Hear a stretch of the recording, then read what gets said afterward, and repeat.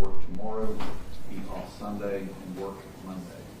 So I'll confirm when I get back out what that looks like by our schedule, just for planning purposes. Yes, sir.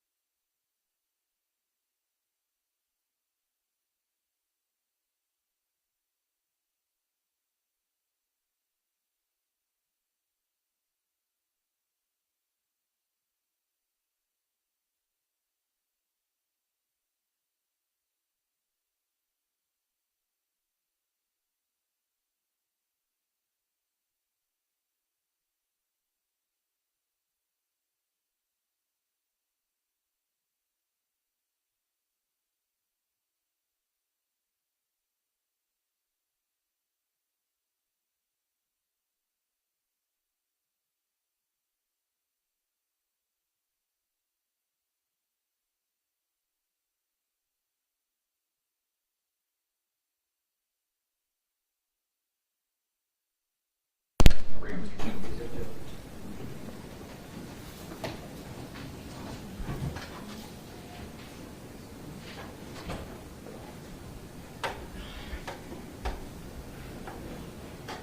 Your Honor, after Mr. Chen was brought out, the parties moved to approach this further.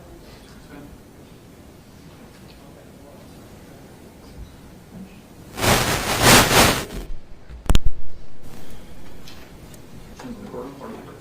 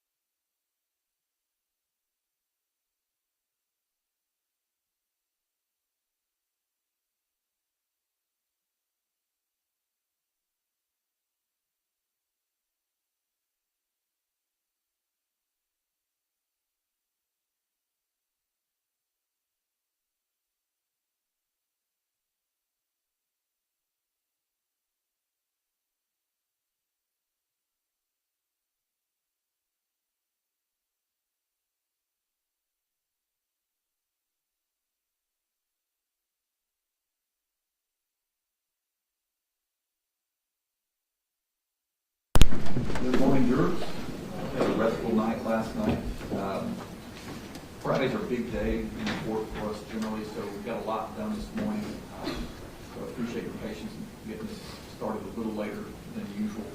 First, as always, I'll ask just to make sure everyone was able to abide by the court's admonition, not to let yourself be exposed to the media or not discuss the case among yourselves. Just nod your heads, let me know. Nodding your heads. Just need to note that you decided you want to be off Sunday, but you want to work Monday. Is that correct? Again, if any one of you wants to take off Monday as well, we'll do that. If everyone wants to work on Monday, then we'll proceed on Monday. Let no one's objecting or all right. Jennifer, pardon, please. The state will call Jennifer Moody to the stand.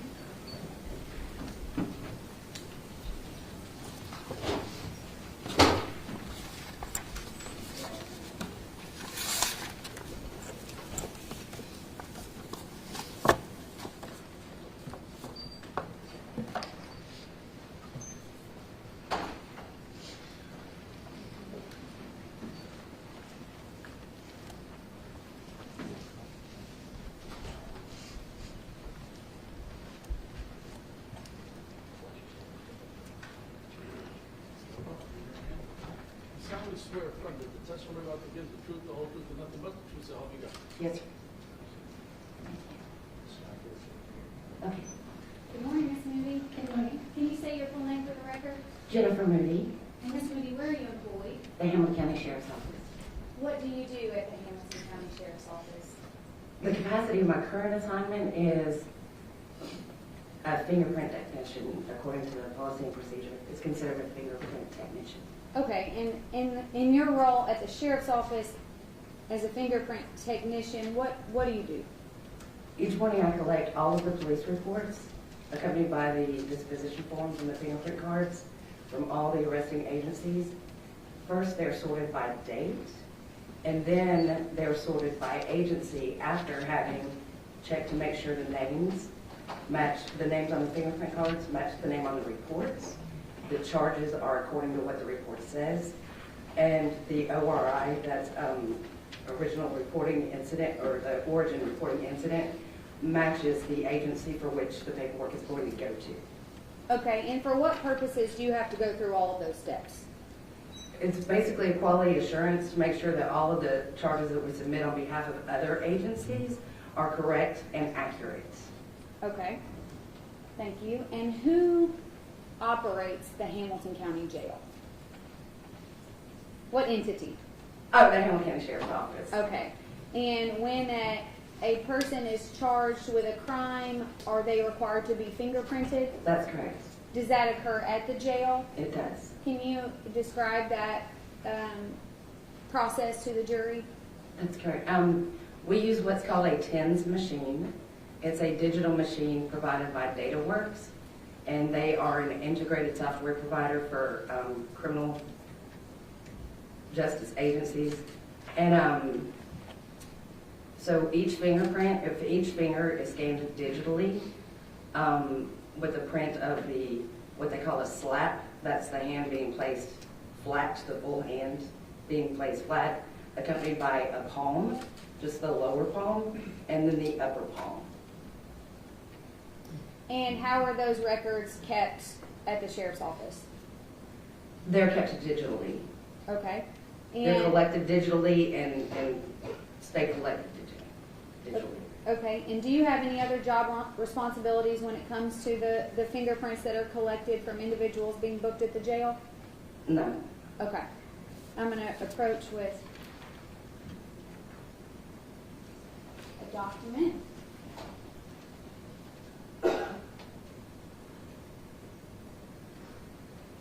Do you recognize those two pieces of paper?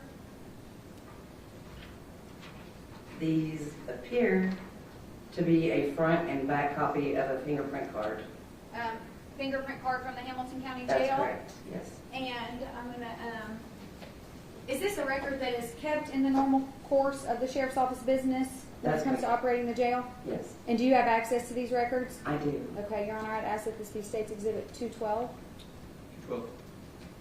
All right, I'm going to show these records to the jury behind you. if you could, you can use either, but I'm going to be pointing to the screen behind you. Is this first page, the page that you're looking at, which was that first print sample that you described? That's correct. The bottom right and left-hand corners are what I described as the slap that is taken, and then the top ones are each individual finger. Okay, and specifically, who are the prints taken by? The booking officers. Okay, are the booking officers required to insert the inmate's information into these print cards? That's correct. Initially, they're entered into what's called CJIS. That's a criminal justice information system, so that they're on file for our records. And then those records are then imported into the machine prior to the prints being taken. And who inputs the information about the inmate? The booking officer. All of it? That's correct, yes. Okay, and you can see on this print card, there's a name, Chen, Jason. Is that correct? That's correct. And then do you see a social security number? Just below the name, that's Would correct. that be the social security number attached to Mr. Chen? That's correct. And then you look down, you see his date of birth, is that correct? That's correct. And then can you describe for the jury what's over to the right of that, the M, the A, the numbers? That is what's called an FBI number. No, I'm sorry, if you'll look up to the screen, this part.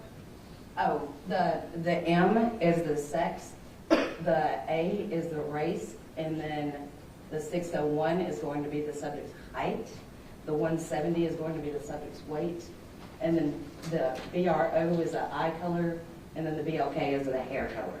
Okay, and you were about to describe the FBI number, what is that?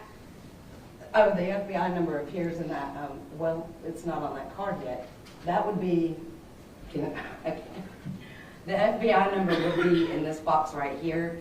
It had not yet been assigned because prints had just been submitted, but the state control number is what's in the box to the left of the date of birth. And how does the state control number correlate with the defendant listed? It's an identifying number assigned by the TBI, and then the number that's not yet been generated is the FBI.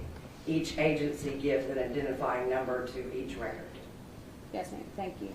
And then the second page of that exhibit 212, what do we see here? The top two dates. The top one is the date the subject was fingerprinted. The block below it is the date the date the offense occurred. Sometimes those dates will be different depending on the circumstance. And could it be different than a date of an offense of a crime if they are at some point charged with another crime and have to be fingerprinted again? That could be one of the instances. Another instance is if we had a subject come in on serious felony charges that were extremely combative to the point that we had to allow a cooling down period of maybe a day before the subject could actually be printed. Okay. That's what would cause the discrepancy. Okay. Are you aware in this case, and you may not be, are you aware in this case that Mr. Chen had been charged with 2 counts? I am no, I was not aware. Okay, all right, thank you. And then let's go down on this sheet of paper. What does this represent? 2756HS. That is the badge number following by HS for Hamilton Sheriff. The 4 digits are the identifying badge number for the officer that had obtained the prints. Okay. And then underneath that is what? The charge for which the prints were taken. Okay.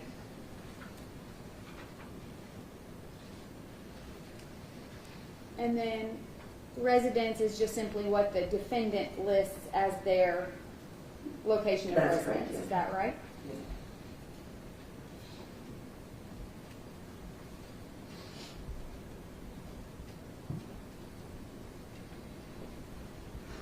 For these prints that were taken by 2756HS badge number, did you go through the quality assurance process? That's correct.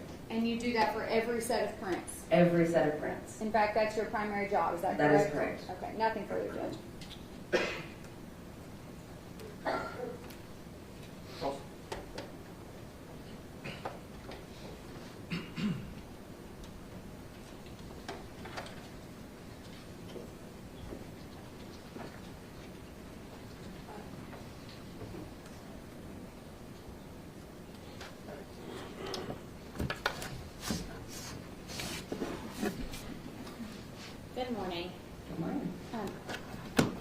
Officer Moody or Miss Moody?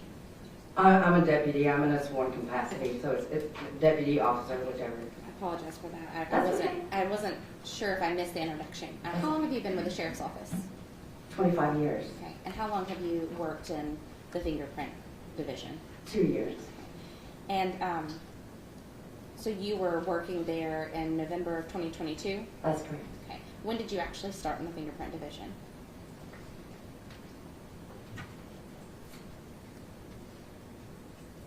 February of 22. Okay. And very, very limited questions for you here. Sure. Were there any cards that you were able to access for Mr. Chen prior to November of 2022? Not to my knowledge. And are you aware if he's been fingerprinted through the Sheriff's Office any more since November of 2022? Not that I've noticed. Okay. Is that the only record that you had for the purposes of your testimony here today? That's correct, yes. Thank you. No, Your Honor. Jury have any questions for Ms. Moody? All right, thank you, Ms. Moody. You may step down.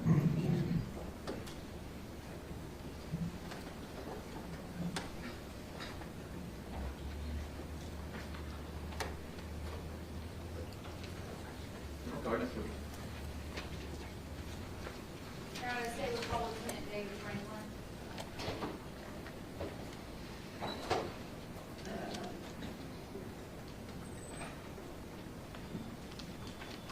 Lieutenant Franklin. Lieutenant Franklin.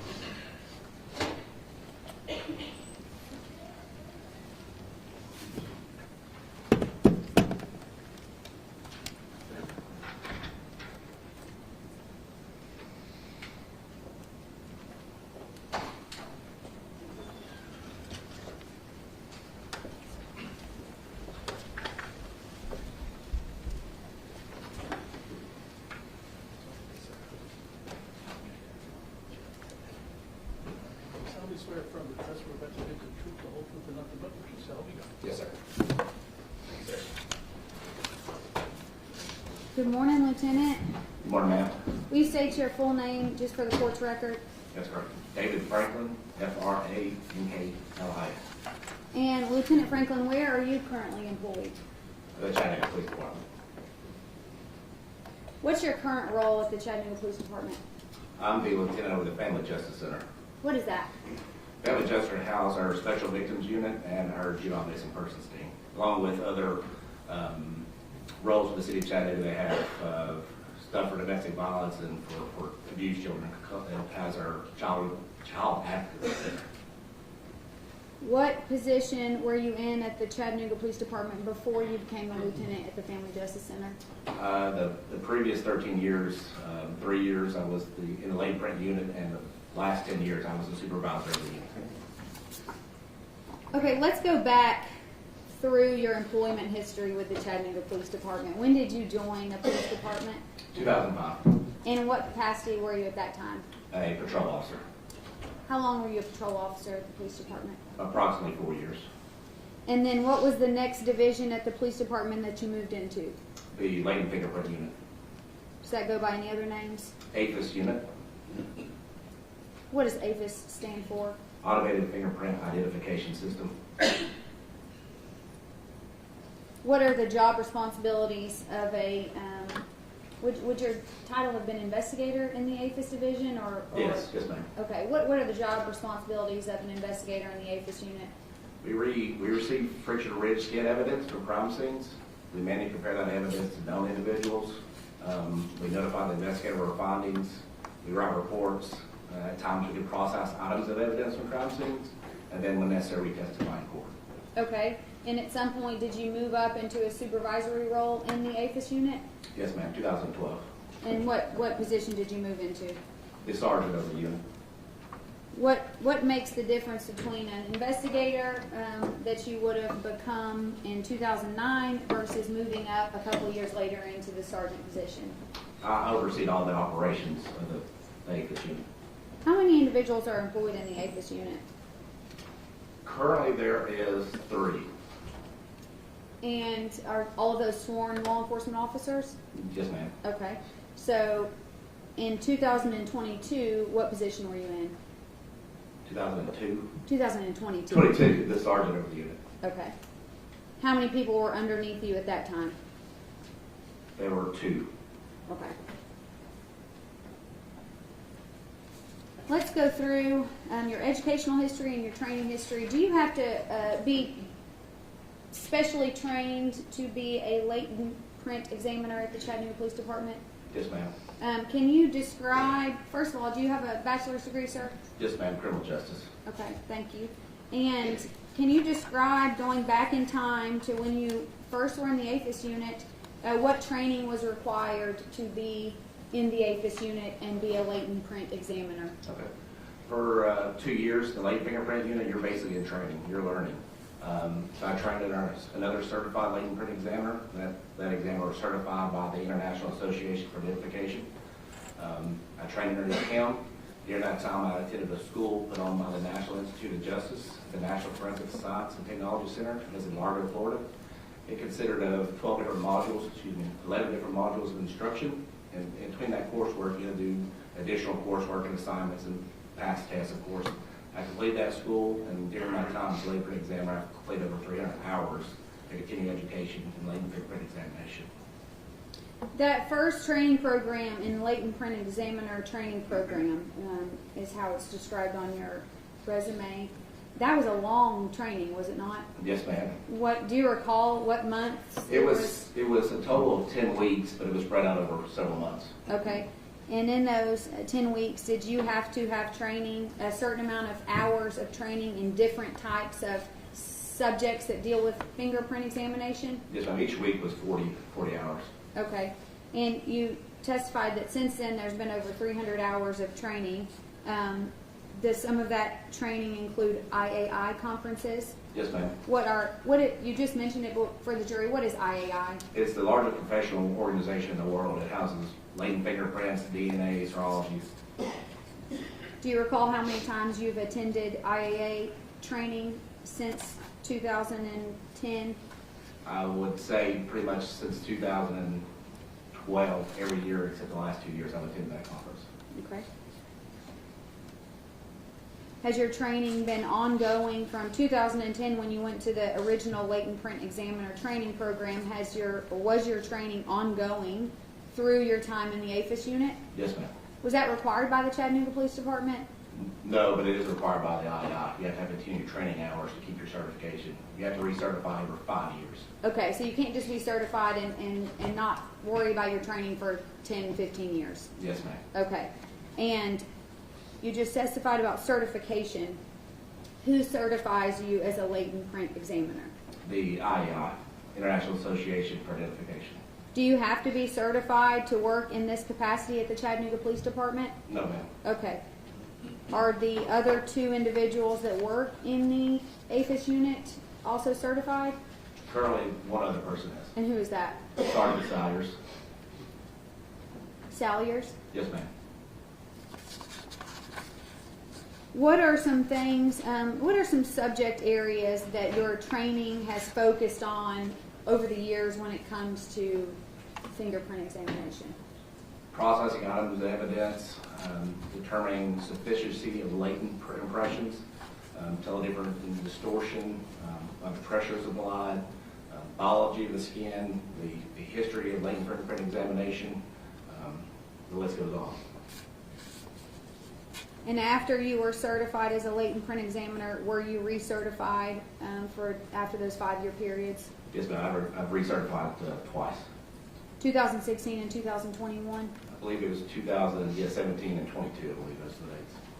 What types of cases at the Chattanooga Police Department does the APHIS unit work? All crimes. From burglary to a homicide? Yes, ma'am. And at whose request do you examine fingerprints? It's when the officers or investigative unit submits cases to our office. In your years in the APHIS unit, both as an investigator and as sergeant, how many fingerprints would you say that you reviewed? Items of evidence I've looked at for impressions, probably over 10,000 comparisons. Actually comparing a latent print and a known print, well over 300,000. 300,000? Yes, ma'am. Okay. And is there any type of peer review process at the Chattanooga Police Department? Yes, we follow a scientific process known as ACE-B, which requires verification. So would that mean that after you examine prints, if you're able to make an identification, somebody else would have to verify that identification? Yes, ma'am, that's correct. Is that a nationally known procedure? It's a standard that we follow. Does IAA require it? No, SWIG-FAST, which is Scientific Working Group for Friction Ridge Analysis Study of Technology, provides standards, and that's one of their standards. Okay, so the IAI doesn't even require it, but the Chattanooga Police Department still does that? That's right. Okay. And is the methodology that you use in fingerprint examination, is that accepted nationwide? That's correct. Your Honor, at this point, I would tender this expert as an expert in APHIS and fingerprint examination. Any objection? No objection. Let the witness be recognized as an expert in APHIS and latent print analysis and examination.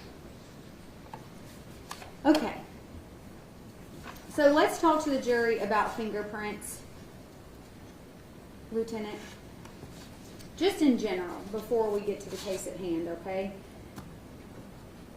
Are fingerprints similarly to DNA unique to each person? Yes, we have an additional thing where DNA, if you have identical twins, you can't tell the difference. Well, even identical twins have specific fingerprints just of that person. Nobody in the world has the same fingerprints as another person. No, ma'am. Your fingerprints are above the womb, about the 12th week in utero. There's numerous stresses and strain, the rise and lowering of your volar pads in your fingers, biological history. They can never be a duplicate. That's why no one will ever have the same exact fingerprint. Okay, and what about the different prints on each of our fingers? Are any of our fingers contain the same prints?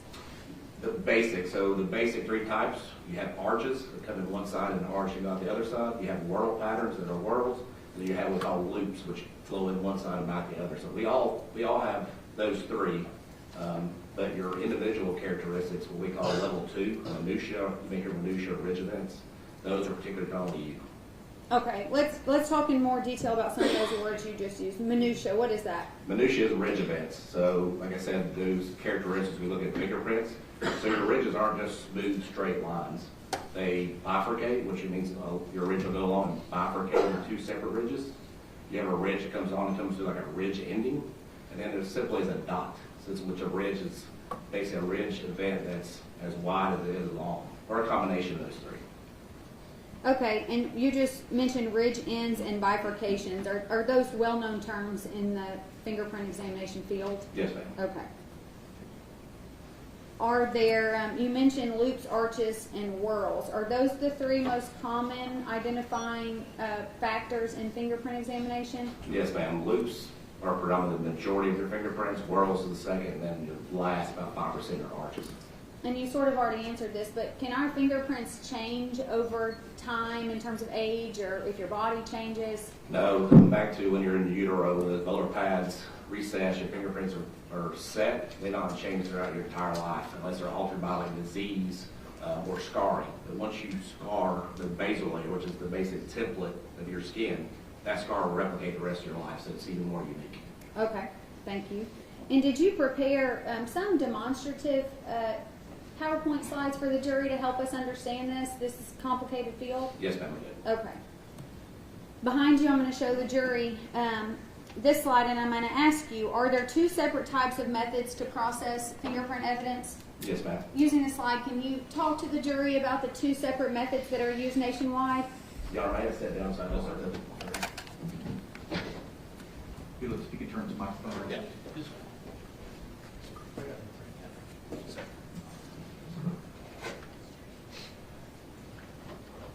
And Lieutenant, if you would like to use this one. Sure. So what you see on the screen here is processing techniques, items for evidence. So depending on what kind of surface you have and what is secreted from the skin determines what kind of process you use.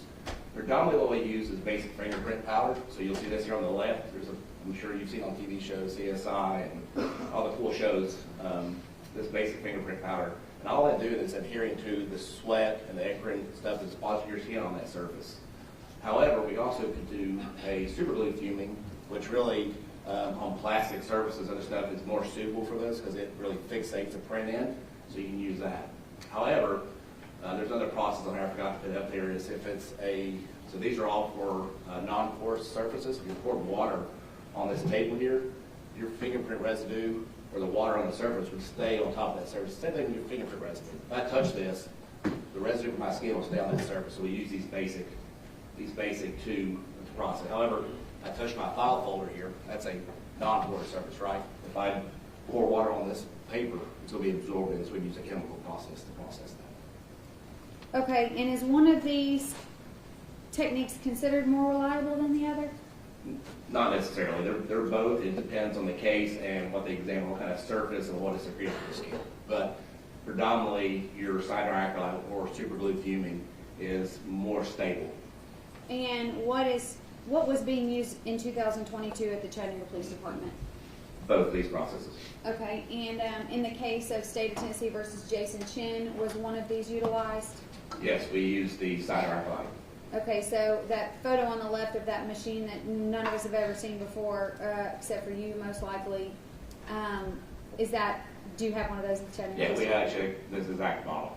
Okay, perfect. I think you can sit back down for another second, and then you might want to get up again. I want to move into defining some important fingerprint terms for the jury before we get to the evidence. You mentioned ACE-V. What is ACE-V? ACE-V is an acronym for Analysis, Comparison, Evaluation, and Verification. It's the process we use to compare a known print to a latent print. Okay, and does the A, C, E, and V stand for anything? Yes, it stands for Analysis, Comparison, Evaluation, and Verification. Okay, and is that a term that's used nationwide by examiners? That's correct. Is that the official process for examining with validity fingerprint? Yes, ma'am. Okay. And let's go to known impressions or 10-point cards. Your PowerPoint's on the screen behind you. What are known impressions or 10-print cards as they could be called? Known impressions are an intentional recording of the friction-rich skin, and this can be done a couple of ways. But the predominant way we do that is black printer's ink. We just roll it on the finger, and you'd roll that nail to nail on a contrasting surface such as a 10-print card to record that friction-rich skin. Your top 10 boxes are your rolled, and the bottom box is what we call the plain impressions where they're put down simultaneously. Or you could use basically what we call a live scan device. And a live scan device is basically a flat bed scanner that does the same thing. It just takes images instead of ink. Do you know which one the jail uses? The gel uses the hemicone gel uses a live scan device. Okay. And this basically is when fingerprints are purposefully taken. Correct. From a subject. Yes, ma'am. Okay.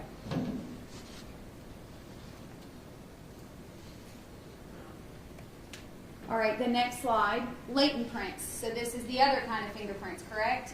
Correct. And can you describe these for the jury? So latent prints are accidental or unintentional reproductions of that same friction-rich skin from secretions in your skin or a contaminant. Your body secretes mostly sweat, but it also has acrin, amino acids, some other chemicals.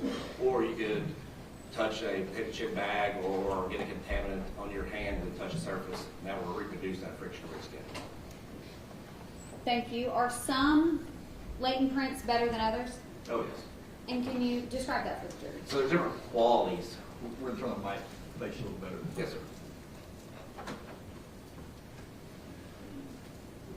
So every recording of a latent impression is not a true recording of your friction screen because it depends on what's deposited, how long it's deposited. Or you like me, like in the middle of winter, you'll still sweat. I obviously leave better prints behind. And then so there's different qualities and quantity of details present based on several factors. Okay, is part of your job determining the value of latent prints? Yeah, so back to the ACE-V, your analysis stage is the first stage. We'll look and analyze the print. Is there sufficient quantity of those level 2 details, those bifurcations, those ridge endings, those dots. Level 3 details, which is called edgeoscopy, which is the outer edges of those ridges they're not smooth lines either. They actually have peaks and valleys, like a mountain range. So all that we're looking at in the analysis phase. Okay, so would you say that there are latent prints often located that are not of the quality that can be used for comparison? Yes. Okay. Does that happen often? Yes, it happened in this case. Okay. What can affect, you've mentioned this a couple times, but what can affect the value of a latent print? You're talking about how clear it is, basically, what it affected is basically not how fresh it is, but if there's any slippage or how hard deposition pressure was or sliding, what kind of surface. Obviously, this table is a better surface to develop prints on, whereas like your new items, your refrigerators, your stuff in your home, your cars are basically repellent to fingerprints. They're made because you don't want to see those fingerprints everywhere. Okay. What about liquid? Yeah, liquid's not very conducive to fingerprints. Okay.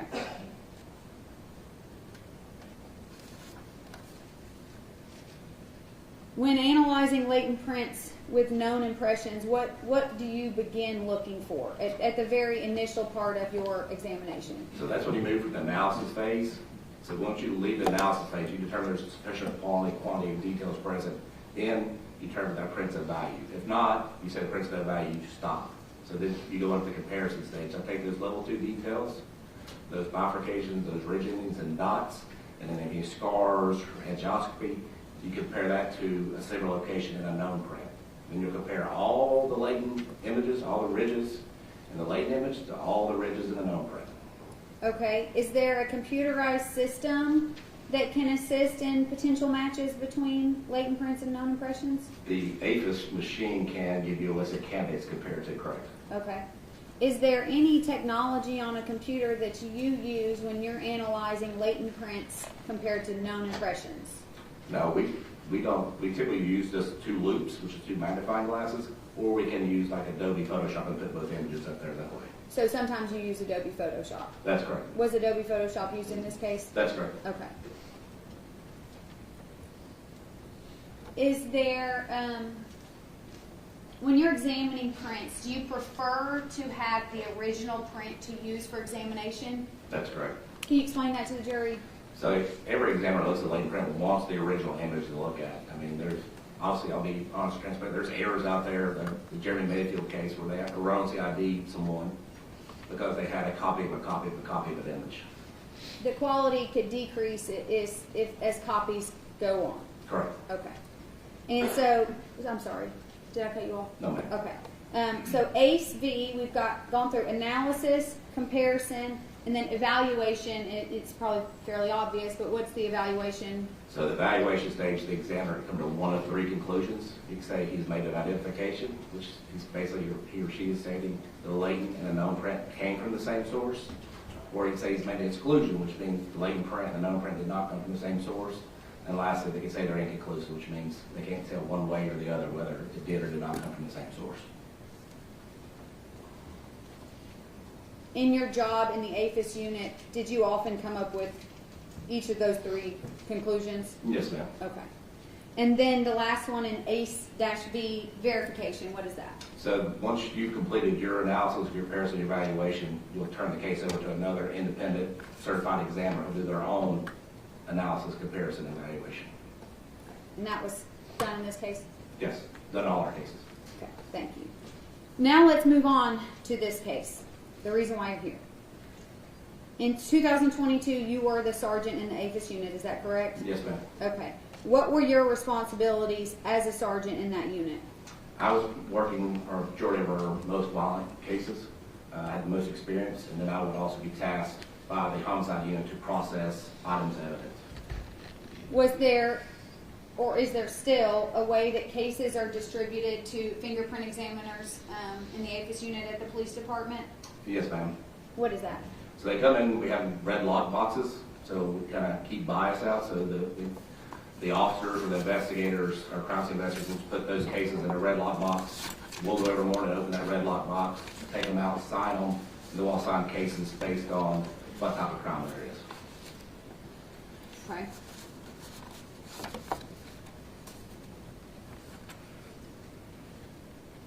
In this case, were you asked to analyze certain items to potentially locate latent prints? Yes, ma'am.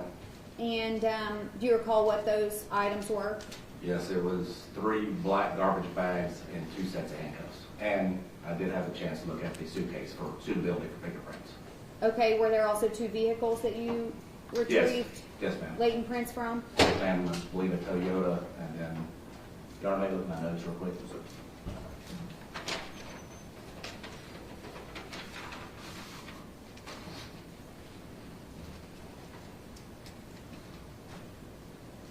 And a Toyota and a Chevy.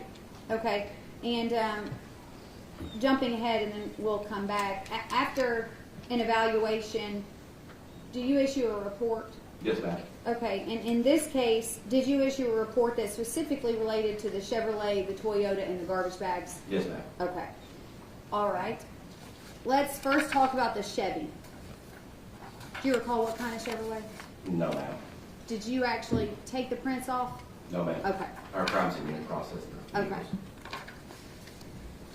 Were you able to locate any prints or did the prints that you received from crime scene, were you able to observe any latent prints that you could use for analysis and comparison? Yeah, they submitted 4 separate impressions, lifts off the vehicle, and one of those lifts had a latent that was of value to compare to a known individual. Do you recall where on the Chevrolet that latent print with value was? The front passenger door, The front passenger door. the exterior. Okay. And was a comparison made for that print? Yes, ma'am. Was there a positive identification made? Yes, ma'am. And who was that person? It was made by Mr. Jim Cooper. Why did so to make a comparison, you have to have known impressions and the latent prints, correct? Correct. Because if you don't have one, you have to compare 2 different things. Why did CPD have Jim Cooper's fingerprints? So all our impressions are run through that APHIS database. It gives a list of candidates compared to. So you're fingerprinted for numerous reasons, for applying for a job, you might be a teacher, a lawyer. There's numerous reasons why you're fingerprinted and it's collected. So that latent print went into the APHIS system and it came back as a positive match with Jim Cooper. Correct. Do you have any knowledge of Jim Cooper's involvement in this case? No, ma'am. When we're in our late print unit, we stay back and try not to figure out who was involved. Okay. And then let's talk about the Toyota Camry. Were there observable satisfactory prints on the Toyota Camry? Yeah, there was 3 late impressions submitted, and of those 3, 1 was a value. Or excuse me, 2 were a value.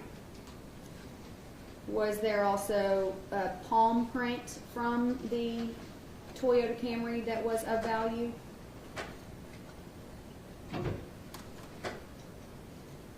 That's correct. Okay, so 2 fingerprints and a palm print were of value? So each of the lifts, 2 lifts, had multiple impressions of value.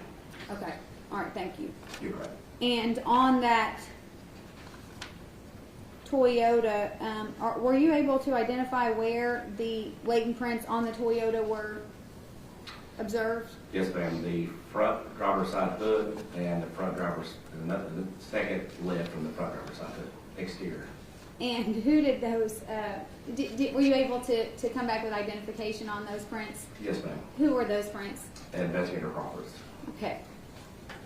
Is it common in criminal investigations to locate an investigator's fingerprints on an item of evidence?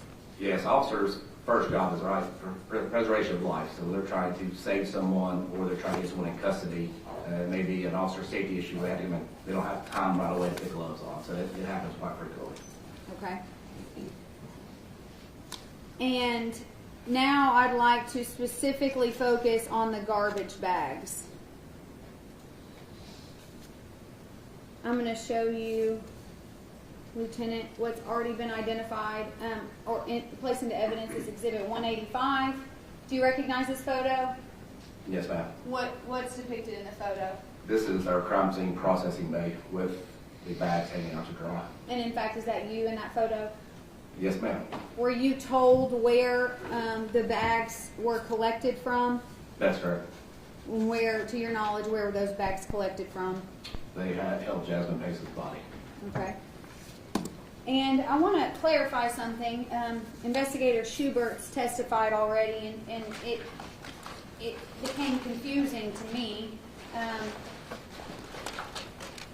The order in which the bags were numbered or identified, the three garbage bags have already been entered into evidence as 182, 183, and 184. However, the labeling, first of all, do you know who did the labeling in this case? I believe she did. Okay. One of them says that it's number 1, front most exterior. So do you know which bag that would have been around Jasmine's body? From the documentation I received, number 1 was the most exterior bag, number 2 was the middle, and what bag she labeled 3 was the closest to the body. Okay. From the outside in 1, 2, 3. Correct. And so this one says number 2 middle, and then this one says number 3 back. It's slightly confusing. I'm assuming it's number 3, but do you know why I would say number 3 back? No, ma'am, I don't. Okay, it's just labeled confusing. Yeah, I believe that is. That was Investigator Booker who put those back in the bags. I'm not sure how she let them. When she passed the evidence on to me, I wrote down in my notes which bag she told me was in relation to the body, and that's when I did my investigation. Okay, thank you, sir. Yes, ma'am. And were you able to locate latent prints on any of these garbage bags? Yes, 2 of the bags. 2 of the bags. Do you recall which bags? Bag number 1, which was the furthest from the body, had 4, and then the bag that was closest, most interior bag, the interior of that bag had 1. Okay.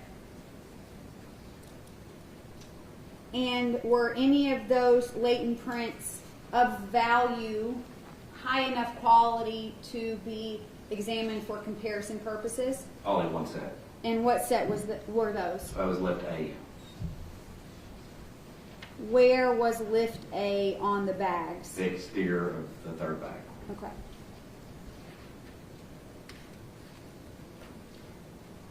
And can you describe at this point in any detail the quality of those latent prints that you just described as lift A on the 3rd bag? So the quality of these images, of the latents in that case, I would consider a medium low to medium high quality. It did have some slippage or distortion at the very end, but the core of the impression was really clear. So I would, and based on me looking at the prints, I'd say medium low to medium high quality.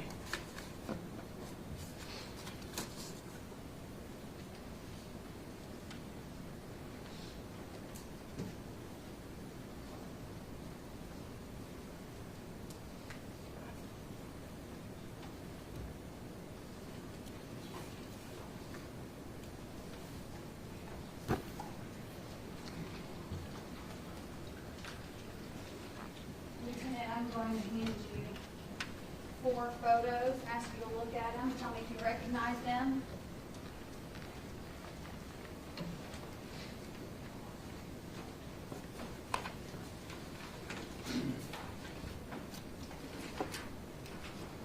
Do you recognize those photos? Yes, ma'am, I do. What are those photos of? These are photographs of the image of the latents that are of value. From Comparison. From garbage bag number 3. From garbage bag number 3, correct. That you were able to compare to known impressions. That's correct. Your Honor, I'd ask that these be collected exhibit 213. So then, four pics. Yes, Your Honor.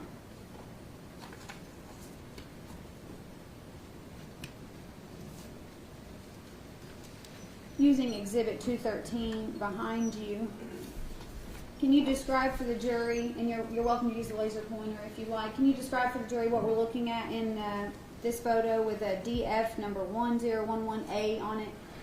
So DF1011 is my initials and my badge number, and this is image A, so we document sequentially, so if there's more images, we're going to B, C, D, and so forth.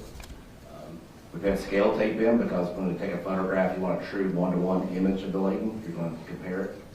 And then down here you see the 2 fingerprint impressions that were laid down simultaneously, which means at the same time. This has been super glue fumed, so your ridges you're seeing up here on the screen, these white, that's the actual friction-rich skin. And the black is actually the furrow, which was in between the fingerprints. Okay. I'm sorry, was there more you wanted to Well, identify? you also see some voids. Let me explain what those voids are. That's the substrate that it's on. The bag creates voids. And there's also pockets. It's like if you have anything plastic that's crumpled up, it'll create voids in the bag. That's what the black marks are that have no white in them? Correct. Okay. Second page, actually, let me go to the, I'm sorry, this is the second and the third page. Can you describe what we're seeing here? So these are my markings. When I determine the prints are of value, we'll mark the upper portion of it, and we'll put our complaint number and which number we put on it. So these are marked with our complaint number, and they're images 6 and 7. And then also in this image, it has been reversed. So previously the slide, can you go back one slide? Yes, sir. These ridges are white. Well, most examiners, we want to see black ridges, which are your brain's used to seeing. So we're going to be Photoshop and just invert the colors. All we did was invert the white image to the black images. If you go to the next slide, the ridges are not black. Okay. And what's the significance of the numbers that have -06 and -07 at the end? The -07 is a little harder to see, it's right under the ruler. 06, 07, so we previously on the Chevy and Toyota had the images or Layton's 101 and 2, 03, 04, 05. So when I got the bag, this would be limited images, the Layton images 06 and 07. Were 06 and 07 what were used to make a positive identification? Yes, ma'am. Okay. I'm also going to show you, I'm going to go to a fourth slide here. This was the fourth photo in exhibit number 213. Can you, using this photo and this slide, can you explain any further about that photo? It's the same image I showed you before without the markings. So it's just the ridges have been inverted from the cyanoacrylite to black. So the ridges are black. And this has no markings on them yet. I haven't marked it yet. This is what as we photographed that day, this is what the image looked like. I understand. I'm gonna hand you what has already been admitted into evidence as exhibits 198 and 199. There's 2 documents with each of those exhibits. Can you look at those?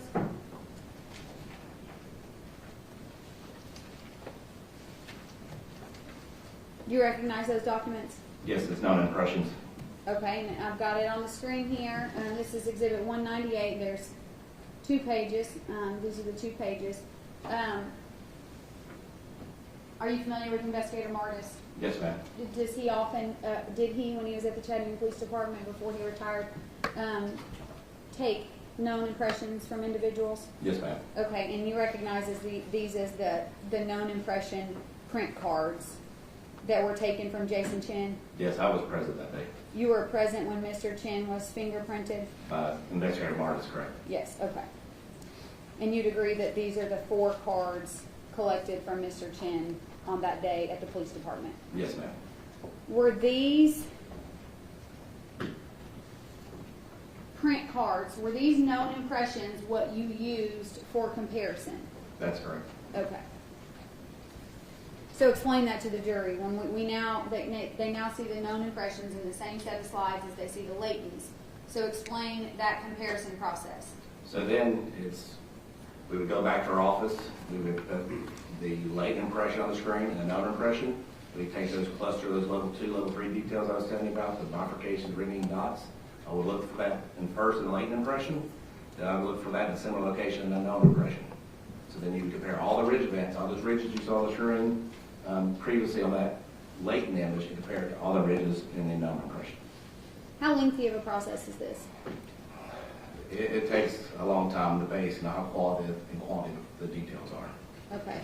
And based on your examination, you testified that there's only 3 options, that there's a positive identification, that you can exclude the known impression from being the same individual as the latent, or inconclusive, correct? That's correct, ma'am. Okay. And in this case, when we talked about -06 and -07 on one of the latent print photos, were you able to make a positive identification? That's correct. All right. I'm going to show you what's already been admitted as Exhibit 212, collective. Would you agree that this is a different print card than the prints collected by Investigator Martis Yes, this is the live scan recording of the scan. from the Hamilton County Jail? Yes. Did you use, for your either investigative purposes or for your testimony today, did you use the Hamilton County Jail prints? I did use it to create a chart. Would that be a chart to help the jury understand identification? That's correct, ma'am. Okay. And is this something that you often do? For every case. Okay, thank you.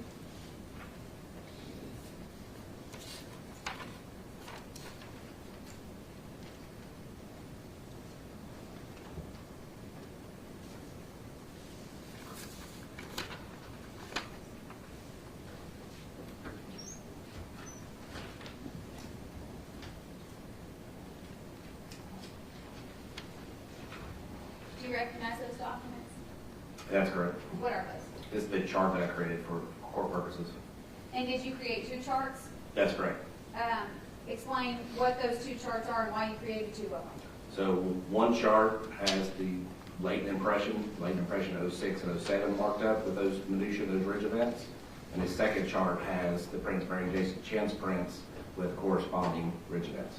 And again, why'd you do that with two separate prints? So you can see for yourself how they matched up. In two separate sets of prints? And two separate sets of prints, yes. Okay. Your Honor, I'd ask that these be admitted as, I believe, 214. Yes, ma'am. Stapled in.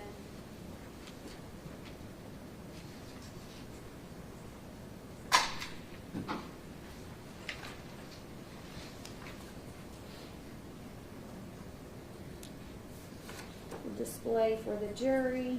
The second page of Exhibit 214. So, describe for the jury here what we're looking at. So this is a live scan image of those 10 print cards you saw, the ones that the Hamilton County Sheriff's Office took. So this is the left ring and left middle finger from that 10 print card on the screen of Jason Chen's. Okay. And I apologize, that is just a demonstrative exhibit. This photo is the first page of Exhibit 214. Well, it doesn't have our PowerPoint has gotten rid of your, one second, Judge.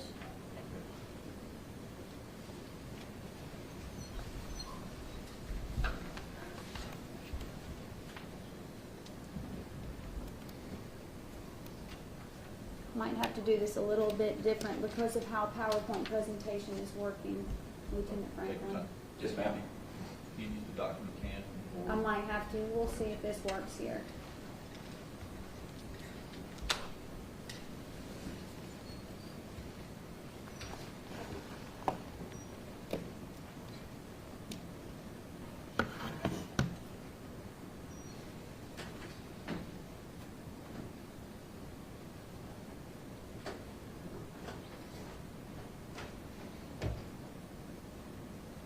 Your Honor, I'll have to use the document cam.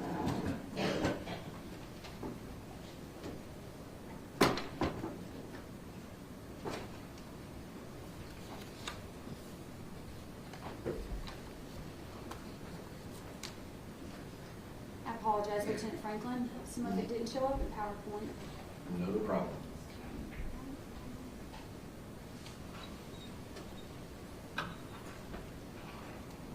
Okay. Yep. All right, so here's that slide with the numbers that are going to be helpful for the jury. Can you describe for the jury in this 214 exhibit what we're seeing? So once again, you have the two latent impressions. You have latent 06, latent 07. Then you have the corresponding ridge features that are marked. Those minutiae, once again, bifurcations, red endings, dots, with red arrows going to those associated numbers. So in this image here, you have 20 ridge events that are marked. And are those 20 ridge events what you were able to look at and then match to a certain person's fingerprints? That's correct. And is that certain person Jason Chen? Yes, ma'am. Okay. Is this a common practice, a common demonstrative exhibit in your examinations? Yes, when I testify in court, I always prepare a chart for the jury. Okay. In every case, are there 20 ridge points? Is that the right term? It depends on the latent impression. Can there be less than that? Oh, yes.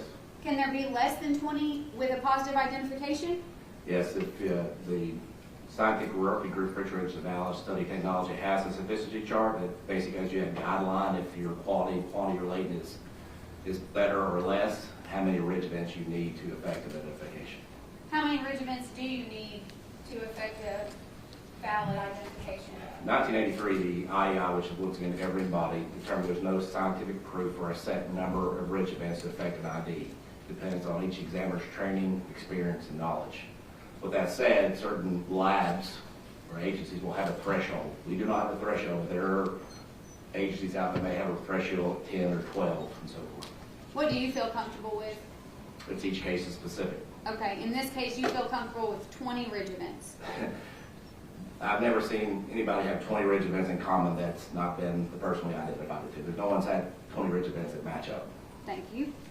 And then the other page to Exhibit 214. Tell the jury what we're seeing here. So these are the known images of Jason Chen's left ring and left middle finger, and that's the corresponding ridge events that match the previous slide of the latent impression. So you have, once again, you have 20 ridge events. And that's not all 20 that match, but this is 20 that mark on the chart. Understood. Let's go back to the report that you prepare that memorializes your findings.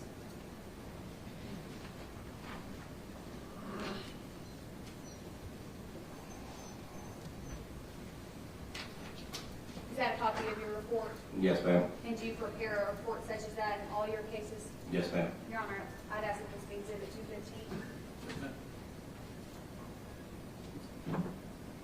We're going to show it to the Jury Lieutenant. Hopefully we can go back to PowerPoint. Your Honor, DVD.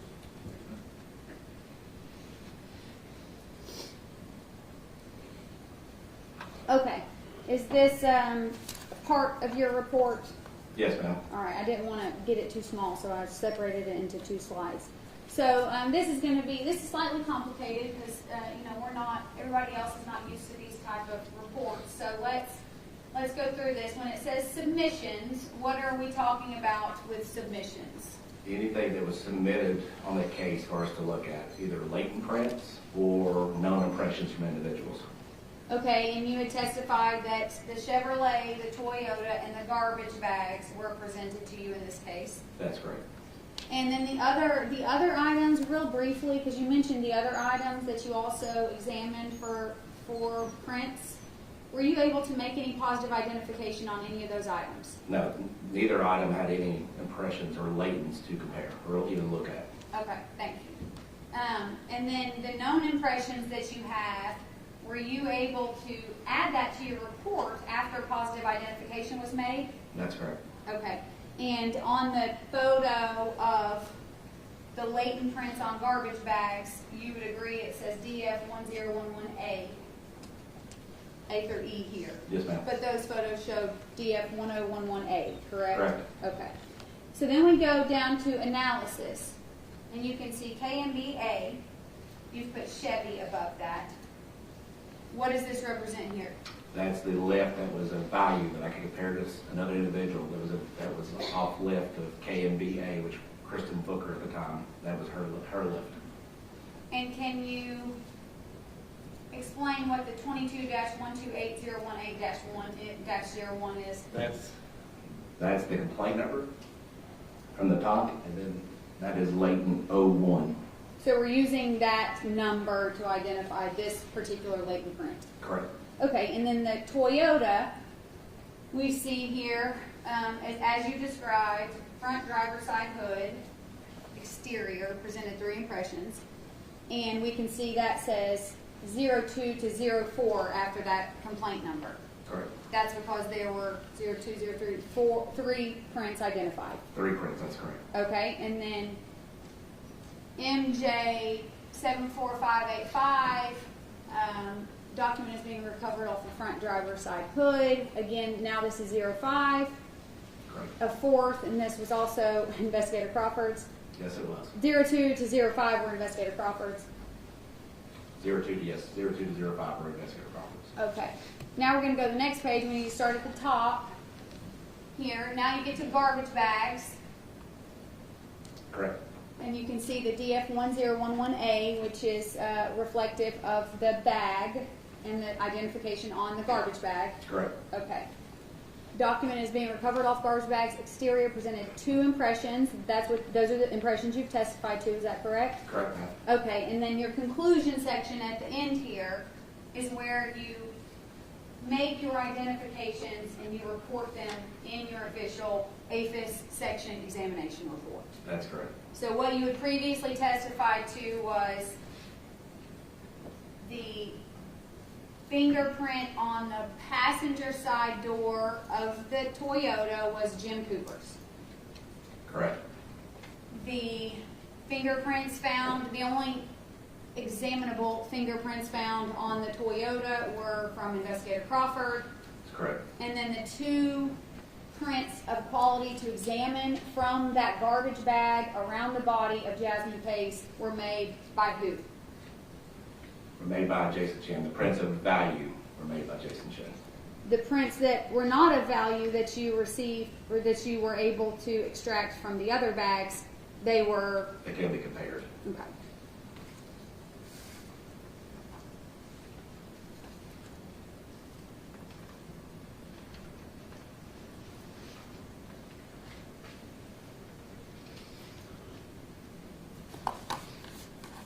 I believe that's it with this witness, Your Honor.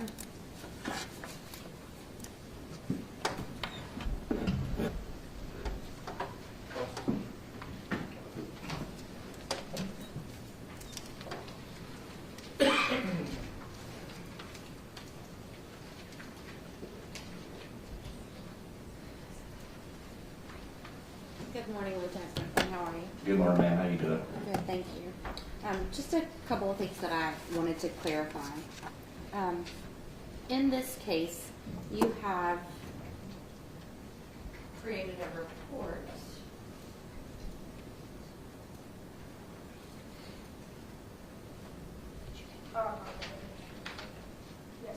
Thank you.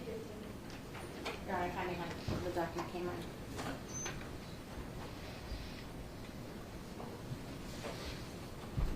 Show you what's 215 here. This report was issued, I'm going to assume January 3rd, 2023, correct? It was written then. Okay. And who did the verification of your report? Sergeant Siders. Okay. And does he have a separate report? Yes, ma'am. Okay. That's not included within your report. His No, ma'am. would be individuals, correct? Correct. Just to draw your attention, I'm going to show you also what was marked as Exhibit 214. You've indicated that the numbers here, actually before we move to 214, still on 215, you've indicated that there is a complaint number 22-12-80-18. Correct. Is that correct? And down here under the garbage bag, there's the same number, 22-12-80-18, and then it has the -6 and 7. What does that mean? It means latent impression 06 and 07. And so that would mean prints that were picked up from the bags. Correct. Okay. Now, drawing your attention to 214, and I'll start with page 1. There's a number up here that is listed as 22-12-80-19-0609. What does that mean? So 06 was the latent impression 06. 09 is a clerical error. It should have been 07 on the screen. Okay. Is the 19 also a clerical error? Yes, For ma'am. the case number? So Yes, that should ma'am. read. We did the PowerPoint. The PowerPoint had the correct information. This was outdated. Okay, so it should be 2212 8018 0607. 07, correct, ma'am. Okay, and so that would match the two examinations that you've performed in 215, which are Correct. signified as 6 Yes. and 7. Yes, ma'am. Where were those latent prints obtained? On the bag or Yes, on the bag. on the exterior most, the third bag, most exterior bag? On the exterior, not the interior, but the exterior of that bag. So the prints were from the outside of the most exterior bag. Correct, ma'am.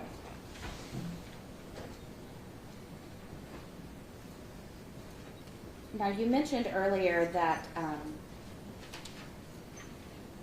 the testing that you did in 214 was used with prints from the Hamilton County Sheriff's Office. Or did I misunderstand that? That was used to complete the chart. To complete the chart. And to clarify, do you use the Sheriff's Office prints for every case or make the chart for every case? Make a chart for every case. Okay. And so this was typical work that you do, or that you did do while you were in the APIS unit. That's correct, ma'am. Did you use the Chattanooga Police Department prints or the Sheriff's Office prints for your investigation? We used, to make the actual ID, we used the prints, the major case prints that Investigator Martis submitted. Okay. And you were present for those prints being obtained? Yes, ma'am, I was. Now, the prints that were used from the Sheriff's Office, were you present for those prints being obtained? No, ma'am.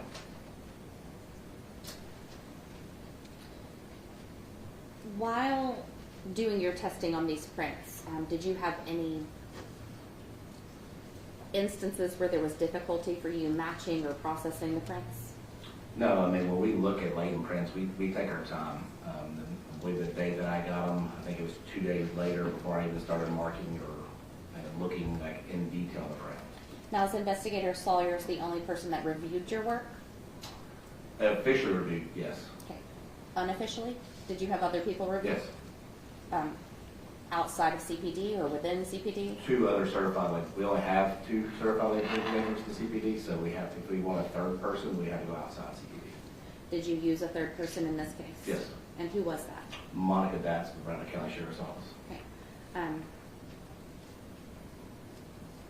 And does she do an independent analysis as well, or do you send her your report and ask her to just No. confirm it? No, she does her own independent analysis, comparison, evaluation. So within CPD, Investigator Sawyers, would he also conduct a truly independent, do you use the same procedure where there's no bias in a red box? So if you have a single latent fingerprint, which means just one, we would do a complete form blindness test. We wouldn't even allow you to see the notes or anything else. When we ID multiple prints, the secondary examiner gets all my case notes, gets everything, because his job is to prove me wrong. Okay. And was Monica Datz, sorry. That's okay. Was she the only individual that also reviewed your work? No, I sent it to a companion that works in Omaha, Nebraska. What was the purpose of sending it to 2 other people outside of your agency? So when you get a quality latent, they're really high quality, right? There's no concern. When they get a little less quality, and you've looked at it over time, to keep bias out, you want other opinions, other sound scientific process. You want more than one person looking at it. Make sure you're not being biased.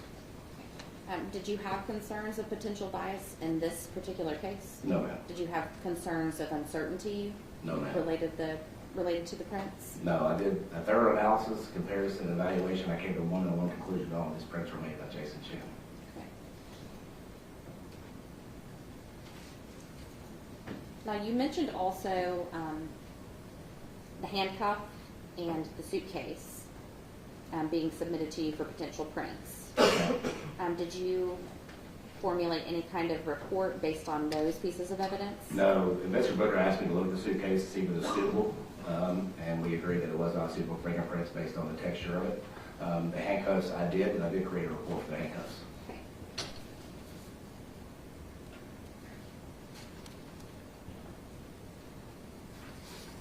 Now, that's not any of the reports that have been presented today, correct? Not that I'm aware of. While you've been testified, we've not seen that report? Yes, ma'am. Okay. Thank you. Has that report been provided to the state of Tennessee? Yes, ma'am.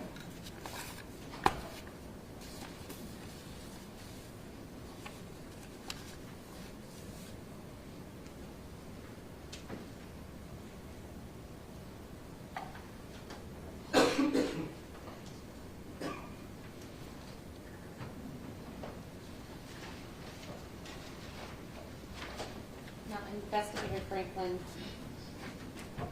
in Exhibit 213, behind you here, the signifiers here, David Franklin badge 1011, Yes, ma'am. and then the A stood for, this was My lift A. my first lift. So when each investigator processes item of evidence based on that complaint number, you start with A. So any image, any lift you take, that would be your first one, and then you go sequentially to Z and then double A and so forth.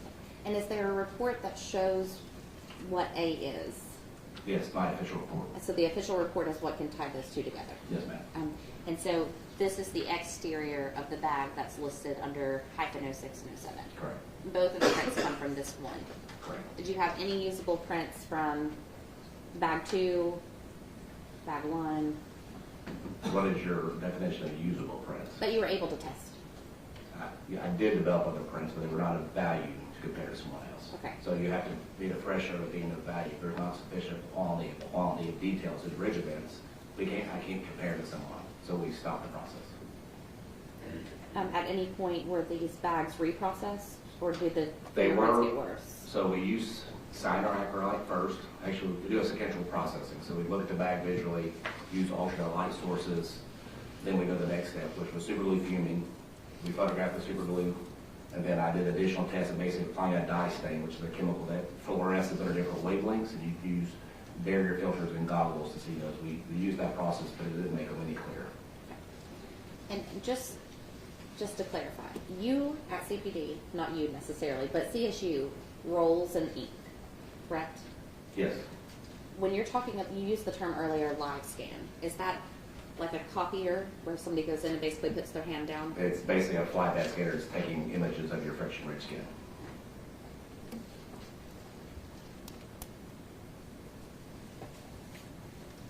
And if I may have one more.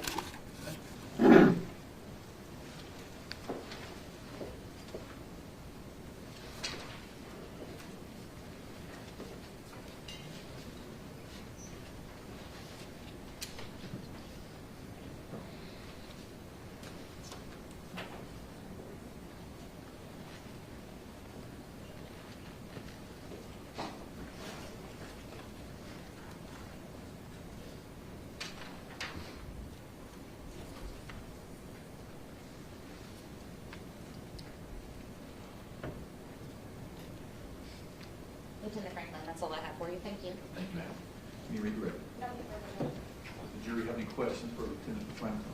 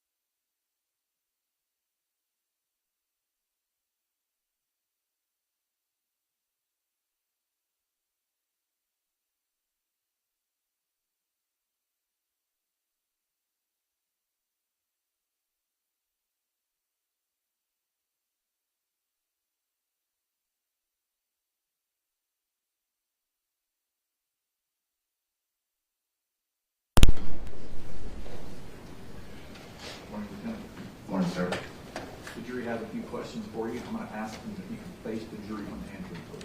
Yes, sir. Can you explain the process of how latent prints are looked for? Is it done over a large area, i.e. the entire trash bag or the entire car hood, or a smaller targeted zone based upon a visual inspection with the naked eye? So examiners would look for the entire area. So if you had a car, for example, we'll process the entire car, from front to back, the interior. They tend to key on areas where they think it's more of a touch. Obviously, the middle top roof of an SUV, more likely it's not going to be touched, but areas to the door, the front, the back. Obviously, in this case, we process from the hood of the vehicle. So the garbage bag is a smaller item. I process the entire bag. All three bags, interior and exterior. When you run Sagner acrylite or super glue filming, any prints or any residue on that bag it will attach to. Do you recall if Investigator Crawford ever shared with you the occasion in which his prints were made on the Toyota? No, he didn't. I ran those prints. We ran all prints before we know any information. I had no idea those were Investigator Crawford's prints. So, You may need to refer to your notes for this one if it's helpful. Can you please confirm the number of the bag fingerprints of value were found on? Is it bag number 1 or bag number 3? yeah. Bag number one I had labeled the most exterior bag was the one on the exterior of that bag, not the interior. The exterior of that bag is the two prints that were identified to Jason Chen. And just so the jury's clear on that, we'll make sure there's an outer bag, a middle bag, and an inner bag. There's an exterior and an interior Correct. in each bag, correct? Correct, Can Your you Honor. just explain that? So each bag, obviously you have it outside of the bag, and there's also the interior of the bag. So those prints are on the third bag, which is the furthest from her body, and it was the exterior of that bag, not the inside of that bag. Were fingerprints found on the handcuffs? No, we have a new process of the recovery system, so use copper and gold to process things. I use that recovery system, and there was nothing of value. The handcuffs were very pitted and weren't very good, were suitable for fingerprints. Any redirect based on the jury's questions? Yes, Your Honor. Lieutenant, you testified that there was an official APHIS report related to the other testing that the jury has not seen Correct. of the handcuffs. Correct. Are you certain that you gave that to the state of Tennessee? Yes, ma'am. It was on the CDI submitted. Do you have that with you today? Yes, ma'am. Will you pull it out? Actually, it's not on the CD. The CD that I submitted to you was the only one. I've got the photos of the bags. Okay, and so in that report, the handcuffs were tested, the suitcase. Suitcase was not tested. We did a visual exam, but it was not tested. What in the other report was tested? Only the 2 handcuffs and the 3 garbage bags. Well, the 3 garbage bags were in the report that we saw today. Okay. Is there another report that reflects the testing of the handcuffs? Yes. Only the handcuffs? No, it has the handcuffs and so when you do a processing request, where you can process items of evidence, Crouch Team will do a document saying what they processed, how it was submitted, what process was used. So I did that report, I submitted that report, and then the second report is any prints that are of value we looked at, that would be the APHIS report. So the crime scene report and the APHIS report. 1 second, Your Honor.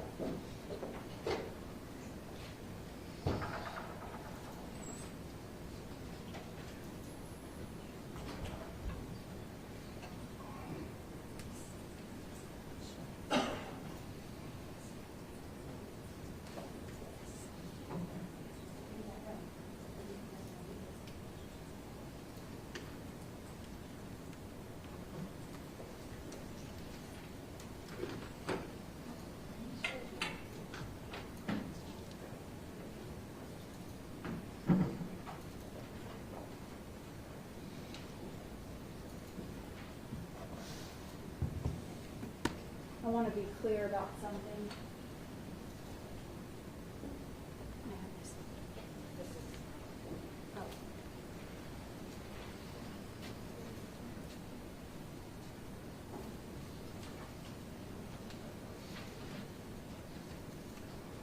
what I'm showing you is the APHIS report that verifies the fingerprints from the bags were Mr. Chen's, correct? Correct. Okay. Are you saying that there's another report like that? No, ma'am. This is the official APHIS report. So there's two separate reports. The crime scene does a report, so when I process I have an evidence for crime scene, I am part of crime scene. So then I would do a processing request saying every technique I use, how I process it, what time it was processed, what sequential processing I do. So I'd write that report. Since there was no prints of value, there was nothing on the handcuffs, would not go in an APHIS report because there was no prints developed. Do you now understand where the confusion lies Yes, ma'am. in that exchange? Yes, ma'am. There is no official APHIS report for anything else Correct. because there was no identification. There was no prints developed on the handcuffs. Nothing further, Judge. Pretty gross. No further questions, Robin. Any questions from the juror based on that exchange? All right, thank you, Lieutenant. You may sit down. Thank you, Your Honor.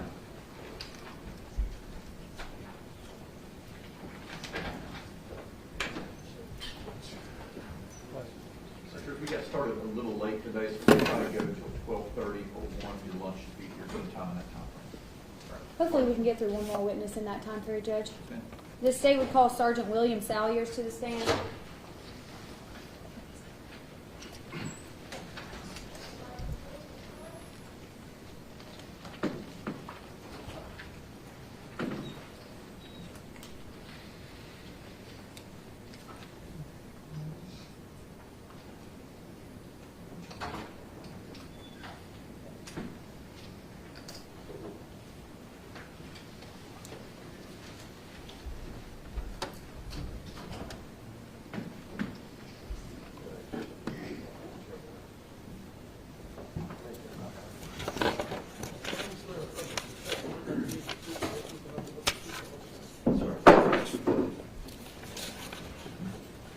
Hello, Sergeant Salyers. Hello, Will you state your name for the court's record? Sergeant William Salyers, All right. And Sergeant, where are you currently employed? Chattanooga Police Department. In what unit do you currently serve? I am in the APHIS unit, which is our latent fingerprint unit. Let's go back through your history at the Chattanooga Police Department. Your Honor, may I have that DVD?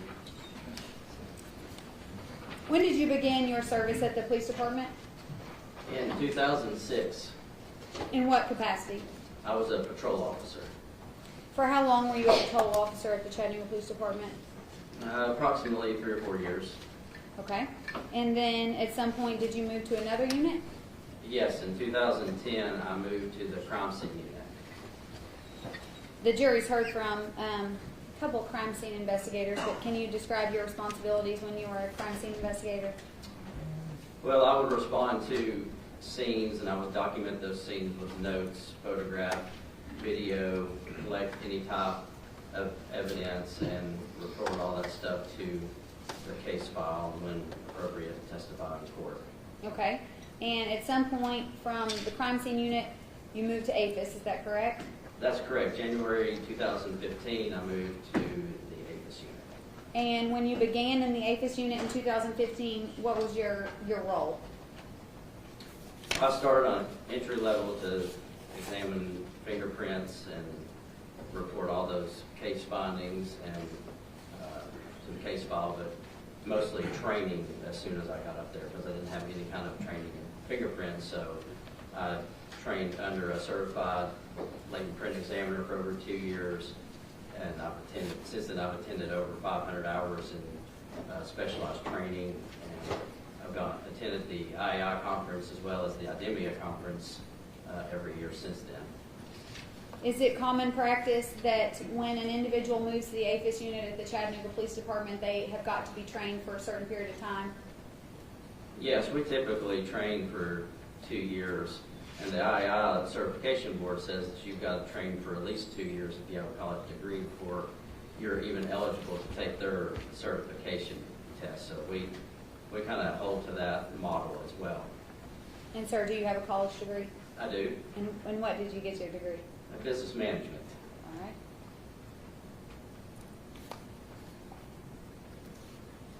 Who did you train under at the Chattanooga Police Department? I trained under Lieutenant David Franklin. And you testified that you have been certified. Are you required to be a certified latent print examiner at the Chattanooga Police Department? It's not a requirement, no. What did you have to do to become a certified latent print examiner? So I had to train, like I said, for over 2 years under a certified latent print examiner. And I had to have at least 176 hours of specialized training before I was eligible to take the test. And I have a 4-year degree, so I could take it after 2 years. And then you have to pass a written as far as a comparison certification test to be certified. Were you certified by IAI? Yes, I am. And was that in 2021? That is correct. So when would your recertification be coming up? 2026. Now you are in what position in the APHIS unit? Currently, I am the sergeant over the APHIS unit as well as our digital forensics unit and photo lab. As the sergeant at this point in the APHIS unit, do you now actually train other individuals? Yes, I have 2 other individuals that are employed under me, and I train them as well. Similar to the way that Lieutenant Franklin trained you? That is correct. Okay.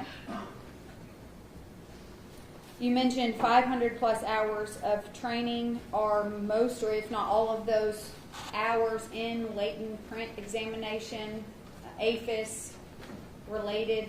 Yeah, that's correct. All of those hours are pertaining to APHIS and fingerprint related courses. Are some of them trainings that happened over a period of days? Yeah, sometimes you would have a week-long 40-hour class, 3-day classes, sometimes just a few hours, but there was just a wide variety, but there was quite a few classes that were 40-hour classes. Does IAI have an annual conference? They do. Are you required to attend it? Not required, no. Do you attend them? Yes. Are they, how long are those conferences? They are a week-long conference. Did you attend the 101st IAI conference? Yes. What about the 102nd? Yes. What about the 103rd? Yes. 104th, 5th, 6th, 7th? Yes. Okay. Well, 108th. Looks like the last one in 2024 was 108. That's correct. Okay. But outside of that, hundreds of hours of training and fingerprint examination. Correct, yes. Our fingerprint vendor, IDEMIA, who have our Lincoln workstations through, they do an annual conference as well, and we attend that conference too. Have you testified in court before as an expert? Yes, I have. Approximately how many times? 3 or 4 times, and from juvenile court, sessions court, criminal court. Your Honor, at this time I would tender Sergeant Salyers as an expert in fingerprint examination and APHIS. The witness be recognized as an expert in APHIS, latent print examination now. No objection. Thank you, Judge. All right, Sergeant Salyers, as you know, should probably just pass him in the hallway. Lieutenant Franklin's already testified in this case. That's correct. Okay, so when you were you working in 2022 under Lieutenant Franklin? Yes, I was.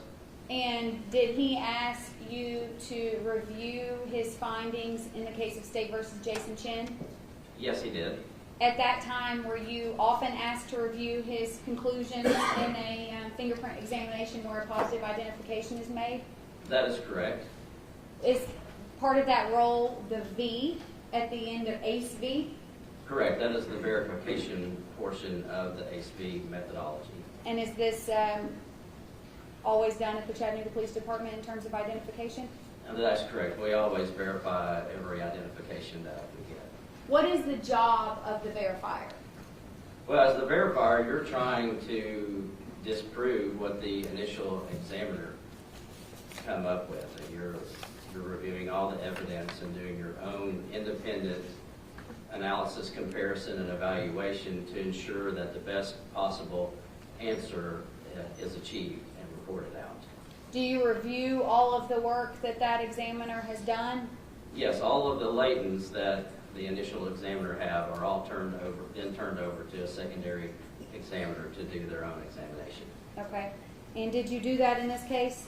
Yes, I did. Did you issue a secondary examination report? Yes, I did.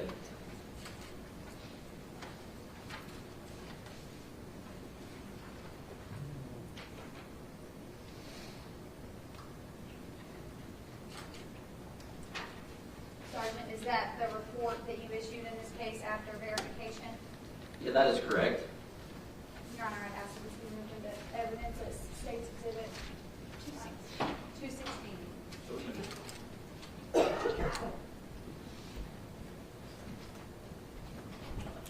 For your report, Sergeant, did you rely on some of the numbers, identification markings that were also in Lieutenant Franklin's report? Yes, that is correct. Okay. I am displaying for the jury your report. So would the submissions at the top be the same as the submissions on Lieutenant Franklin's report, Yes, that is correct. which is in evidence as Exhibit 215? Conclusions that you have on here, are your conclusions the same as the conclusions of Lieutenant Franklin That is correct. on all of the latent prints that had the quality able to be examined for identification? That's correct. And when you reviewed Lieutenant Franklin's work, did you know what ridge events he had identified? Not on all of them, no. So you actually do a review on your own without even looking at all of the ridge events that he identified? Correct, yes. Do you recall how many ridge events you were able to identify? On do you, I'm sorry. print specifically, or? Yes, I'm sorry. I'm sorry. We will be talking about 06 and 07 at the bottom. Okay. Do you recall how many ridge events you were able to identify in 06 and 07? Approximately 06, approximately 15 or 16 ridge events on its own, and then around 9 or 10 on 07. Were you able to say with confidence that those prints, one being the left ring finger and the other the left middle finger, are that of Jason Chen? That is correct. Nothing further, Judge. No questions. Do you have any questions for Sergeant Saunders? Thank you, Sergeant. You may step down. Your Honor, may we approach? Yes.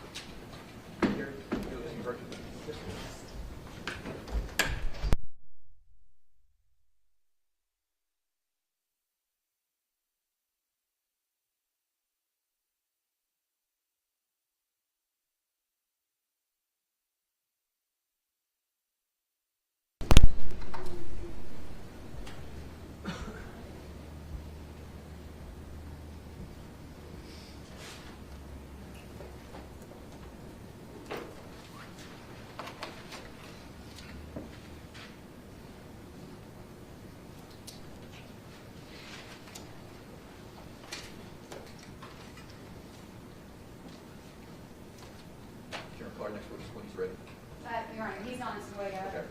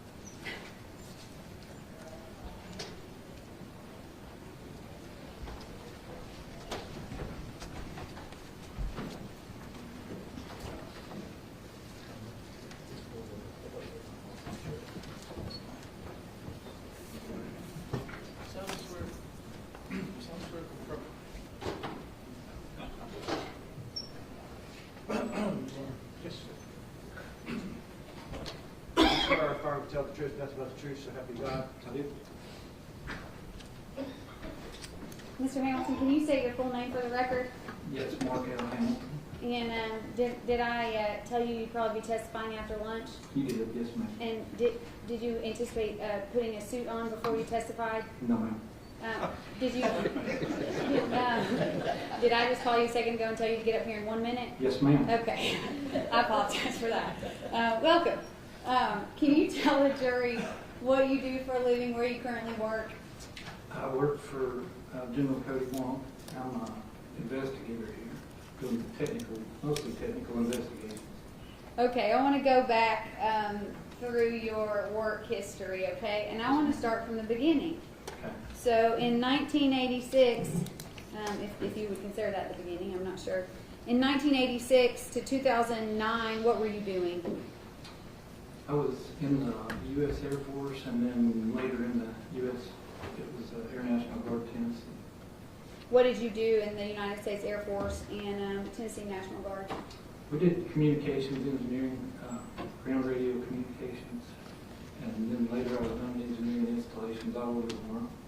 Okay, will you remember throughout your testimony that if they're anything like me, we don't speak your language? Yes, ma'am. Okay, so let's make sure we break some things down. I've already told you my IQ in this field is low, so let's go slow, okay? Yes, ma'am. Okay, what are ground radio communications that you were doing as a specialist in the United States Air Force? So it was a mixture, basically anything that doesn't leave the earth. So we didn't work on aircraft.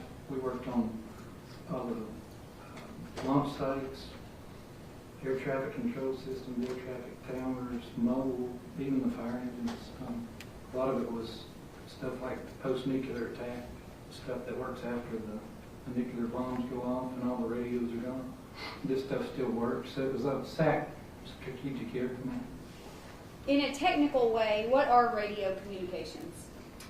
They're basically just the transmission of electrons in waveform, and the frequencies can be way variant. So it's all the way from super low to up in the microwaves like we're supposed to live in above time. But they're just waves of energy. What training did you have to have in radio communications before you were in this capacity with the Air Force and the National Guard? Well, the military side, we spent the better part of a year just on the technical subjects. There's no history or English, but it's electrical engineering minus the non-fun stuff. And what is electronics section of 241 first 241's engineering squadron? So we had two sides of the house. One was installations, which are the guys that are putting up towers, telephone poles, digging ditches, and putting fiber optics. And then I was over the side, which is electronics, which is all the radio communications careers. Okay. And then later, did you move to a position with the city of Chattanooga? I did. It was in parallel with when I went in the Guard when I came off active duty. I was a radio engineer at the city of Chattanooga. So was that from 1989 to 2002? Yes, ma'am. For approximately 13 years? Correct. And working with the city of Chattanooga as a radio engineer, what were your job responsibilities? We took care of all the communications for multiple cities, actually. So fire, police, ambulance, public works. So mountaintop repeater sites, handheld radios we repaired, mobile radios, built this 911 center we currently have. I was involved in the new build of that. So all the dispatch consoles, had a lot of microwave networks and a lot of mountaintop repeater sites that we took care of. What in the world are microwave networks? Well, they're just short, micro, meaning small, so they're real high frequency, like our microwave oven that's a microwave. And we take that same signal that's cooking your food, put it in a dish, put information on it, and send it across the valley. So when you say microwave, you don't always mean an actual microwave, but it is a microwave. Yes, it's short, so high frequencies. Okay. And then in 2002, after leaving the city of Chattanooga, did you join the Chattanooga Police Department? Well, you just remember I was still a city employee, but I'm lateraled over because technology in the forensics world especially was really starting to go with the cell phones, and the police department kept borrowing me from the communications shop, and so they just finally just moved me over there. I see. So you're saying in 2002, with a new technology being created, the Chattanooga Police Department was using you so much, the city of Chattanooga just said, hey, go over there. Yes, ma'am. Okay. So my title changed. I still work for the same entity, but my title changed. Sure, I understand. What was your title at the Chattanooga Police Department? I had 2 or 3 of them, but at one point it was covert surveillance, and it ended up being forensic technician. Forensic technician? Yes, ma'am. And what, as a forensic technician, were you doing at the Chattanooga Police Department? Cell phone forensics, video forensics, audio forensics, about any kind of technical device, cell records analysis from the providers. Do those type of forensics involve inspecting and interpreting cell phone data? Yes, ma'am. What about cell phone records? Yes, ma'am. What about location data from cell phones and other items? Yes. Who were you primarily doing those things for at the police department? As in which division? At whose request would you do them? Who would give you a cell phone? Generally, most of that work came out of homicide, but I worked for the whole department, plus I assisted 6 or 7 outlying agencies. But yeah, most of my heavy workload came out of homicide. And what was your involvement in audio and video? So a lot of times they would call me out to a crime scene. In the early days, it was VHS tapes that were called time lapse. It was awful. Later, as digital came along, they would come into the crime scene a lot of times to collect. Crime scene would collect a cell phone off of whomever and sign it over to me on the scene. At the same time, I would go in. If it was a business and had cameras, I would go in there and retrieve the video of the incident. And then in 2019, did you join the Hamilton County District Attorney's Office? Yes, ma'am. And was that before I was at the District Attorney's Office? It was. And before we get any further into your experience and qualifications, I'm going to address an elephant in a room, okay? Yes, ma'am.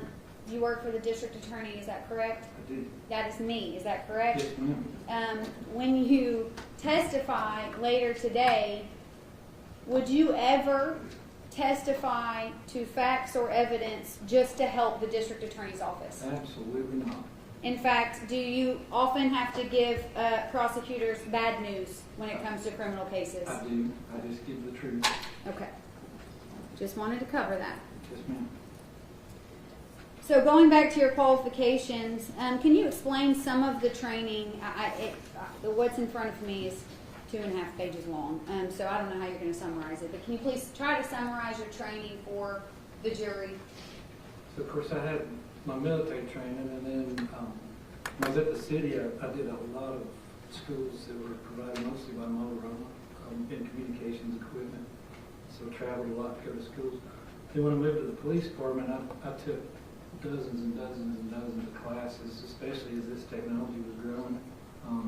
Everything from how to interpret cell phone records, certifications in cell phone forensics, so you can understand inner workings of phones. I even took, even though I did it so much, I was probably better than the instructors, but I took a repair course on cell phones, so that I would often, people would break their phone, and I would rebuild it and extract the data. Did the Chattanooga Police... I'm sorry. I just saying I'm certified in all kinds of different careers. Okay. We will get there. What did the Chattanooga Police Department, did they ask you to go to all of those trainings, or was that voluntary? How did that work? No, ma'am, I was kind of a one-off. It was all new, so I just sort of mostly drove that from the bottom up. And we had access to narcotics funds, which is in so. Which is what, I'm sorry? It's useful because you can use it for training and equipment, so I spent a lot of dope dealers' money. Okay.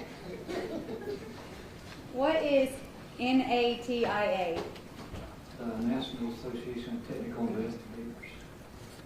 And is this association recognized nationwide? Yes, ma'am. Do they host trainings? They do, it was an annual training in a different city every year. Approximately how many of those trainings have you attended? I can't recall, it was a number of them. Beginning in the 2000s? Yes, ma'am. Did those trainings include training on digital forensics? They did. They would have a list of classes, and then you could pick. You had a whole week of it. You just picked the ones that you wanted. You just go to that class for the day or two, or however long it lasted. Okay. And have you been, what is the USAF? Is that the United States Air Force? Yes, ma'am. Have you been certified by the Air Force as a fiber optic network engineering and installation expert? Yes.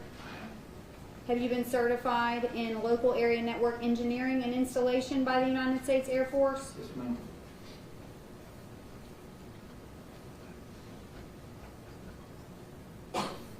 Do you, off the top of your head, know of other certifications you've received? Yes, there's a bunch of them. Probably the biggest thing is I was eventually qualified. You have qualification levels, like 1, 2, 3. I was qualified as a 9 level in the Air Force, meaning I could supervise or work in any career field that was technology. So I got to the top of that list. What I'm is, actually still in the reserves at almost 60. They can call me back if they need. let's hope that doesn't happen. I have to talk to my wife. What does Motorola factory certified mean? So we have very specific, very expensive, like the repeaters on the mountains, and even the handheld radios are $6,000-7,000 back in the day. But you would go to Schaumburg, Illinois. The other classes were down right outside of Miami, and you would sit in their classroom, and you would learn that one specific line and how to repair it, and how it worked, and keep it running. You're certified in that? Yes, ma'am. Multiple mobiles, repeaters, handhelds. Over the years in your training, have you been trained in forensic cellular downloads? Yes, ma'am. Have you been trained in cellular data locationing? Yes, ma'am. Multiple different courses in that. What the words that I just said, what does that mean? Cellular data locations, probably not the words that go together. I'll have you describe that. Well, the providers, i.e. like T-Mobile, Sprint, AT&T, they potentially had to, under FCC rule, figure out where you were, especially before GPS was big. And so they have different ways of arriving at your estimated position. And that becomes important on criminal cases. It's not important to them so much, except they use it for engineering, find bad towers or dead spots they need to add a tower, but we use it for criminal use. You were asked to locate people before there were cell phones. Is that right? Yes. And I've had to help even the FBI find a terrorist phone that they couldn't find. And I did. When was that? In your days in the Air That was Force? when I forgot the date, but it was when our military guys got killed here on Indicola Highway. You helped in that operation in terms of Yes, cell and phone? the FBI came to me and they couldn't find his missing phone, and I put him within 100 feet of it right next to their office. And as times have changed from when you didn't have any devices that allowed you to locate individuals, have you received training in cellular device location as it's progressed throughout the years? Yes, ma'am. There's something on your resume that says GPS devices in March 2011. Was that a training? It was. You've also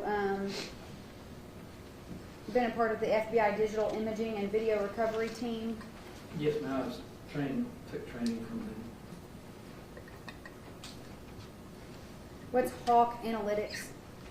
So that is a product that ingests the records the providers give can be very cryptic and huge, and we had to do it by hand.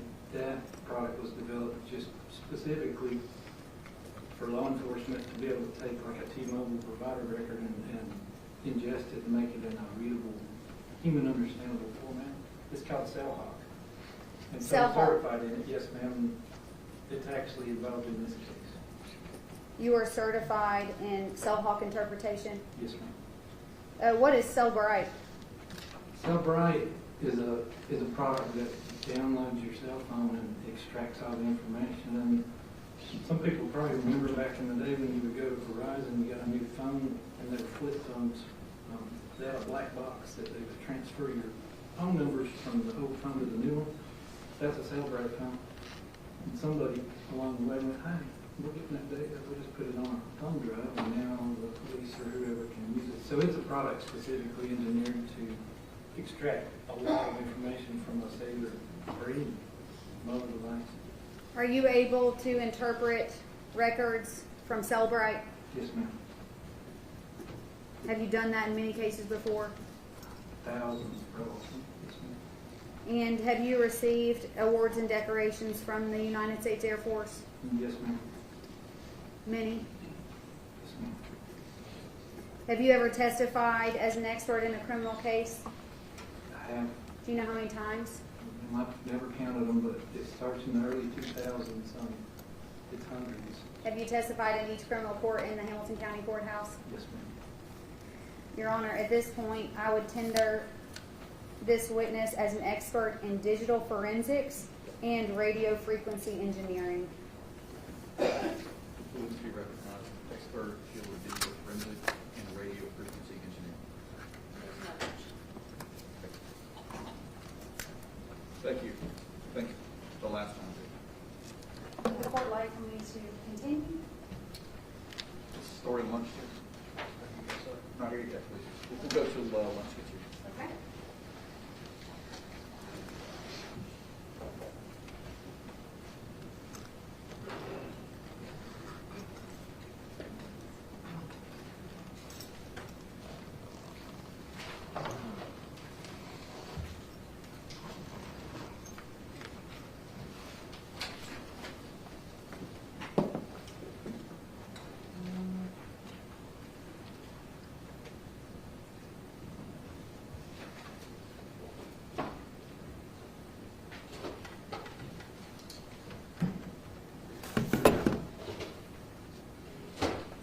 All right. DVD, Your Honor. Yes, ma'am. All right, let's start from the beginning, Mr. Hamilton. Can you turn around, look at the screen behind you? I just want to start by, well, before we get to this slide, let's do this. Can you tell the jury what the difference is between a phone, a cell phone, and a SIM card? Yeah, so the phone is the radios. It's basically just a collection of radios, Bluetooth, 4G, 5G. It's the hardware. The SIM card is that little tiny ceramic card, and that is basically the identity of your account to this a phone number is tied to. But it actually does have a little computer in it. It can store a tiny bit of information, just a few contacts and things, but basically it's a secure chip that the radios in the phone communicate with and then talk to the network, and the network validates you and says, oh, that's so-and-so. And so it basically is your phone number. Is there a difference between a forensic download of a cellular device and cell phone records from a provider? Oh, absolutely, yes, ma'am. What is the difference between a cell phone download, how we would refer to it, and records such as records from T-Mobile or Verizon? So the cell phone download is kind of like you would expect. It'll have pictures, locations, calls, text, all different apps, and it's kind of just in chronological order. So it's usually very large now because these phones hold a lot of data, so you can get 500 gigabytes off these phones easily. The records the provider give us are basically just spreadsheets with columns and rows of what who called who, what time, what day, what tower you used. So they're a bunch of spreadsheets. Mostly. Have you been trained in cellular location data as it relates to towers, Yes. cell towers? I have. Do our phones track us? They do in two different ways. There's a GPS in there that Google and Apple and everybody are tracking to see where you go and what you do. The cellular company's not tracking that. They're tracking which towers you're using and which antennas you're on for engineering purposes. Okay, so if you are trying to learn, if I travel from here to home, and you were to receive my cell phone records, it wouldn't necessarily show my path home, but would it show the towers that I am near? It would show the towers and antennas that your device communicated with, yes. And when you say device communicated with, what does that mean? It's not all the time, so you may start downtown and maybe hit one in the middle and then one or two up at the end, but you might miss some. What causes our phone to communicate with towers? There's a myriad of reasons. Now with these smartphones, it's your stock market updating and your plus your device announces itself all the time so that they can't light up every tower in the country looking for you when you get a phone call. That would just wreck the network. So your phone occasionally just comes out and says, here I am. So they know when you get a call to go to that tower first and try it and see if they can get you, because that's where it will last heard your phone. But yeah, they're talking, if they're on and working, they're talking on the network quite good. Okay, so you're saying that any activity that occurs on our phone, as little as a notification from a news outlet, would connect in some way, that might not be the right word, you can tell the jury, connect in some way to a cell phone tower. Yes, it can and will, but it's not continuous, so it's not like you're tracking somebody minute or by every 10 seconds. It might be some gaps in there, a few minutes. And do our phones record that activity? The phones necessarily don't, but they do at the provider end. Their computers store all that. Okay, so I just misdescribed the difference between the phone and the provider records. So the provider would keep those records, Yes, such as T-Mobile. yes. Okay, and approximately how many cellular towers are there located in Hamilton County?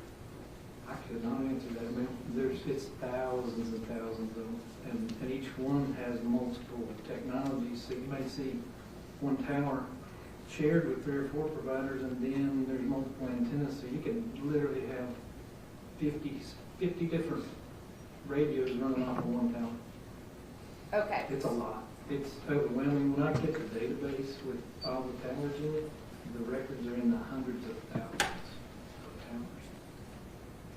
All right, so now I think we're at this slide behind you. Can you tell the jury what we're looking at there?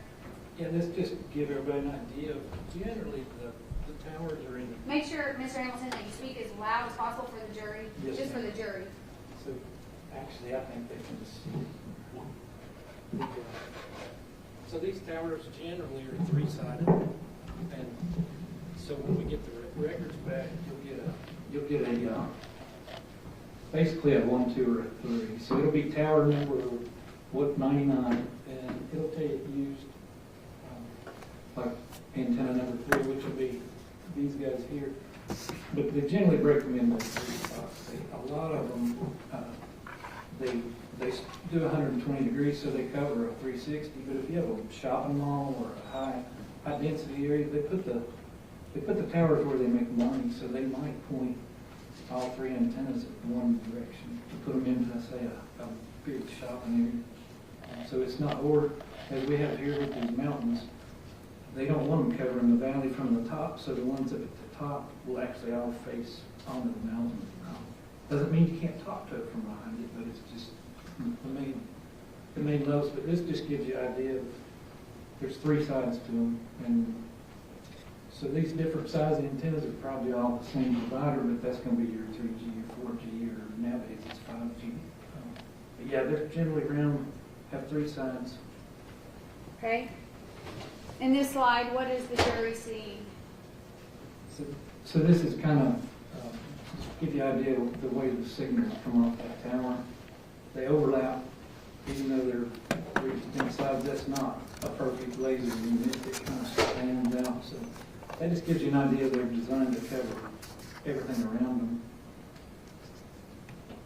And then what is different, what's depicted in this photo different than the first photo? So you'll see on some of these maps, the LTE antennas, which are going to be your data on the 4G, they don't put 3 sides on, they just put a stick up, and that guy just radiates in a circle. So it's like all 3 sides together at once. So it just sits there, and the signal's equal all the way around it, so we can't tell what side of the tower they're on when it's on the data. You'll see a circle instead of a triangle. And that tells us what tower, which antenna, but we don't know if it is north, south, east, west. Let's start talking about this case in particular, the case of Yes, ma'am. State of Tennessee versus Jason Chen. Were you asked to work on different forensic downloads, digital forensics, audio, video, cell phones? Were you asked to work on this in this case? Yes, ma'am. And when you do that, do you also consider other, what we would call discovery, which is evidence in a case? Yes, ma'am. How many hours of work would you say you've put into this case when it comes to what you are an expert in? I would guess 60 to 70 60 to 70 hours. Okay. And when you did you examine both T-Mobile records in this case Yes, ma'am. and Verizon records? Yes, ma'am. Okay. And when you do that, in the records themselves, you touched on this, so let's go back to it. In the cellular records themselves, what all are you able to see? So in the records, there's a lot of information up. It has the name of the owner, generally. It tells you a lot of specifics about the account, the devices. But then you get into call detail records that show who called who texted who, what time and date, potentially what tower it was using in what area of the country at the time. And then we get, there's just multiple spreadsheets. Another one that we get estimates of where you were. And that's, you'll see that here. Some of them we just have a tower. Some of them we have a tower and an arc, which I'll explain later, but you'll have a line and you should be somewhere on that line. And then some of them you'll see a circle, and the circles are in different diameters by their quality. So when they get a real good signal, they say it's pretty accurate, or not, it'll be a big circle. But all of that's contained in spreadsheets. So it's just columns and numbers and letters. Okay, were you aware, when we're talking about the T-Mobile records in this case, are you aware that the records that you have in your possession are only from a shortened period of time? Yes. And Investigator Bulkley has already testified that those records are from the week of November 22nd, 2022? Yes, ma'am. Okay. What changes in cell phone records if items are deleted? So if items are deleted on your phone, I guess you're asking, because you can't delete the stuff that the provider has. That's what I'm asking. Yeah, so nothing happens. No matter what you do to your phone, it's already there. It's permanent. It goes nowhere. It's in there.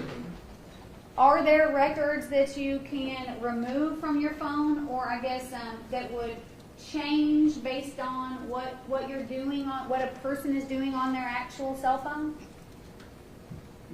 So you're asking on the physical device, can they change it? Yes. Oh, absolutely. What is that? How does that work? You can delete stuff, or you can just reset the phone to factory new, and it's completely irrecoverable at that point. It's gone. So that's yours. You can manipulate it a lot. What if you reset your phone? What does that do to the records themselves? The only thing it would change is both. I know Apple iPhones were involved in this, and they do what's called iCloud backup. So your backup is kind of an image of most of what's in your phone is stored at their server. So if you go wiping it, your next image is going to have whatever you have today, but they keep multiple copies. So when if you restore it, you can go pick a date. I don't know how many they keep, but that would change. But as far as what the provider of records, like what towers you use, and they also sometimes, and we got them in this case, they send some of the text message content, and that won't change no matter if you delete it on your phone or not. If a phone is reset, do the records reflect that? No, not exactly. At least we didn't get them because you'd have to get them from Apple. And but what we see on the provider side is some information showing that there's some changes. But where we actually see an iCloud backup is in the actual device download, where the physical phone was put on the cell right and downloaded. Okay. And that does show when and what happens. Okay. And on this slide, does this is this accurately describe the records, the cellular provider records that you reviewed in this case? Yes, ma'am. And are the phone numbers correct that are attached to both the T-Mobile records with Jason Chen and the Verizon records with Jasmine Pace? Yes, ma'am. Okay. Let's give the jury, are we still good, Your Honor? Okay, perfect. So now I know that this is difficult to see for the jury, and I wish I could zoom in, but I can't on my PowerPoint. So I'm going to have you, and this is just for demonstrative purposes. It is, yes. This doesn't contain any information that we're specifically trying to point to today. But can you just describe for the jury sort of what you're seeing here? So this is just one of the typical spreadsheets we did. And it's showing the start and end time. It shows some numbers here that will become important here later, and I make them all a phone. It tells us which switch, the market it's in, which is kind of like big counties. They have, like here in Chattanooga, we actually use on Verizon, we use the switches in Atlanta, so we're in the Atlanta market. But this stuff starts telling me which tower and then which antenna you use. So you'll get what's important mostly is what time of day and what antenna and which market it's in, and I have a list of all the towers so that I can match. So would it be accurate to say that on the left column we can see dates and times, correct? Yes. And then you would also be able to see in the records such as this what tower, would the left side be activity on the phone? Yes. This is date and time, and this over here is which towers you're using. Okay. And antenna. So for all this activity, which is just simply activity throughout parts of 11/22/22, the cell phone towers are all the same. Can we not see that on this? Yeah, you can. Yes. Okay. This is all the same, so that's pretty indicative of a phone that's not moving or not moving much in that little print of that one antenna. Okay, and you'd agree under subscriber that we've got Jasmine Pace's phone number? Yes. Is this the way, is this how you were able to track a phone location based on the cell phone towers that the activity is connecting to? Yes, this is one of the ways, and the other one is a document which I don't have. It's just like this, but it'll have an estimated latitude and longitude. And I guess now's a good time to explain that. But GPS, like we're used to when you use something to navigate on your phone, is generally accurate now down to about 15 to 30 feet. These towers are rough, so they're not GPS. So when you see a circle, it may be 500 feet, and they're estimating you're in that circle somewhere, but it's not GPS. So you'll see latitude and longitude, but it's not GPS. So it's not very, very accurate. It's roughly accurate. Sometimes it can be off quite a bit. So it's not a thing where I can say you were in this house. I can say you're probably in the neighborhood or on that block. Understood. So this is an example of the records that you would use to determine the location of a cellular device. Is that correct? Yes, ma'am. Okay. And then we have another example here, except these are Mr. Chen's T-Mobile. This is an example of Mr. Chen's T-Mobile records. And again, I apologize, but is there similar but we've got a little bit more on this, so is there similar information? It is, and this is when I was talking about where T-Mobile's estimating where this device was. It's not me. So it tells you date, time, who, and basically what happened, calls or a text or whatever. But what's important right here, those are the tower latitudes and longitudes. But on over, you'll see they'll actually estimate your location at a latitude and longitude with a circle of a given radius, and they tell us that. So now we can map and draw a circle on the map of the right diameter, and they're saying it's probably inside that circle. They do that actually because they got told they had to, because there wasn't GPS on all phones, and people would call 911 and say help, and they didn't know where you were. So they came up with this system. Okay. It actually measures the speed of light and multiple towers and guesstimates where you are. Okay. Again, we don't speak the same language, but we're doing well here. Okay. Were you able to review the T-Mobile records of Mr. Chen and the Verizon records of Ms. Pace to determine their approximate locations the week of November 22nd? Yes, ma'am. In doing that, did you identify quite a few cellular towers that at different times their devices were connected to? Yes, ma'am. There's a lot of them. And on top of determining the location of their cell phones, did you also review other records from both Mr. Chen's and Ms. Pace's records that were provided to you by T-Mobile and Verizon? Yes. Like data used, messages, calls, etc.? Yes. There's a whole string of spreadsheets you get with these returns. Is it helpful to review other records on the phone to corroborate a location? It is somewhat, not so much the location, but the dates and times, because these phones, especially where we live, we're right on the timeline, and the phones will jump in and out of Central Time. The records, a lot of them are stored in what's called Greenwich Mean Time, or UTC, which is in England.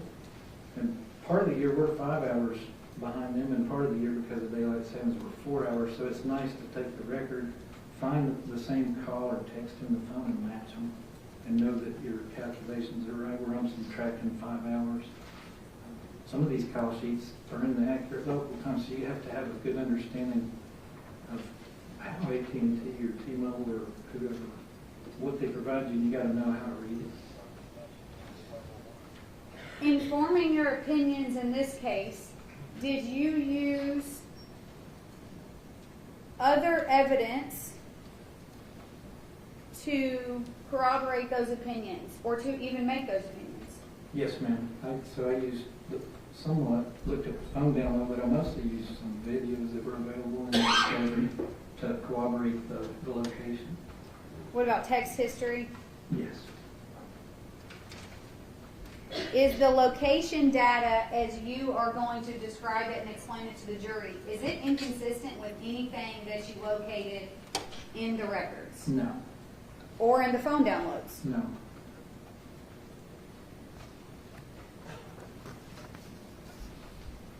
And this was just recently, I can't recall the exhibit. This was an exhibit from yesterday. I did not put the... I'm showing you a photo that's already been admitted into evidence. Oh, here we go. Exhibit 208.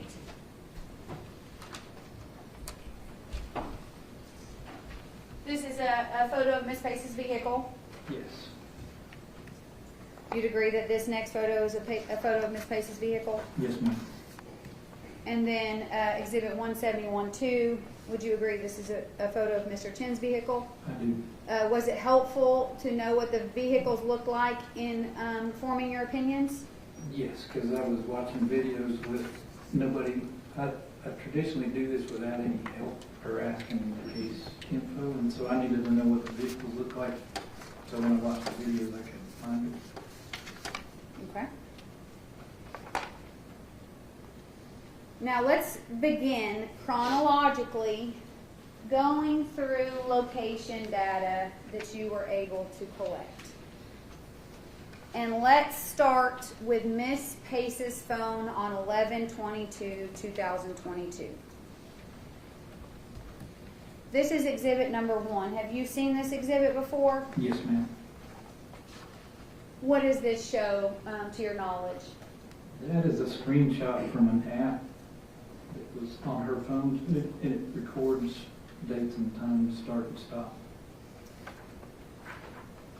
When reviewing the records to determine the location of Miss Pace's phone on the 22nd,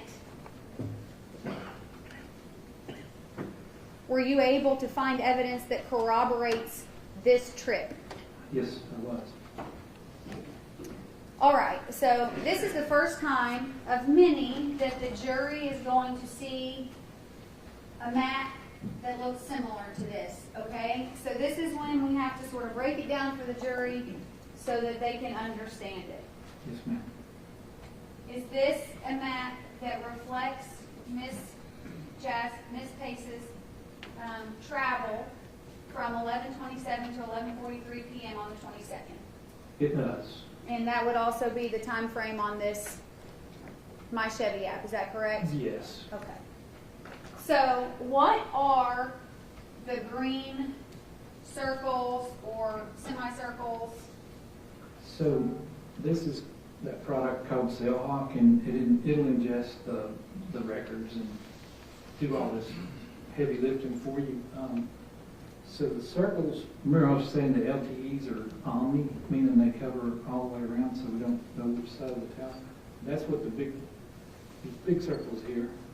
And then when you see this line, it's hard to see, but that pie shape is going to be a sector antenna like we saw that covers generally 120 degrees.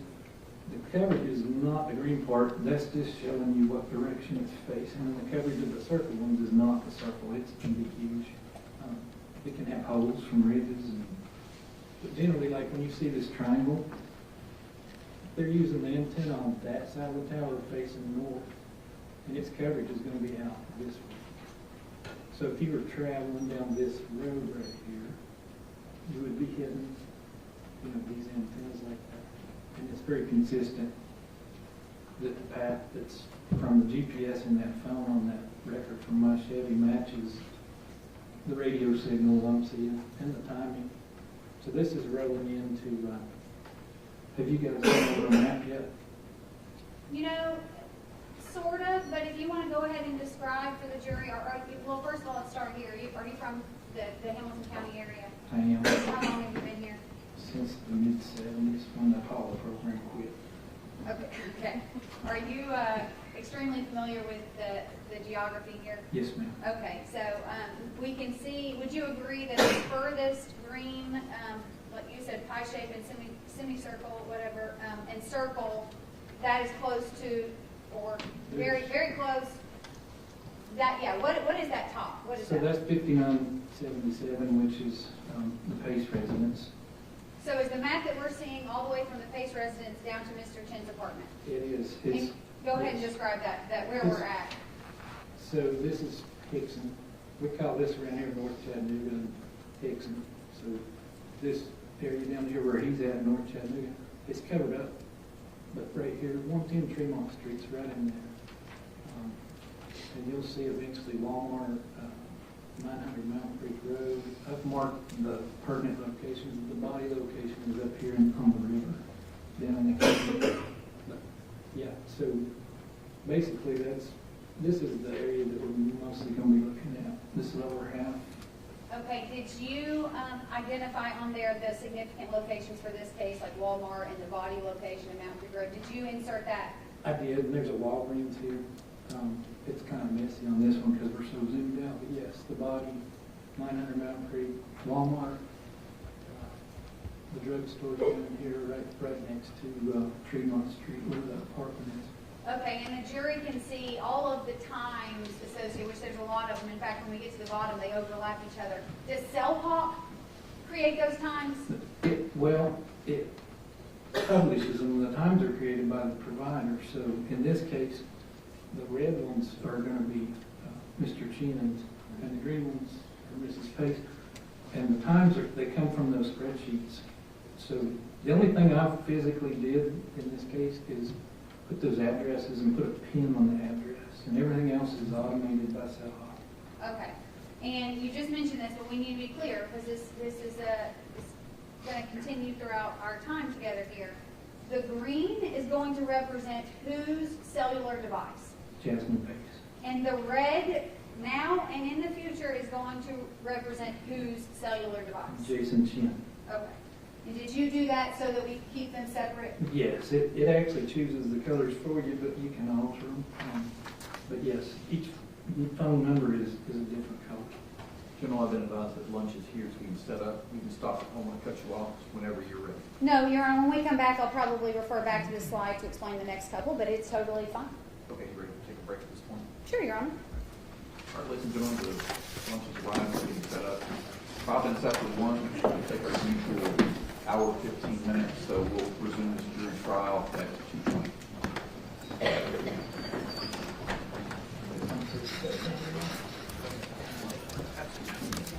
And, Judge, will you let Mr. Hamilton know not to discuss his testimony? They still remain on the rest of your witness right now, you have to don't discuss your testimony.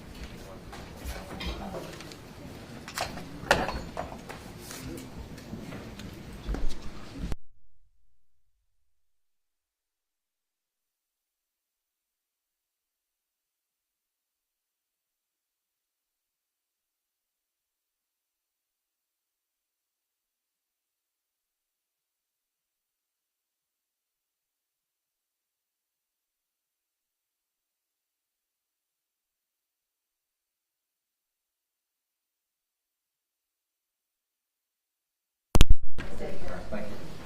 You can assist too.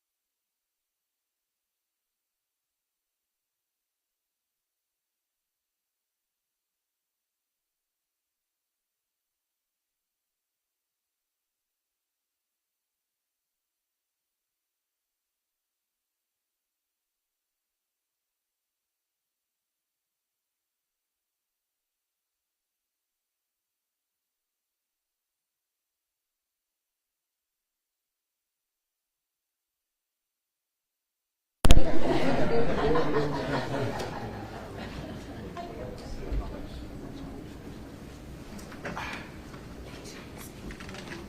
Chen, please.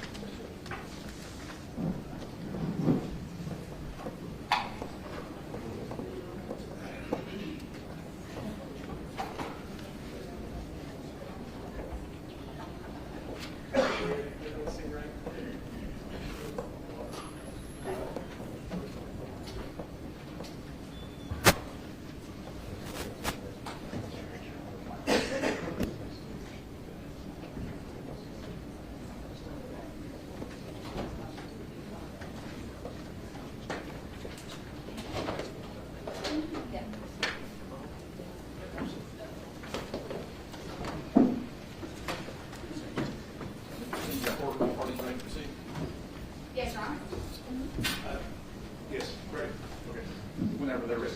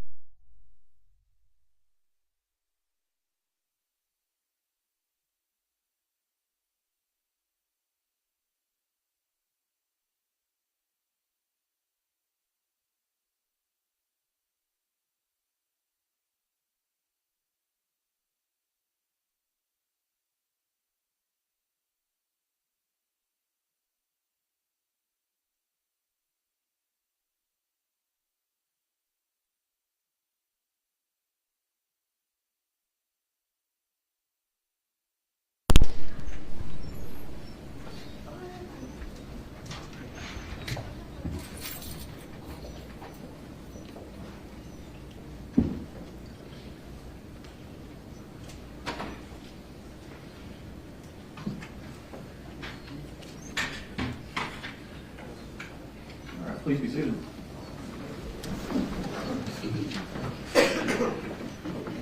Counsel, you remain under oath. Thank you, Judge. Sir, you look different than earlier. Are you the same Mark Hamilton that was testifying before lunch? I borrowed the suit from the guy at home. Okay, good. Okay, good. All right. I'm glad you're back. Okay, so where we left off, as a reminder, because we left off sort of right in the middle here. You had explained to the jury that the green circles or pie shapes from this point forward are going to represent Ms. Pace's phone.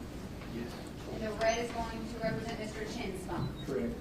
In this location, just a brief recap, this map indicates Ms. Pace's travel from her parents' house on 1122 to Tremont Street.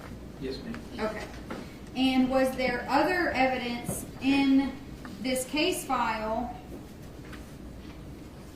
that also corroborated that travel? Yes, ma'am. There's some video looking across the street. This is State's Exhibit 128. Is this the video you're referring to? Yes, ma'am.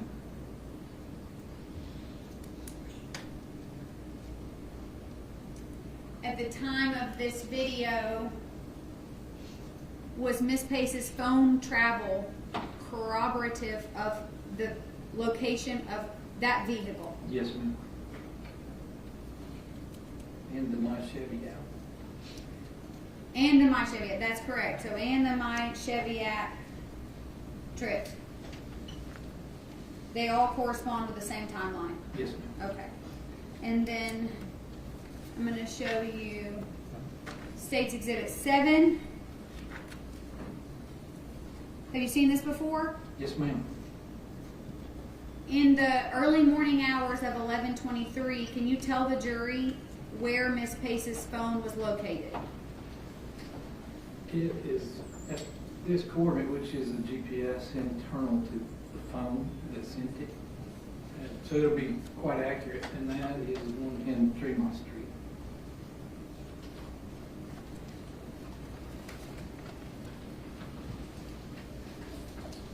Okay, so we're still going chronologically, okay, Mr. Hamilton? Yes, ma'am.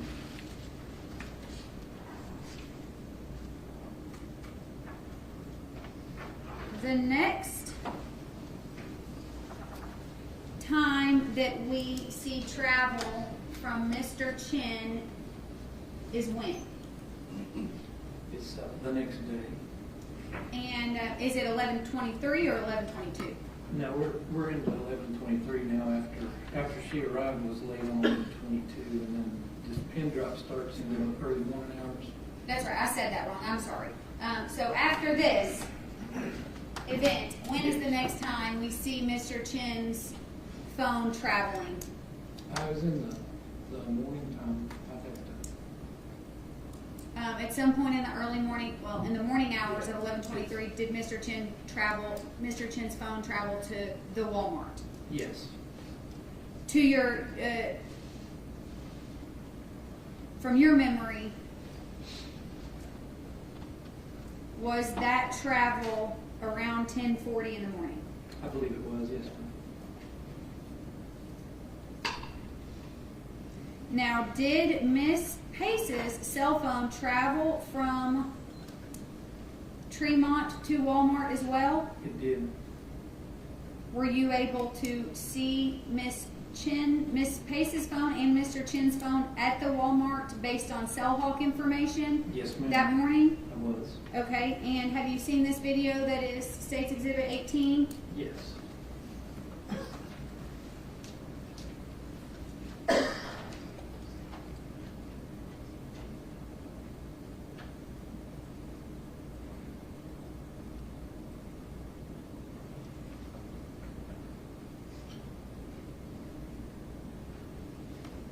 Does this video corroborate Mr. Chen's cell phone location data? It does, yes, ma'am. Do you see Miss Pace in this video? I do not.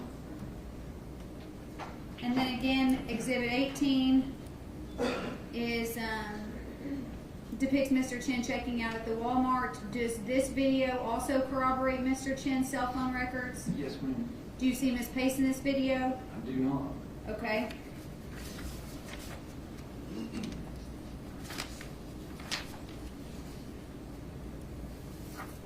All right, so now we've seen those videos, but this is actually some cell hawk interpretation. We explained to the jury what we're seeing here based on the videos that we just saw and the testimony you just gave.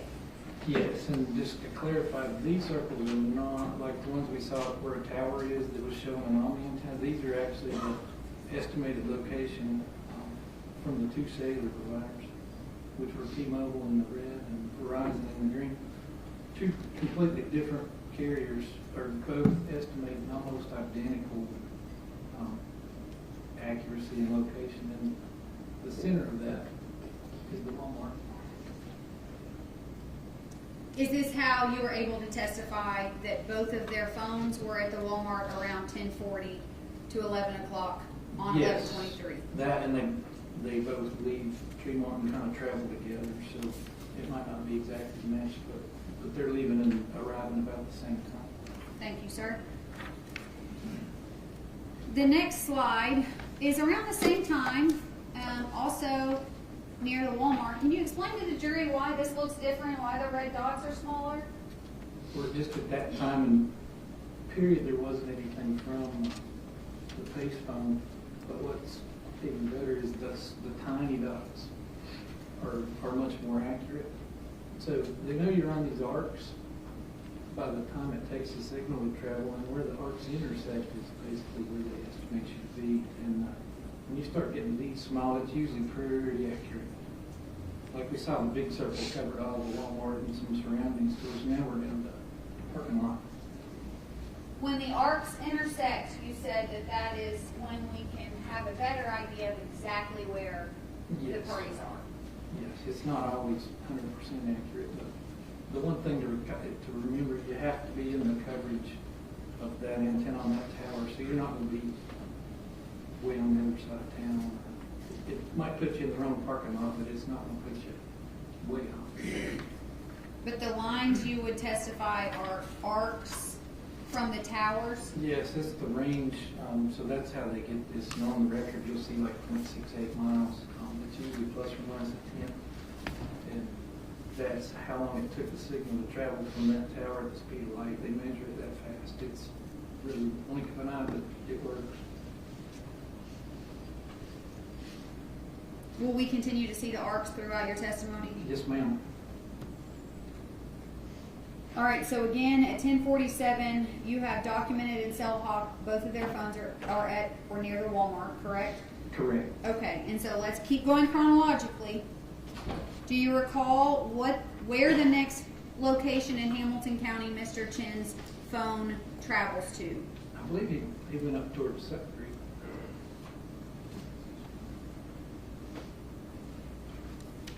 Do you know, sir, how many minutes it would take for a vehicle to drive from Walmart to Sutter Creek Road? Just 5 minutes, I'm guessing. I didn't actually measure that one, but this is the Walmart. And you literally just have to go up to this road right here and turn. It's very close. So we see those little dots again, is that right? Yes. And is that indicative of pretty reliable, more accurate location tracking? It is, except that's a very steep canyon with the river cut through it. And the tower is up on top of that mountain. And sometimes in here, I've worked more than one case in that area, the signal will actually bounce off of one of the walls and come back, which can put you further away. So like you see these dots up here. That's on the bluff of the mountain. There's no way to get there from here that quick. That's where the signal is bounced, so it's measuring the time that's too long. So the average of them, and most of them are on the road, which makes sense, but then all of a sudden it'll jump up here and back. That's due to that really rough terrain. Again, this isn't GPS, so but when you've seen hundreds of cases, you start, and like I know up in there that they're going to, some of the long ones are going to be, generally they're long, like up on this mountain, there's no way to jump up there. You got to drive up like a bunch of crooked roads.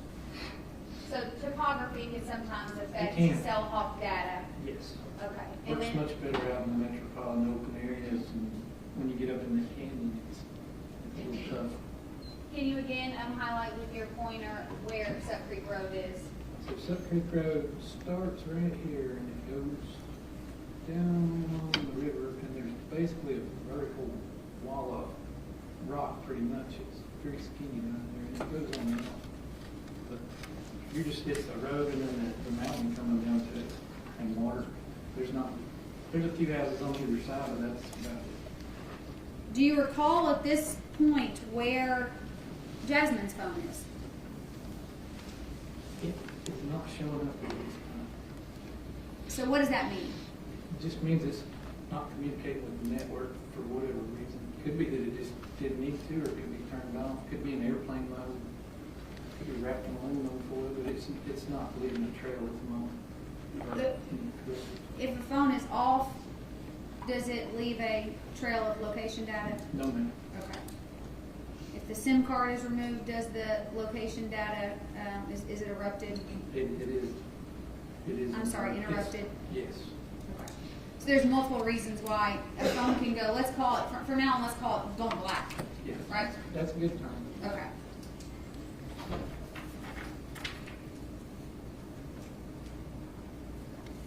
So that's around 11:05. Can you tell the jury where the next location is that Mr. Chen traveled? It's back to the Walmart area. Okay, and do you recall how long he stays at the Walmart area on that time? At that time? Not off the top of my head. It wasn't very long. At some point, does he travel back to the Walgreens? He does. At what time does he travel back to Walgreens? I think it was around 11. Could you refer to your note to Yes, refresh ma'am. your notes I to didn't refresh memorize your all those recollection? times. It's okay. Yeah, I've got the notes here.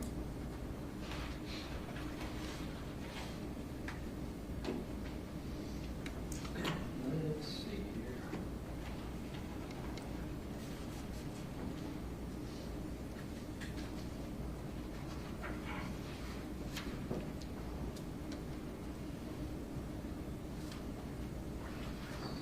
We are up to the 11:05 slide.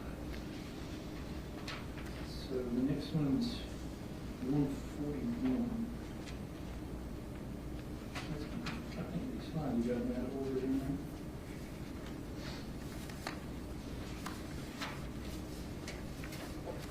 Well, let me just ask you this. We can clear it up. Slide. At some point later in the day, is Mr. Chen at Walgreens? He is around 140.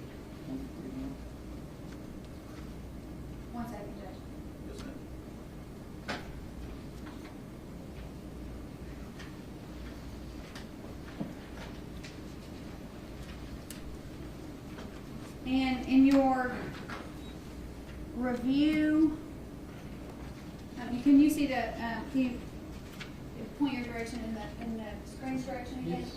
All right, so what is this, what's the jury seeing right here? That is the Walgreens down on the North Shore, which is underneath those, basically underneath those red circles. And on that red pie shape over there, what's the time say? 142. This is probably 5 minutes of information there. I'm putting the time like at the first day, but he may say, if you stay there a few minutes, there'll be more circles. Okay, and then reviewing evidence in this case, were you able to locate any records that indicate that Mr. Chen was at the Walgreens at that time? Yes, ma'am. The state on the screen is State's Exhibit 20. What time in Eastern Standard Time is that military time? 1342 be 142 Chattanooga time. So the cell hawk records that you've shown to the jury of Mr. Chen being at the Walgreens at 141 are supported by video evidence? Yes. Okay. Let's move to the 3 o'clock hour when we see Jasmine's phone pop up again. Well, let me ask you this. Where is Jasmine's phone at around 142? I don't recall where that one was. You don't recall if it was black or if it was I on? think it was just off at that time because it shows it back up here a little bit. Okay, so let's go to the 3 o'clock hour. Do you recall at the 3 o'clock hour any activity on either of their phones? Yes, ma'am. I believe they show back up at the long one.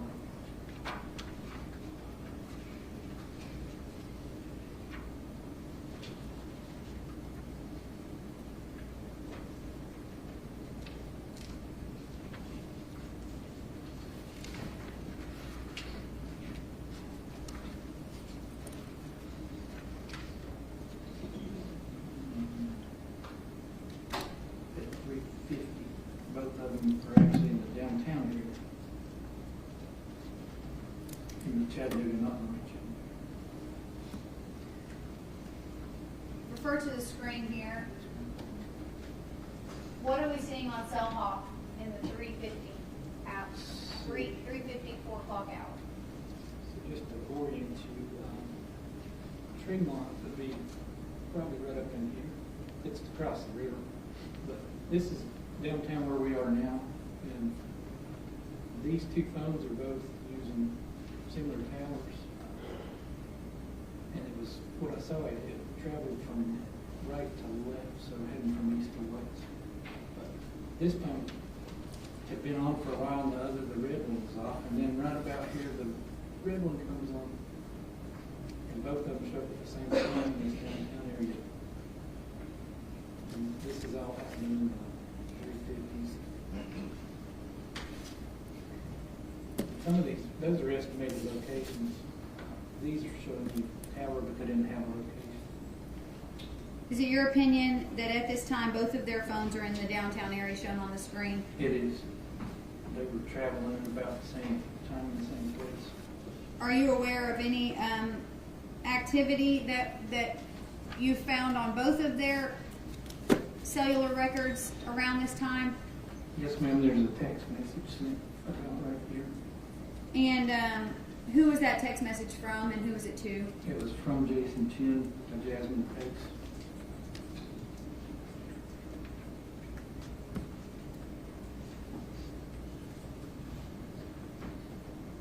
At 4:03 p.m., based on your review of the T-Mobile and the Verizon records, Mr. Chen texted Jasmine, "Hey, are we still good for dinner tonight?" That's correct.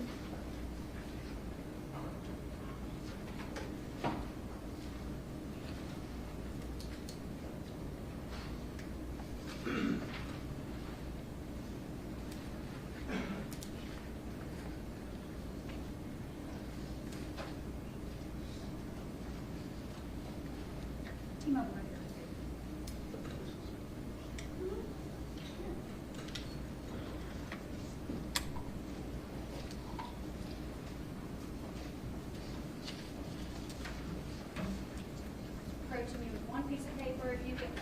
review that and tell me if you've seen it before? Yes, ma'am.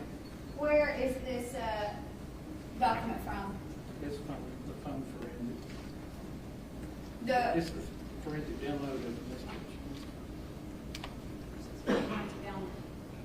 Let me ask you this, Mr. Hamilton. I've asked you already, but were you able to review the forensic download from Jason Chen's phone? Yes, ma'am. Did you go through items on that phone? I did. Did it include this item? It did. And can you describe for the jury, they're going to see it, but it's in a different format. What format is that? That's Celebrate.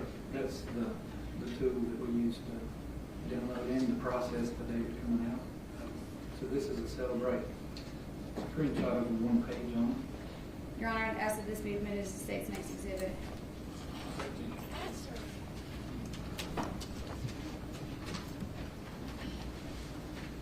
Mr. Hamilton, on the screen behind you, is this what you're looking at? Yes. And Yes. does Celebrate note the time that the text was sent? It does right here, 16:03 TC -5, which would be 4:03 p.m. Chattanooga time. Okay, and at the below, it says body. Is that the body of the, is that the text message? Yes. Okay. It is, and this is who it's to. And then you infer this is Jason Chen's cell phone, so the from, they don't populate it there, but it's from him to her. And that's, hey, are we still good for dinner tonight? All right, and in your review of the discovery in this case, did you come across another piece of evidence that corroborates both the location data and the cell phone, the text message Yes, ma'am.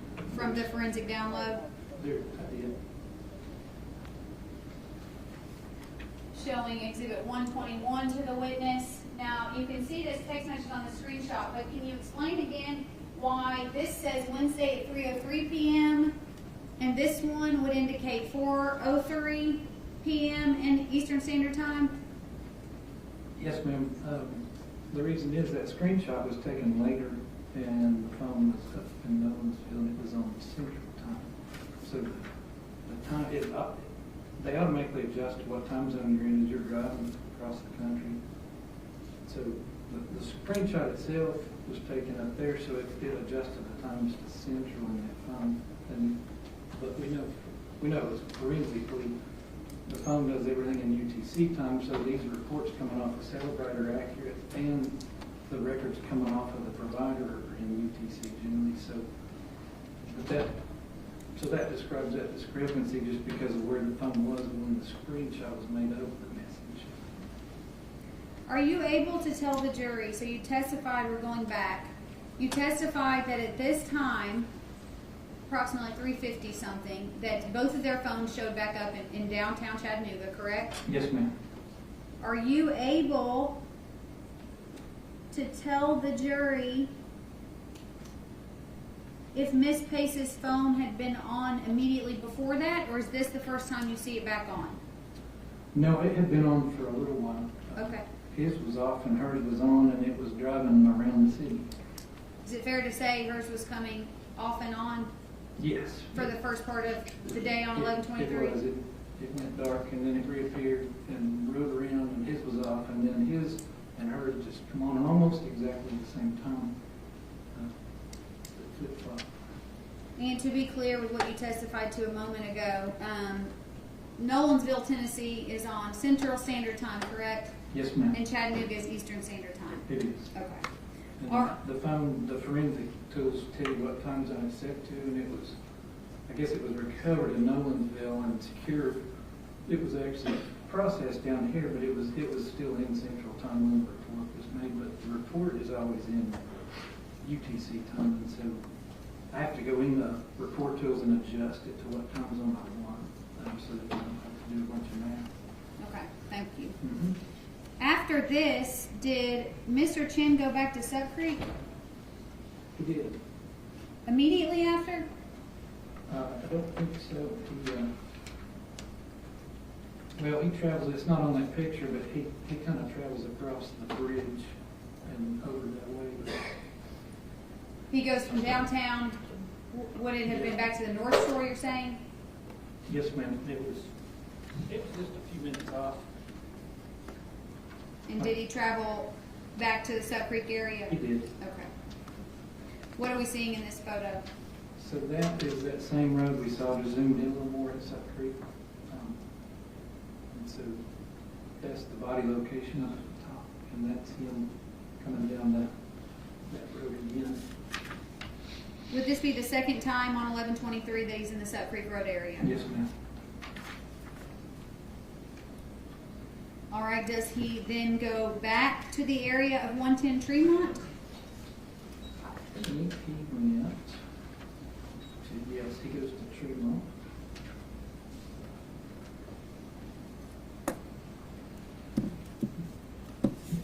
Do you recall what time that was? Not off the top of my head. It's okay, these records are complex. Feel free to Yeah, look at your sorry, I notes. didn't memorize them. It's 5:08 p.m. is when I see him. Do these records reflect what you just testified to? I do, and something to point out, see how this group gets a little bit north of him? I would, from long experience and having to locate, especially missing people by their phone, those dots all belong down here. They're just on that arc, and the inaccuracy of the pivot. I don't believe he was moving because it'll jump in seconds, and there's no physical way to do that. So these belong down here just in my professional opinion. He's in there, he's not driving around. Thank you for clarifying that. Yes, ma'am.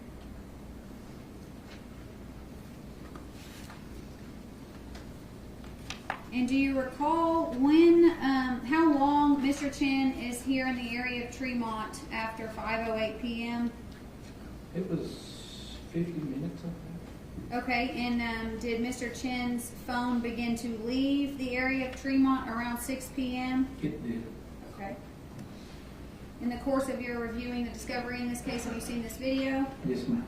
I'm gonna, this is State's Exhibit 129. I'm gonna make it a little bit bigger on the next slide for the jury. You reviewed this video, sir? I did. Is the time connected to this video approximately 5:59 p.m.? Yes, ma'am.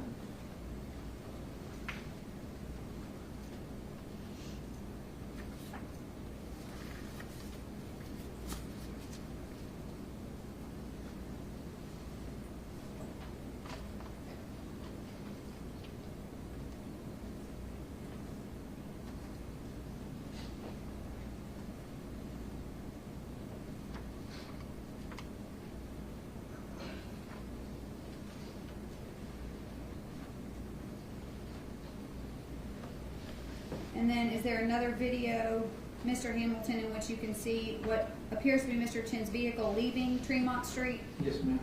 Is that just a couple of minutes later? It is. Is this a screenshot from that video?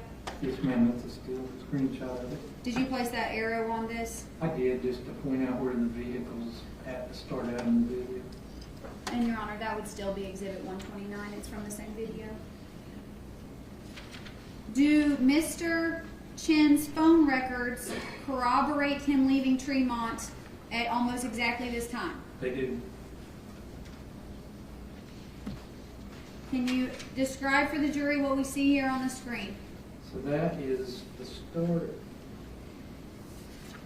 down in here around 110, and then the traveling, and then up 27 highways, most direct route. By the timing, I believe that's what it took. So that's basically him leaving out and getting up on the highway.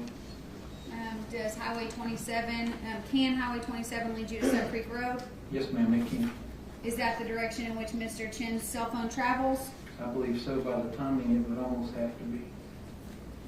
Does Mr. Chen's phone arrive at the Suck Creek area around 13 minutes later? It does. Can you please, again, describe what we're seeing for the jury and show the jury where Suck Creek Road is? So this is that highway that we just saw a little lower down here, and then you get off, and these again are going to be close. A lot of factors there, but the dots are traveling down Suck Creek Road towards the body location. How accurate are the dots in this photograph? The size of them, I don't remember the meters, but it's pretty small. Those are pretty good, but we know he's not driving through the middle of the Comanche plant. So again, this is not GPS but the average of all of it is pretty accurate. If you're moving fast, it's usually not as accurate as if you're sitting from it. The problem here is there's not as many towers, and the more towers that are involved in the map, the better. And when you get in that canyon, you're kind of on your own with one or two. But the general travel direction's good.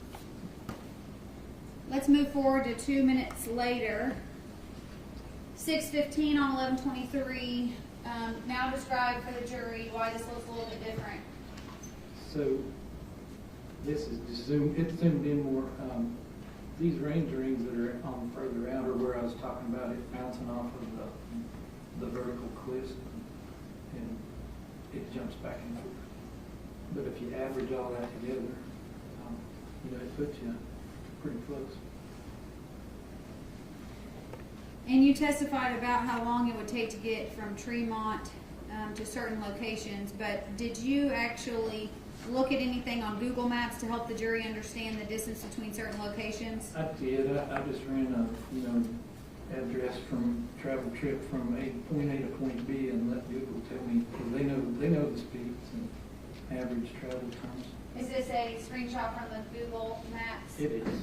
And it shows that it takes how long to get from Tremont to Sup Creek? 13 minutes. Does that corroborate the location data that you retrieved from Cellhawk? It does. Do you recall what time Mr. Chen departs the Sup Creek area? It was not long. He was 6:33 p.m. when he leaves out of there. All right, and do you recall, and this is him leaving, Yes, so these dots are stuck. There's no good way to do this in court, but they're laid down consecutively, like in a video, and he's going out now. okay, so based on this photo, you can tell that he's actually leaving the location of the body. Yes, so this dot is older than that dot, so as you're going that way, which is at 6:33, he's headed out. Do you recall where Mr. Chen's phone goes from this location? Goes to the Walmart parking lot in Red Bank, same Walmart we saw earlier. This is the same Walmart that he was at earlier in the day Yes, ma'am. that's nearby, is that correct? It is. Okay, and is there, I apologize, here we are. Tell the jury what we're seeing. This looks a little bit different. Looks like it's just zoomed in.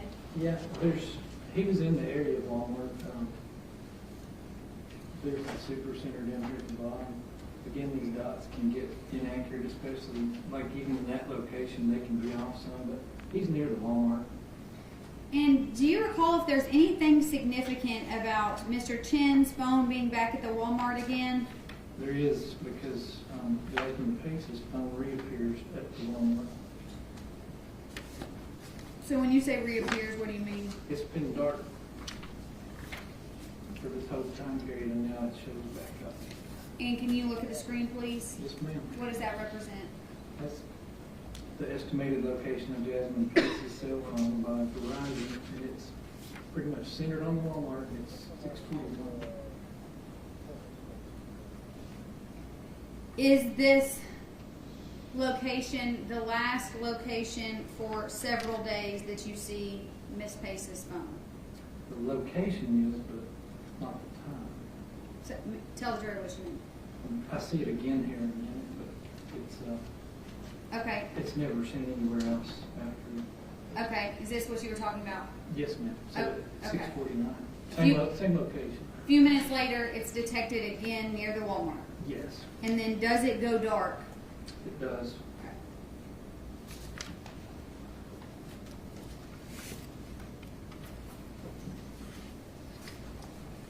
One second, Judge.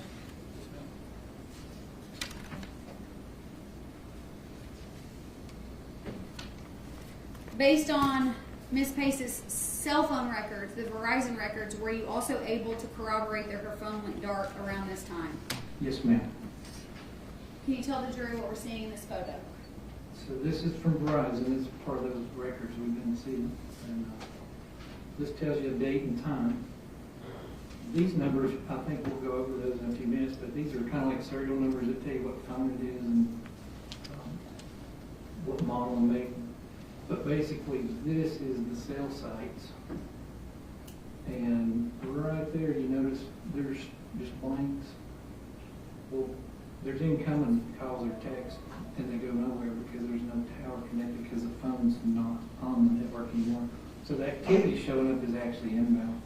And the phone doesn't acknowledge it, so you get this blank, just a blank column. And you see that the next, under the green highlighting, the next activity appears to be 11/26/2022, is that correct? Yes, ma'am, it jumps up to the 26th. Based on your review of the file, do you know why that would be? I do, because her family reactivated, they got a new SIM card for that number and reactivated a phone. And so the new activity starts showing up. After this, do you recall if Mr. Chen's phone went back to the area of Walgreens? Of Walgreens, yeah, probably did.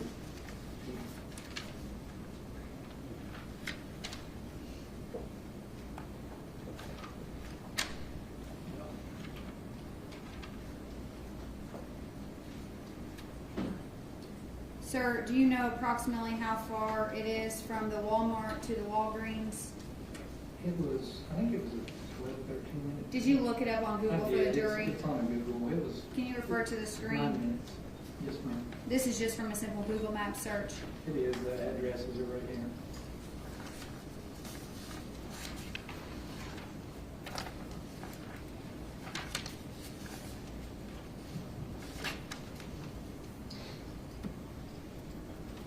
Have you seen this video?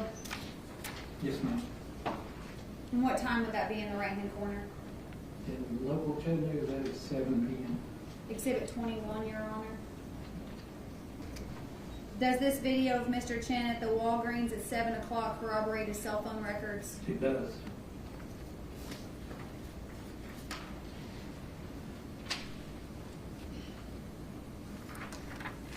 And at some point, a while later, do we see Mr. Chen back at Tremont? Yes, ma'am. Do you recall what time he arrived back at Tremont? I don't, but it wasn't long after that.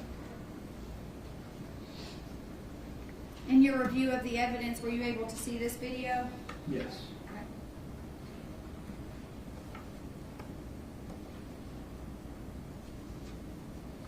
Would you agree that that person appears to be leaving a building? Yes, ma'am.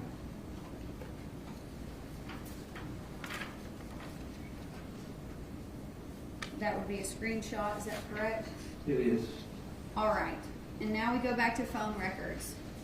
Did Mr. Chen's phone indicate that he was leaving the Tremont apartments around this time? It did.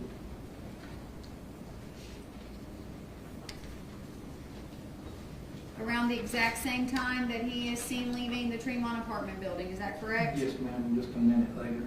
And do you recall where he went? It goes to 900 Mountain Creek. And is there other evidence that you've reviewed that would corroborate his travel to 900 Mountain Creek Road? There is a camera that's across the street from Tremont. And my Chevy. And the My Chevy app you Yes, said? ma'am. Exhibit 2, you can see that Exhibit 2 indicates a start time of 8:27 and an end time of 8:45, is that correct? Yes, ma'am. Does this corroborate Mr. Chen's cell phone records? It does. And were you able to, using his cell phone records, actually map him in the direction of 900 Mountain Creek Road? I was able to map that, yes, ma'am. And then you mentioned this video, this is Exhibit 129 from Arctic camera footage, 11/23. Why is this significant, sir? Because you can see the Pace vehicle, and I can make out the hat and the hoodie that I saw in the ring camera in the hallway. It's your opinion that the person in this car is the same person in the hallway at that apartment building? Yes, ma'am.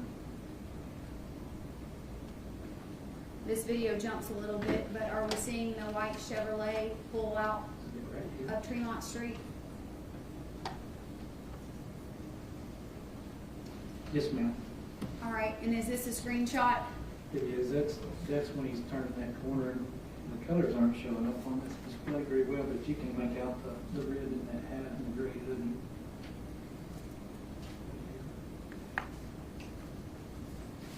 Do Mr. Chen's cell phone records corroborate that he would be leaving Tremont Street at this time? They do.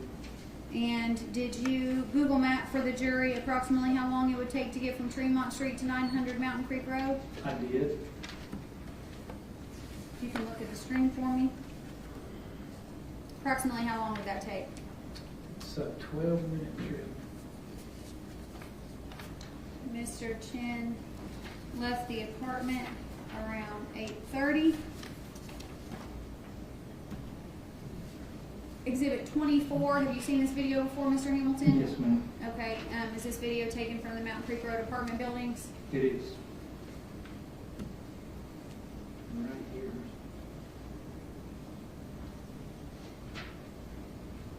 Does that appear to be a white SUV? Yes, ma'am. At this point in time, is Mr. Chen's cell phone location data showing that he is in or around 900 Mountain Creek Road? Yes, ma'am, it is.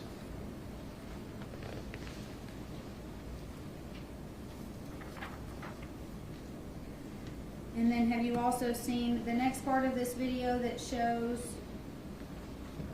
what looks like or has been testified to a Prius pulling into this parking lot? Yes, ma'am. What time does that Prius pull into the parking lot?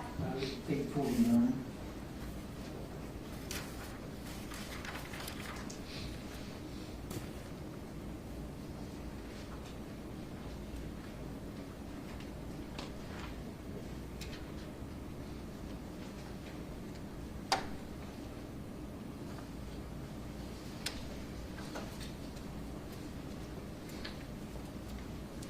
Mr. Hamilton, I'm going to approach you with 2 documents. Can you look at those for me?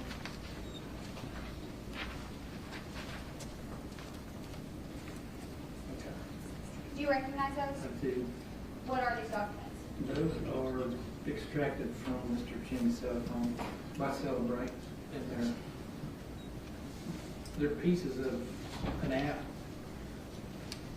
Oh, it's a list app. Okay, It so- has some remnants of messaging that it's So these were extracted in the cell phone download, correct? correct from Mr. Chen's cell phone. That's why you said Cellbrite, is that correct? Correct. Okay, and when you say from an app, what does that mean? So I'm sure most of us are familiar with smartphones. You can install apps, and even if you want to install that app, most of them leave pieces around your phone where they store stuff. And in this particular case, there's pieces of an app for Lyft to get a car ride, and it left some telltale messages, and that's what the Your Honor, I ask that we move into evidence and citizens of this. Too easy. Now, You just testified to Lyft. 218, Judge?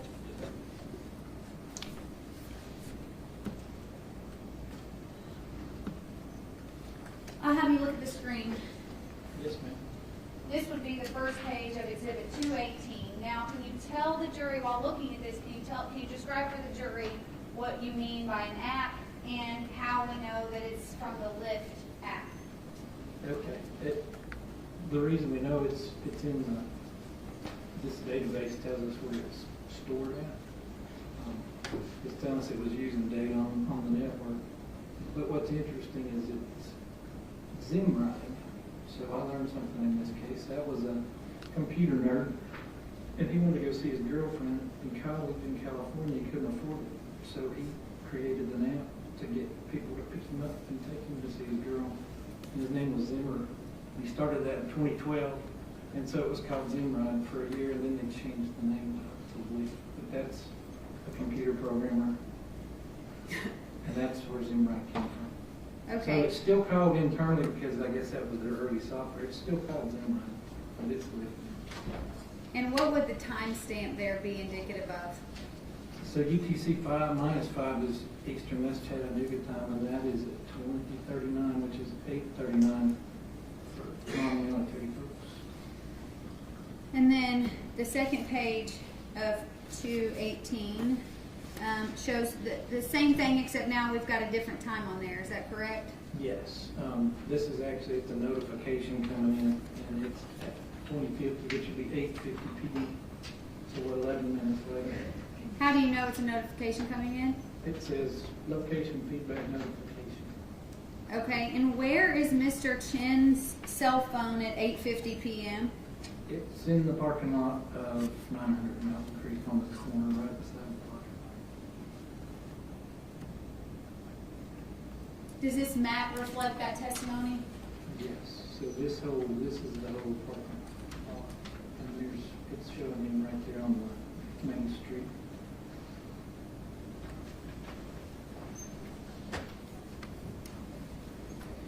At this point, does Mr. Chen's phone appear to travel back to the Tremont Apartments? It does. How long of a trip again would that be, Mr. Hamilton? It's 12. It's on the screen. 12 minutes. Are you able to tell us at what time both the gray Prius and Mr. Chen's cell phone arrived back at Tremont Street? Yeah,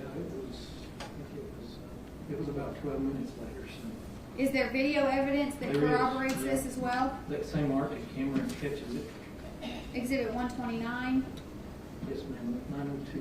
And we left at 8:50, so 12 minutes. And there's the Prius. And does this video corroborate Mr. Chen's cell phone records? It does. His records come in right at the same time. And they're stopping and putting the hazards on and letting somebody out. You'll see them kind of run right up in here.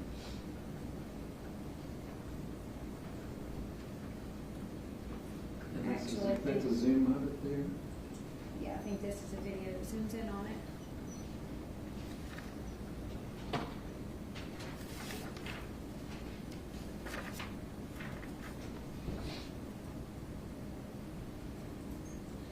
Does that person appear to have a hoodie on? They did. And at this point in time, are Mr. Chen's phone records showing that he is back at his apartment on Tremont Street? They are. All right. The next question I ask you is significant. Where was Mr. Chen's cell phone from this time on 11/23 until midday on 11/25? It was here. It was at his apartment Yes. the entire time. Yes. Didn't go anywhere. No. Would you agree that that's basically a day and a half? It is. Yes, ma'am.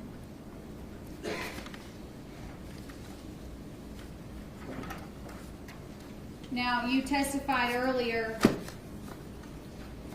that you testified to the jury what the difference between a SIM card and a cell phone is, Yes. correct? Are you aware in this case that Ms. Pace's SIM card was located at some point, and I apologize, this is the slide that shows Mr. Chen back at Tremont, is that correct? It is. Okay. Yeah. Now, are you aware that this was found in Mr. Chen's possessions? Yes, ma'am. Okay, and this is 167-2, State's Exhibit. Have you seen this photo before? I have. Have you also seen the forensic report that was extracted by the digital forensics unit Yes, from ma'am. this SIM card? I have. Now you're seeing Exhibit 201 next to Exhibit 167-2. Correct. The SIM card report shows that, well, what does the SIM card report show? So on this slide, what I'm showing is it's called ICCID, and you can read it there, Integrated Circuit Card Identifier. It's all these they're like serial numbers. That's what's printed on the outside. That's an ICCID. Electronically, this is extracted by Celebrite, so that nobody typed anything in there. That number matches that number, so that tells me this report is on the device that they physically took a picture of. There's only one of these in the world with that number because your phone would get mixed up with somebody, so you can't have any duplicates. So that tells me this report's valid, and it matches what they found up in Nolan'sville. Now, for your purposes, is there another significant number on this forensic report? There is. And what is that? It'll be the, well, 2 of them actually. So, This exhibit 201 still, yeah, Judge. the MC is kind of an internal number on that card that tells them, MC, and you're saying Yeah, that's- IMSI. yeah, International Mobile Subscriber Identity. Nah, that's how you show up on their network. You're not the phone number, you're actually an MC, and then they translate. I know it's a little complicated, but another unique number that's only going to be in that card, and it matches. This is from Verizon records, so now I'm looking at to see if the forensic download of the physical card matches the records that were sent by Verizon, and it does because the MC matches. So now we know the card is the right card, we know we did the right phone, and we know we got the right records. Now match.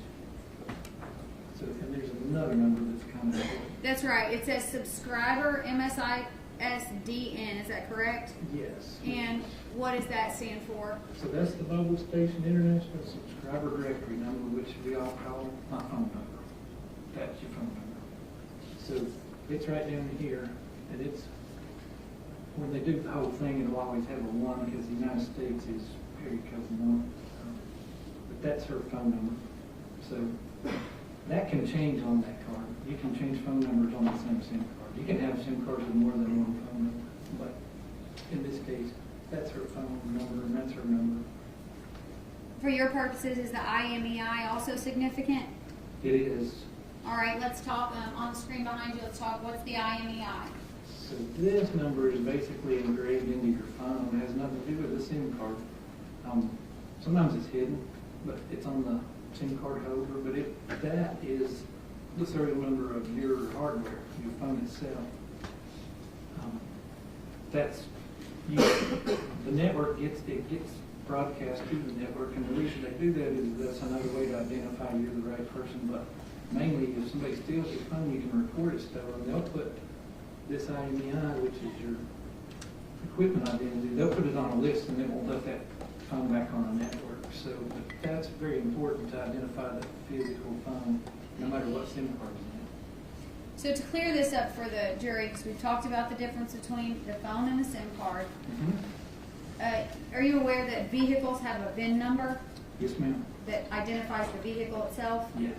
Is the IMEI basically like the physical phone's VIN number? It is. That's a good way to put it. You can't change it. It's electronically embedded into it. And there's only one in the world, so that identifies the actual phone. No matter if it's SIM card, no SIM card, that way you'll know whose phone it is. At some point on 11/25, is there something that happens that involves Jasmine Pace's phone based on your explanation of the IMEI? Yes, ma'am. And what would that be? Jason Chen's SIM card gets put in Jasmine Pace's cell phone, and he starts using her nice bigger iPhone 13. And can you please refer to the screen and explain to the jury how, based on these telephone records, you know that? So this is his records from T-Mobile, and here's that IMEI we were talking about, and we have them both from the forensic download and from his records and her records, so I got them 3 different ways. And this IMEI, actually encoded into that IMEI is the make and model, so they can determine that from when it comes in.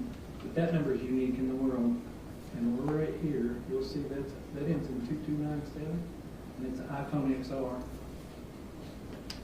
Right here, it turns into 2742. Now you'll see on the other records there's actually a number after the 2. That's a check sum.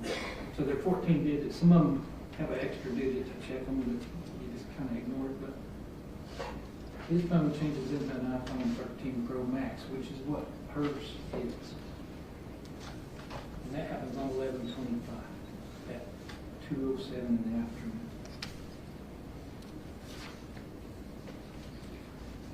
So is it your opinion that Mr. Chen on November 25th, 2022 inserted his own SIM card into Jasmine Pace's phone? Somebody did, yes, ma'am. Somebody did. I'm not sure who did it, but they had to physically remove it from the one phone because it was working. And less than a minute later, it shows up in another device. So it doesn't take long to plug them in. I'm sure most of us have done that. But yeah, somebody physically moved it from one piece of hardware to the other. Were you able to see at this time, were you able to view at this time Mr. Chen's last location record? Yes, ma'am. And is the slide on the big screen Yeah, it's, reflective of that? it is. That's going to be, it's not, the dots are again drifting a little bit, but he's down North Chattanooga. Close to Tremont Street? Yes. Here's, it's hard to see, but that's Tremont, and the dots are, they're floating around in here. And you got, it's 207 and 20, and then 207.42. And the very last blip from that thing was at 51 seconds, 207.51.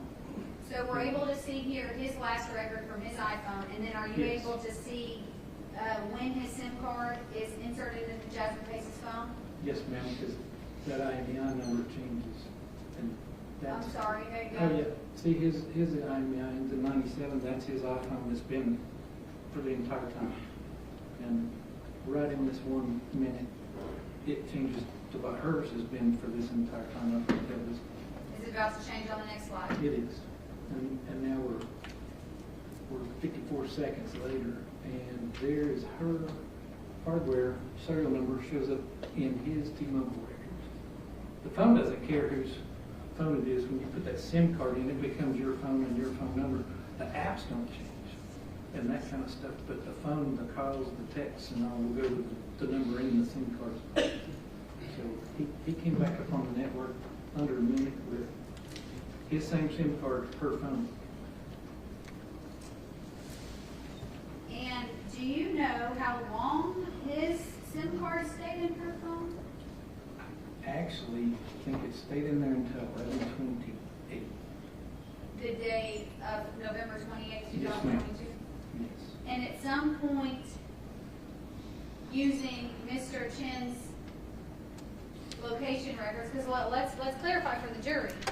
Sure. He's got Jasmine's phone, but his SIM card. So does that mean that we are still able to track him based on his phone records? Yes. Yep, same records. The only thing that changes is the column that says IMEI and the column that says make him on. Everything else is the same. At some point on, I'm sorry, were you going to say anything? Okay. On November 25th, 2022, at some point does Mr. Chen travel from Hamilton County to Nolensville, Tennessee? He does. And is that reflected on the screen? It is. Can you talk to the jury about this, please? This is just zoomed out, and then I let it not erase the dots, so for the entire trip, so you can just see, you know, if you watched it as a movie, you just see it slowly progressing, you know, the highway, but that is following the interstate back up to Nashville. And approximately how long does it take him to get from Chattanooga to Nolensville? I think that one was about a little over 2 hours. And did you also look up that trip on Google Maps? I did. Is it on the screen right now? Yes, ma'am. That's it. Would it take approximately 2 hours to get from Chattanooga to Nolensville? Correct. Can you see, are you aware of, were you made aware of Mr. Chen's parents' address? I was. It's actually in the cell records. Okay. And were you able to identify at what time Mr. Chen arrived at his parents' home on November 25th? Yes, ma'am. It was 4:50. Can you explain to the jury what we see here? So this pin is showing their location in the Ashburn Court. And this is saying he's using, at 4:51 he's using this side of the tower. At 4:52 he starts using this side. So I think he's transitioned beyond this line right here, the one that's kind of straight down. And then that dot right there is in the 4:50 time frame. So right around 4:50 he's pretty close to Ashburn. How long does he stay based on the phone records in Nolensville? He stays until the 27th of, Where does he go on November 27th? he comes back to the North Shore in Chattanooga.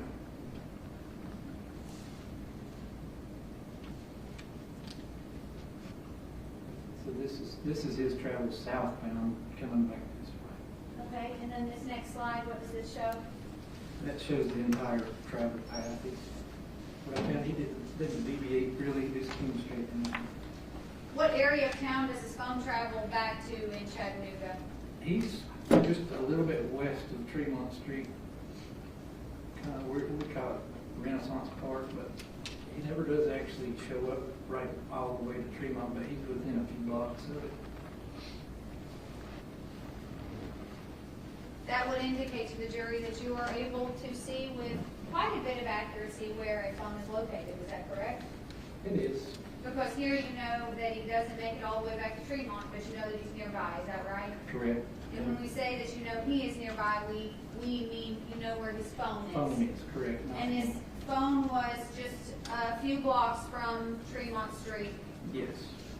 at, let's see, I've got this, 637 Yes. on So 1127. Yeah, so go ahead and map it out for the jury. here's 110 Tremont. That camera we've been watching is right here on this intersection. And that's just a couple blocks to walk. That phone stays over in this area. And we've got a long history of seeing what it looks like when it's at Tremont. It kind of bounces around these arcs, so it never makes it that far. It stays a little bit, block or two away. Are you aware, Mr. Hamilton, of what time on November 27, 2022, the Chattanooga Police Department was able to secure Mr. Chen's apartment? I think it was 10:30. Will you refer to your notes and see if you can find it in there? I think, is that still, that slide's not in this slide.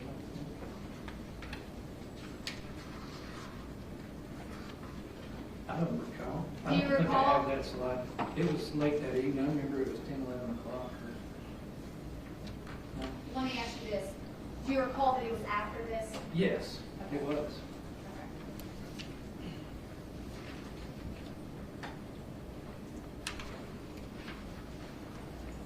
Do you recall what time Mr. Chen's phone leaves, well, Ms. Pace's phone with Mr. Chen's SIM card in it leaves the area of Tremont and North Chattanooga? Yes, it was around 9:30. And the jury, if you'll remember, is not from Hamilton County. Can you describe for them where Mr. Chen travels to? So Hickson will be north up here. It's actually a little bit further than where the Pace family lives. It's up towards that way, but it's just north of there. It's a suburb of, kind of blends in with the North Shore, and then it becomes Hickson. What do we see on this map?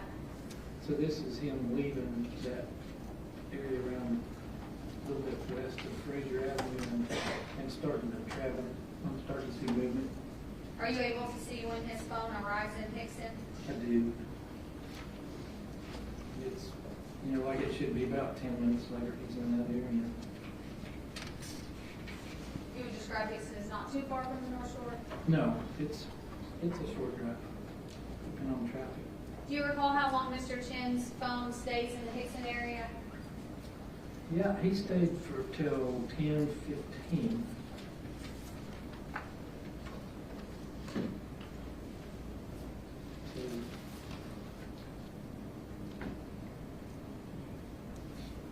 Can you describe for the jury what we see in this photo? So he's left Hickson to be up here. He's leaving out and traveling back down. There's some gaps here and there, but he's traveling back to I-24. So here's downtown and Tremont, and there's the interstate. So he's back on I-24 heading back north.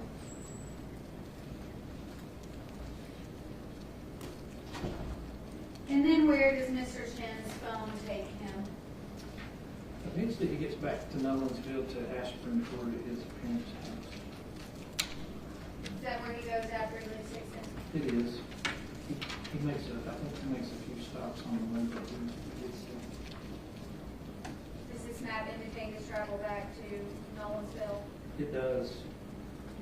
Why would there be that gap in this one? That basically be the phones not communicating with the network for the myriad of reasons we discussed earlier. There's a lot, but it's not on, or it's just, it was battery died and had to recharge it. It took 45 minutes. And then where does Mr. Chen's phone stay for the remainder of the records? It stays at Nolensville.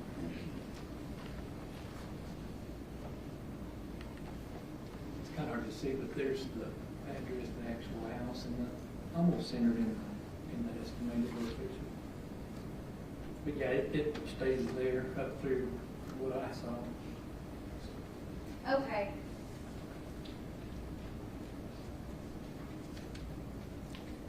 So, is it your opinion that Mr. Chen's cellular location data matches the other discovery that you have seen in this case? It is. The other evidence that you have seen in this Yes. case?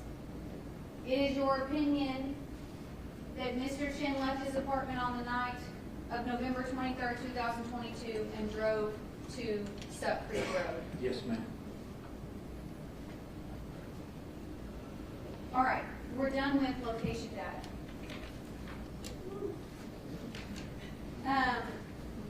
You testified that you inspected both Mr. Chen's forensic download, correct? Correct. How much time did you spend inspecting Mr. Chen's forensic download? Not a lot, because I wasn't allowed to until very recently. I probably have 10, 20, I'd say 10 or 12 hours. Okay. And how long were you able, what amount of time did you spend with his cellular records from T-Mobile? Probably 50, 60 hours, and a lot of that was actually converting those oddball videos in the standard format so that they play in court and corroborating what a report said. Because I actually went through all the police reports and all, and kind of built the case myself, not knowing anything about it. I like to do that first and then talk to the detectives and find out what their story is. So I spent a lot of time reading and trying to wrap my head around what happened just from all the notes that are in the discovery. And you did that in this case? I did.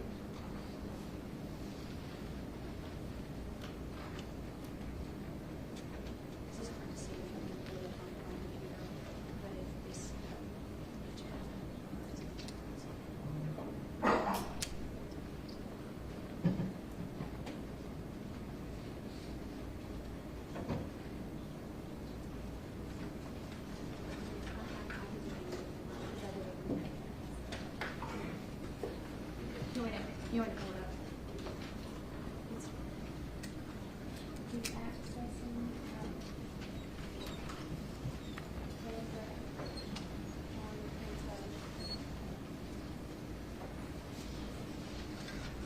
Oh, Mr. Hamilton, I'm gonna rely on your eyeglasses for this one. Yeah. And then we'll zoom in for the jury, but I'm gonna ask you to look at this best you can.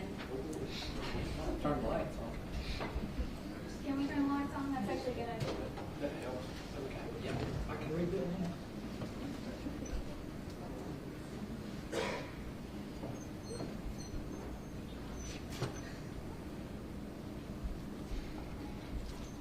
Do you recognize this? I do. What is this? This is a page from the cell providers.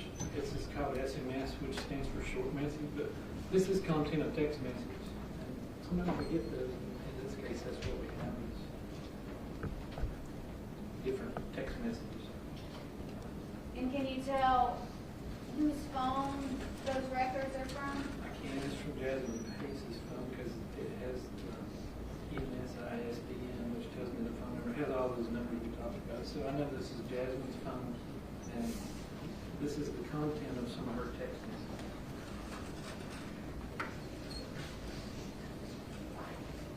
So it has a date and time with the message and who it's from, who it's to. Do you recall reviewing these records? I do. Your Honor, as these records be entered as the state's next exhibit Granted, the Verizon records are already in evidence, but I would like for this specific record to be in evidence. 219. Yes, sir.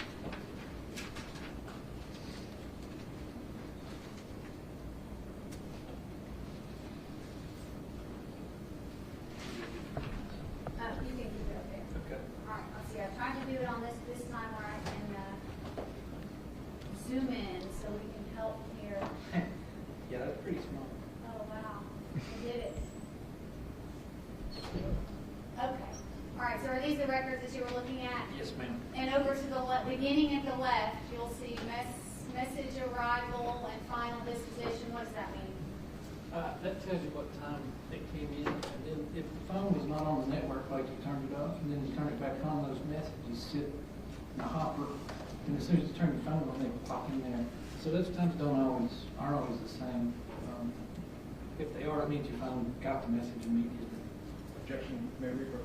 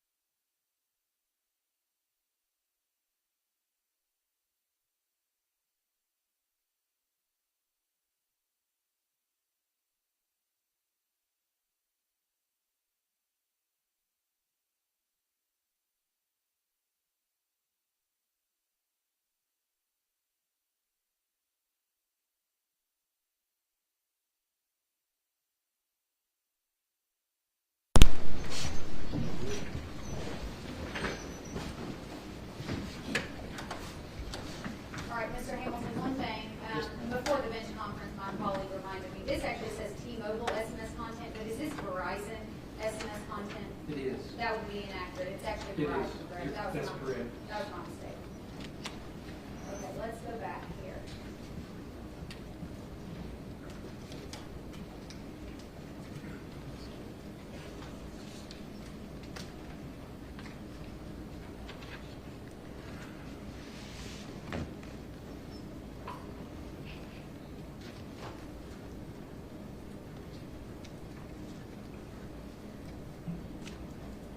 Sorry, Judge, it's not like that.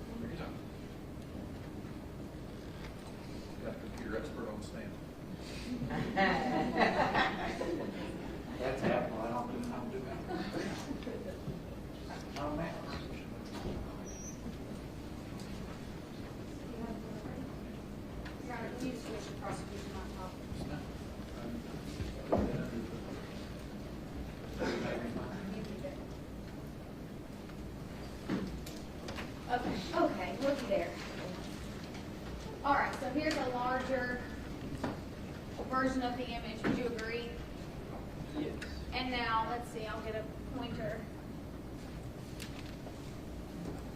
Okay. Over here, would you agree that this is Jasmine's phone number? Yes, ma'am, that's Jasmine Pace's phone. Does this indicate that these are Jasmine Pace's phone records? It does. Okay, and I'm going to draw your attention over here. And Paul, if you could scroll down just a little bit.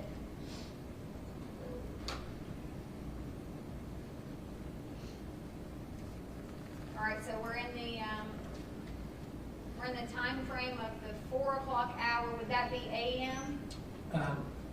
So yes, that's actually the correct time, because, and the reason you have to know where the switch is, and that's the Duluth switch, which I'm familiar, that's in Atlanta, so those times are actually accurate. To Chattanooga time, because we're both in the same time zone. Are these records indicating activity on Miss Pace's phone? They are, their text messages coming in.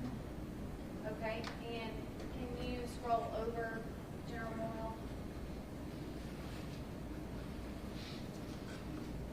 Okay, so in the 4 o'clock hour, what are we seeing on the right? So this is the content of the text message. These crazy ones, a lot of them are the emojis, and they have symbols to represent them, which I don't even try to decode that. But these are just plain English that'll show up on the phone. And I'm seeing Truist, which I know to be a bank, codes to get into the account. And there's Credit One Bank, there's Cash Out, there's Truist again. So these are mostly banking apps, and somebody's requesting the passcode to get into it.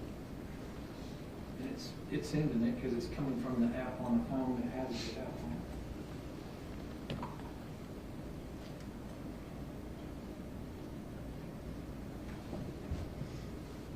Your Honor, I'd ask you to go back to the Yes, ma'am.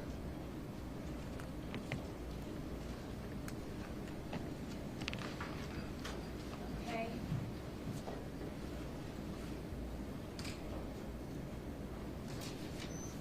Now let's go back, those were the Verizon records, let's go back to the T-Mobile records. Are you able to,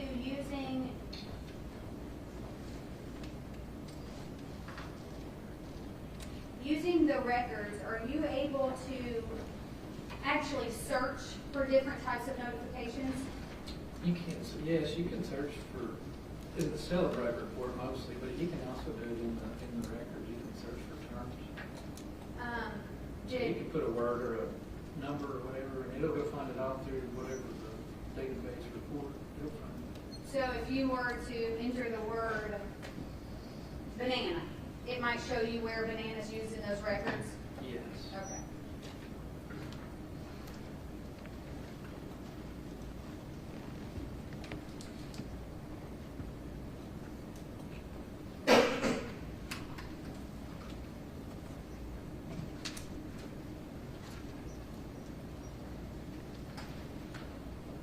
And you said this is in Celebrate, is that correct?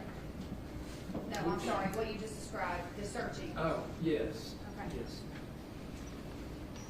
The other one was actually from the record. I'm going to hand you this document. You recognize that? I did. Did you, using Celebrate, search for a word? Did What was that word? tender. I don't know if you're putting it up there, but yes, the word T-I-N-D-E-R, tender. Would that confidently pull up all of the tender activity on someone's phone? Yeah, it will, even if there's, the app's no longer there, there's still a piece of crumbs laying around, and it'll find them, so yeah, I think what it did. Your Honor, I ask that this be State's Exhibit 220. So,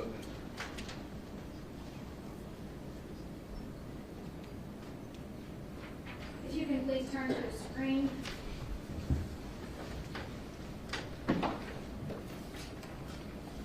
This is Exhibit 220. Are these the records you were just looking at? They are. All right, we're going to zoom in. On these records, 11/21, can you see that there was activity on Mr. Chen's Twitter? Yes, there's some cookies, 11:20, and then here's 11:21. What do cookies mean? They're like they sound almost, they're like a breadcrumb. It's a piece of information stored on your device that lets them know what time of day. And we get it on web pages. They're part of the revenue stream from ads and things. Would that indicate activity? It would. Okay. At least the app is running. And then is there any activity from 11/22/2022? Tell me. And then what is the first activity from Tinder on 11/23/2022? This is local time, Chattanooga, 9:51 in the morning on the 23rd.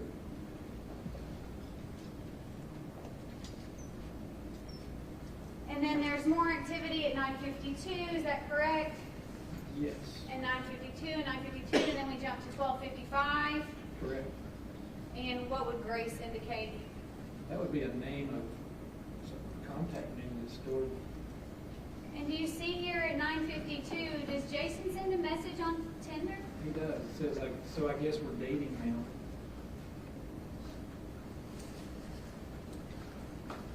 And then does Victoria say something at Yeah. 21:50? He does. So they can see who he contacted in the morning, and then this would be at 9:50 at night. So that same evening on the 23rd at 9:50 p.m. How really? Question mark, why is that? Well, that's my opinion.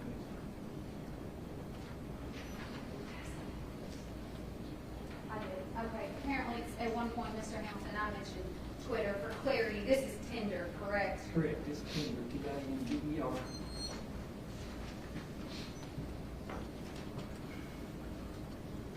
And now we're going to go to a zoomed-in shot of the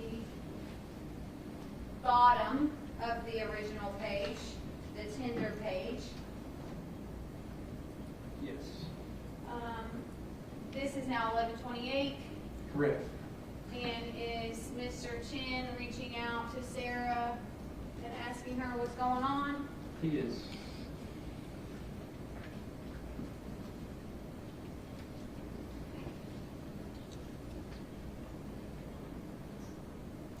Were these notifications, the notifications from 11/23/2022, were those after Miss Pace's phone had sent a location to another phone? Yes. What about the Truist messages and the bank messages? Were those after the PIN They were. was sent to someone? Because her pin was at 2 a.m. and these are 9 a.m., 10, all the way down through, we get down to 9, almost 10 o'clock at night.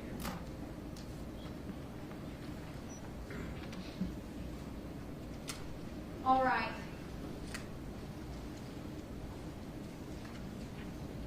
Lastly, I'm going to ask that you look through these records. I'm sorry, I need to show them to defense counsel. I apologize.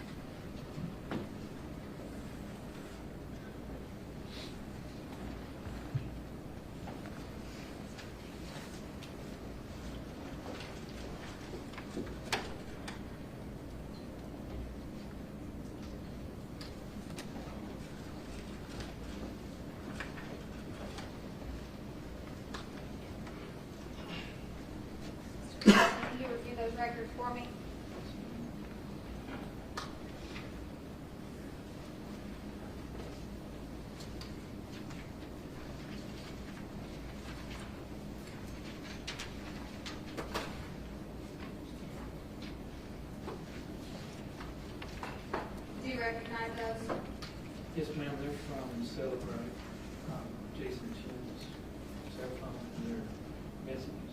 Would that have been discovered through the forensic download of Mr. Chen's phone? It is. And did you review those messages? I did. Are those text messages? Yes, they're called iMessages, so there's a distinction. Sure. Text messages are sent through a different packet of data, but iMessages are just internet. So you can't read when they're in the air, but, yeah, so this is specific to an Apple phone. And it's called iMessage. Your Honor, I'd ask that these records be submitted as collective exhibit 221. I'll staple them. Maybe. Yes.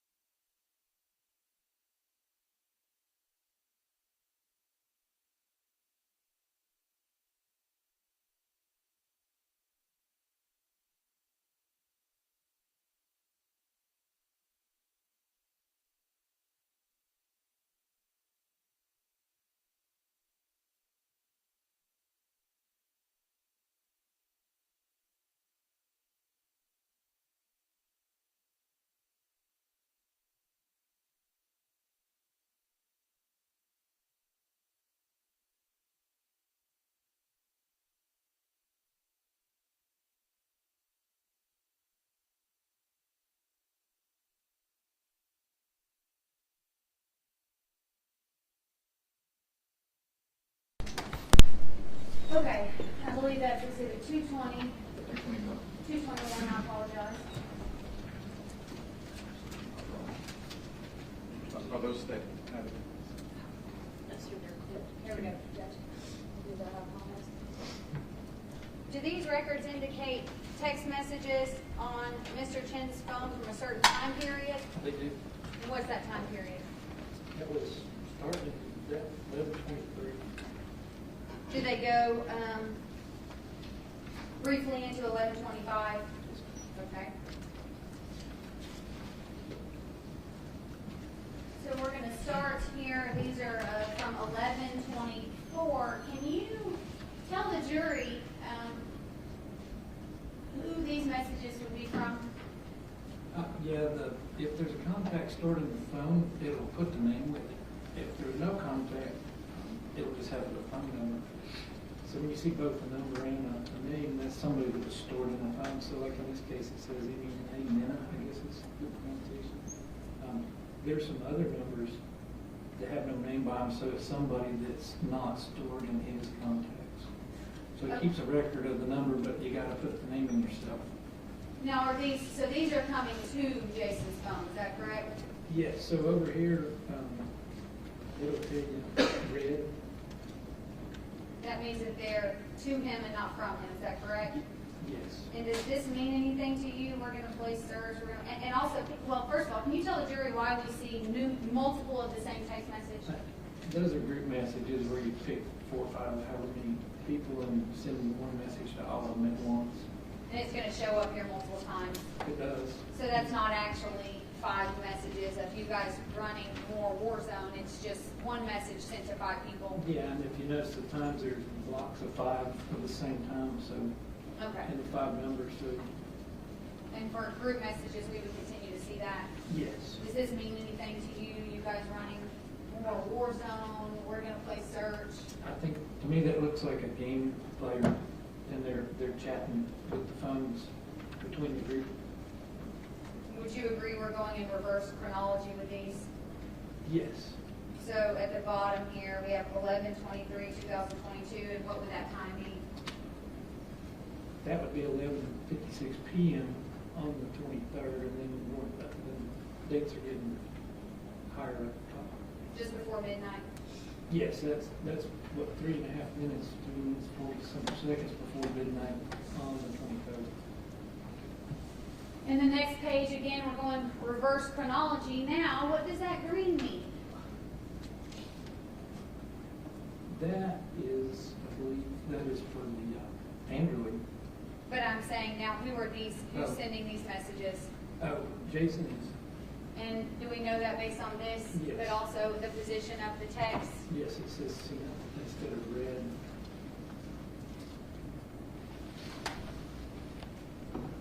And these are on 11/23/2022? Yes, and I believe, actually, that phone was, it was on Central Time, so that actually be off an hour. And off an hour in which way? It's earlier, so it's actually 106? 106, yes. 106 Chattanooga, if we go with Chattanooga time, Okay, on the 24th, but yes. late night on the 23rd, early morning hours of the 24th. Yes. Okay. This is all Nashville time in this report. And right here, when you get down to 22, that is the late night on the 23rd, is that correct? Yes, that actually been 10, so that'd be 11:30 at night. Okay, and is your opinion still that they're speaking of gaming, is what you said, which would be video games? Yes, ma'am, I believe it is. Is 11:23 at approximately midnight, is that after 11:23 at 2:15 in the morning? No, that's prior to. No, I'm Oh, sorry. I'm sorry, on the 23rd, yes, it is. 11:23 at 2:15 a.m. is before this, is that correct? Correct. That's 20 hours. And from 6 p.m. on 11/23, when Mr. Chen left his apartment and went to Suck Creek Road, how much later is this? That's, what, 5-6 hours? And then they keep going for pages without Mr. Chen responding. Would you agree with that? Yes. And are these more group messages to Mr. Chen? They are, I look at the time column because that tells you real quick, there's 4 of them at the exact same second. So yes, there's some group messages. There's, Do these messages indicate maybe some video gaming going on? that looks like the language. I'm not a gamer, but that's would be common.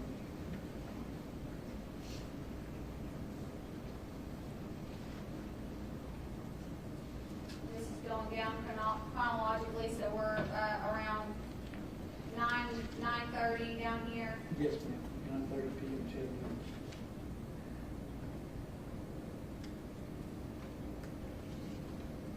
And is there anything, did you see anything else from Mr. Chen from the time, from 11/23/2022?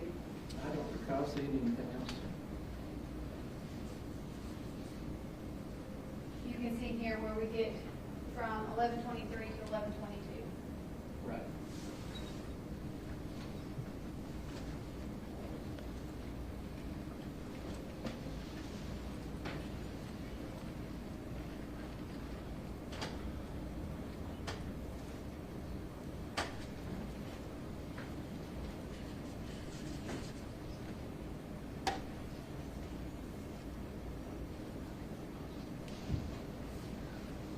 That's it for the state judge.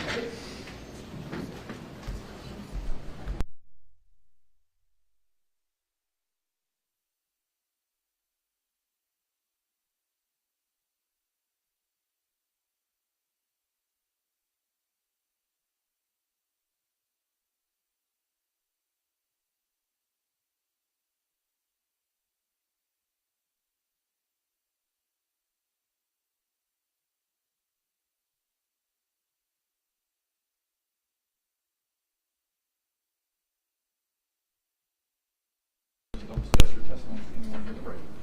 Thank you.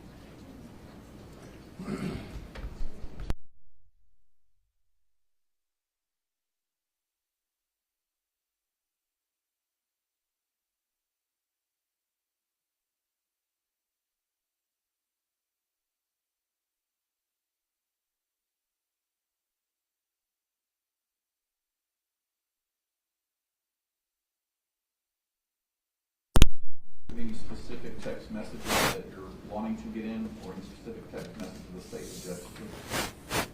So we're looking to introduce the entirety of the text messages, and not, the most important thing that the motion states is that it's for non-hearsay purposes. We're trying to establish that Jason Chen had a relationship. This isn't just a one-night thing. And these text messages show the entire relationship between Jasmine and Jason. And so it shows when they were dating, how they would go out. There's not any particular text message that the defense intends to point to and actually even discuss with Mr. Hamilton. Mr. Hamilton? Okay. You know, state position. Your Honor, the state has multiple positions. First of all, for the record, this came up between the parties on Monday. It was noted that we would object to these messages, and we just received this motion approximately 4.5 minutes ago. So, I've barely had time to review it, but I do know how the state feels about it because, number one, it's hearsay. It is, the only party opponent in this case would be Jason Chen versus the state of Tennessee. So they are hearsay. For the truth of the matter asserted, Mr. Weiss has admitted he's trying to assert the length and nature of the relationship between the defendant and the decedent and the amount of time the defendant and the decedent spent together. That's for the truth of the matter asserted. He cannot point to an actual hearsay exception, such as effect on the listener. There is no hearsay exception in here because they are hearsay. More importantly, the text messages are approximately 200 pages.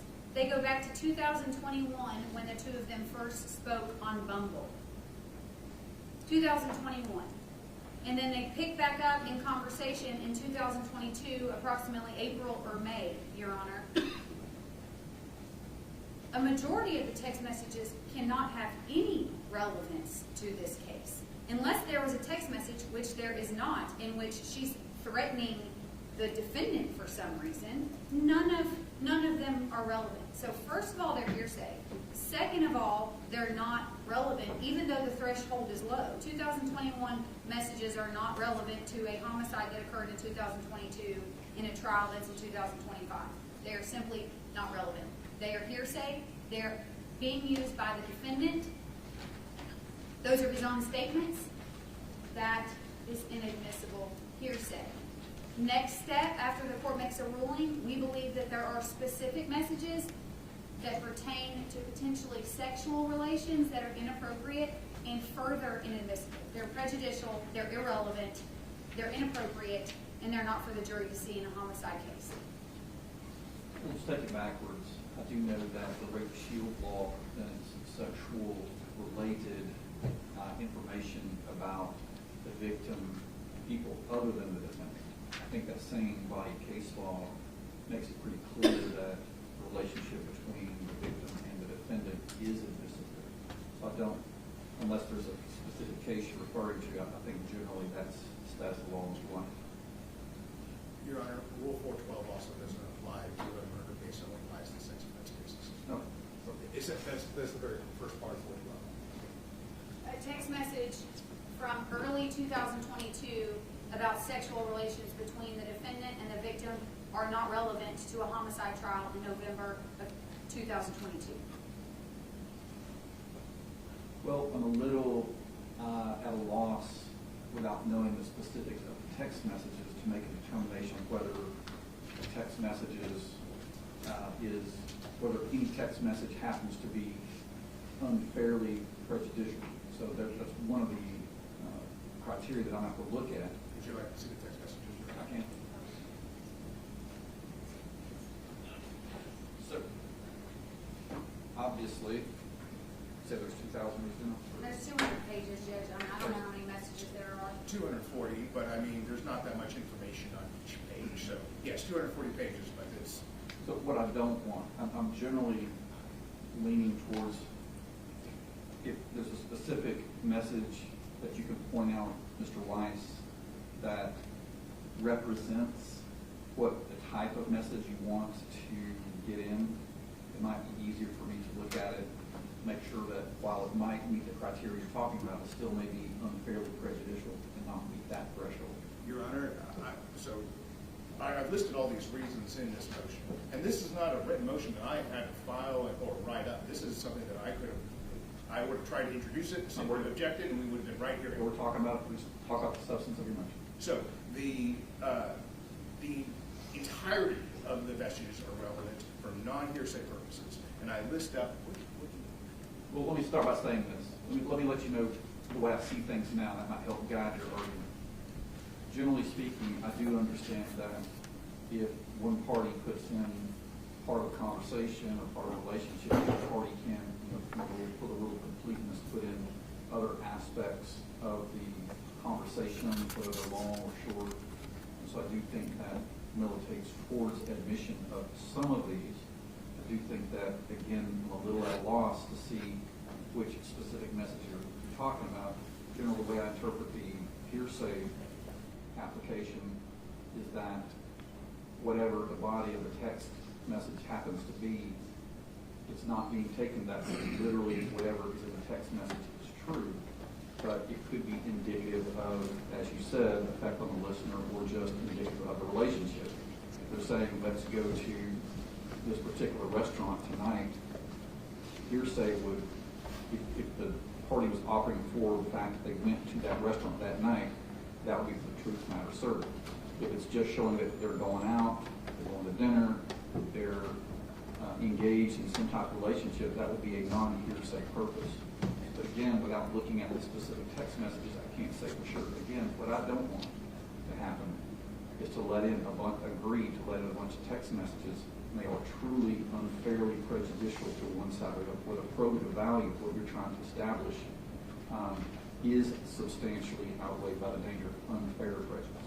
so just to go over my motion, these messages will show the length and nature of the relationship between the defendant and the decedent, the amount of time the decedent and the defendant spent together, the progression and dynamics of their relationship, including the imbalance of the infection that I talked about during opening.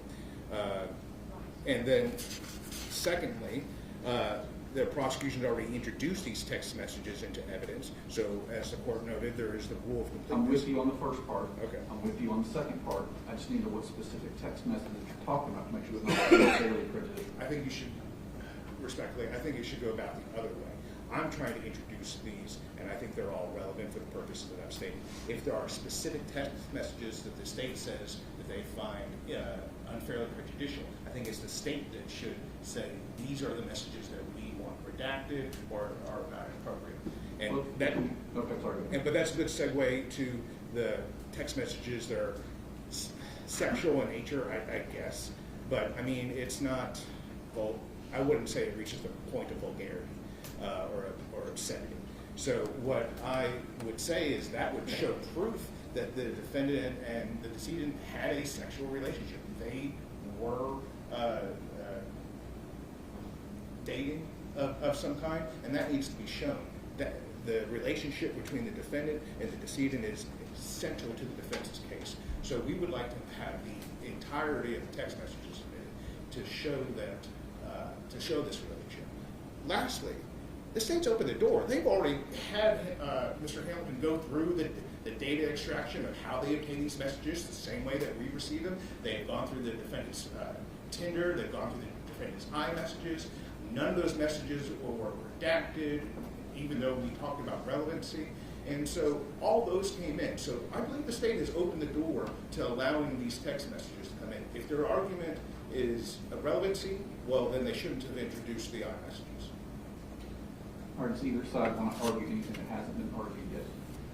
The iMessages, when the state uses them, are statements from a party opponent, a well-recognized hearsay exception.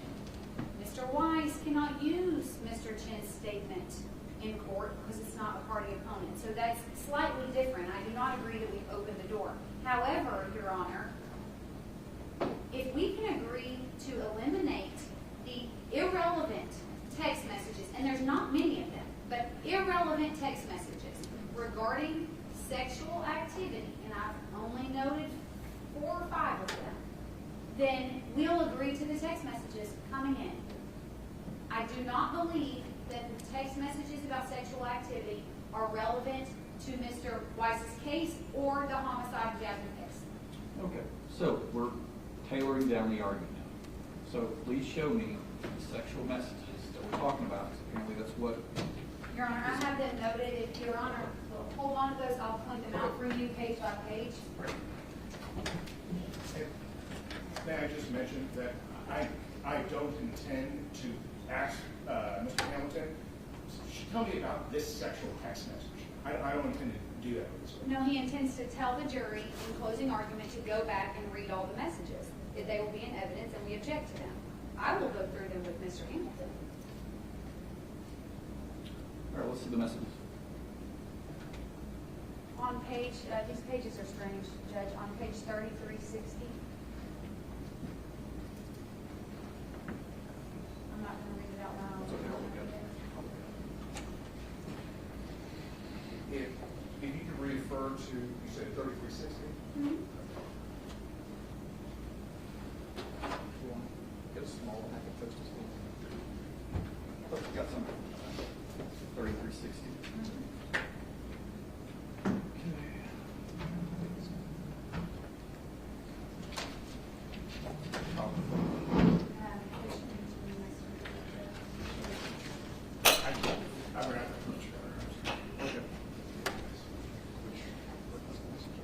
I'm looking at 3360.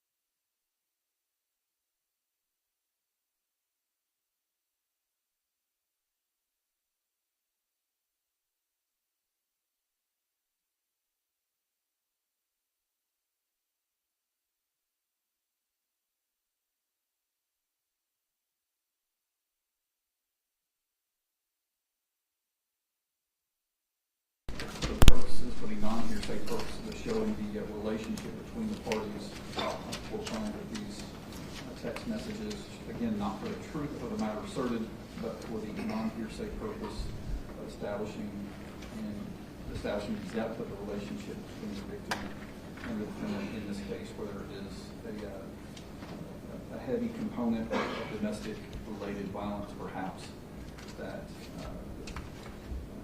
the danger of unfair prejudice does not substantially outweigh the probative value of the text messages be admitted. Be deemed admissible, and then if the parties want to parse them out, they still can, but at this point, they want that seen deemed admissible. Yes, you need your stuff? Yes, sir.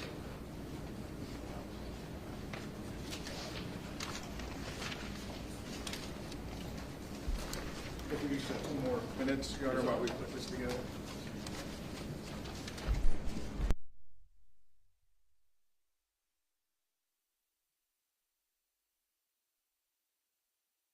The state has already introduced text messages between the victim and defendant, even though this is different. It's not the state's theory of getting it in of the party opponent.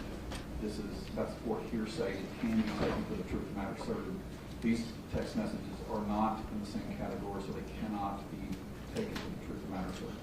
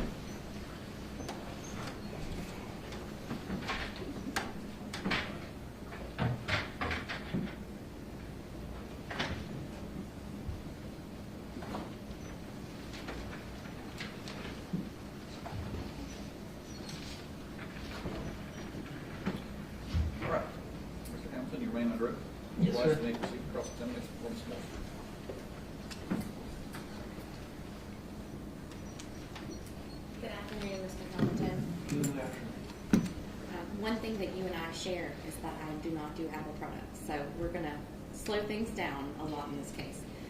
You're an Android person, PC, correct? Yes, Okay. mostly. Going back to what the general had discussed with you about the cell phone towers, related to the towers that you're relying on, how precise are they for giving you specific locations? As far as the location of the tower or the location it's estimated? The location it's estimating. It actually tells you in there in meters. It can be from 15 meters to 5,000.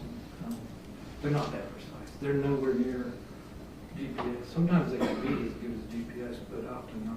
That was my next question. So this is general locations only. It's not as accurate as a GPS. No, but it's not going to show you on the wrong side of town or the wrong, State. You still, yeah. No, you've got to be in the coverage and you got to be, the model's got to work out. So it'd be rare that you'd be off more than a block or so. Do you know what the margin of error is for the ranges that are provided in these I tests? do not. This is all provided by the provider, so it's different. They use different algorithms. You would have to get their engineers, but they actually tell you what it is because the size of those circles you saw on the maps, that is there.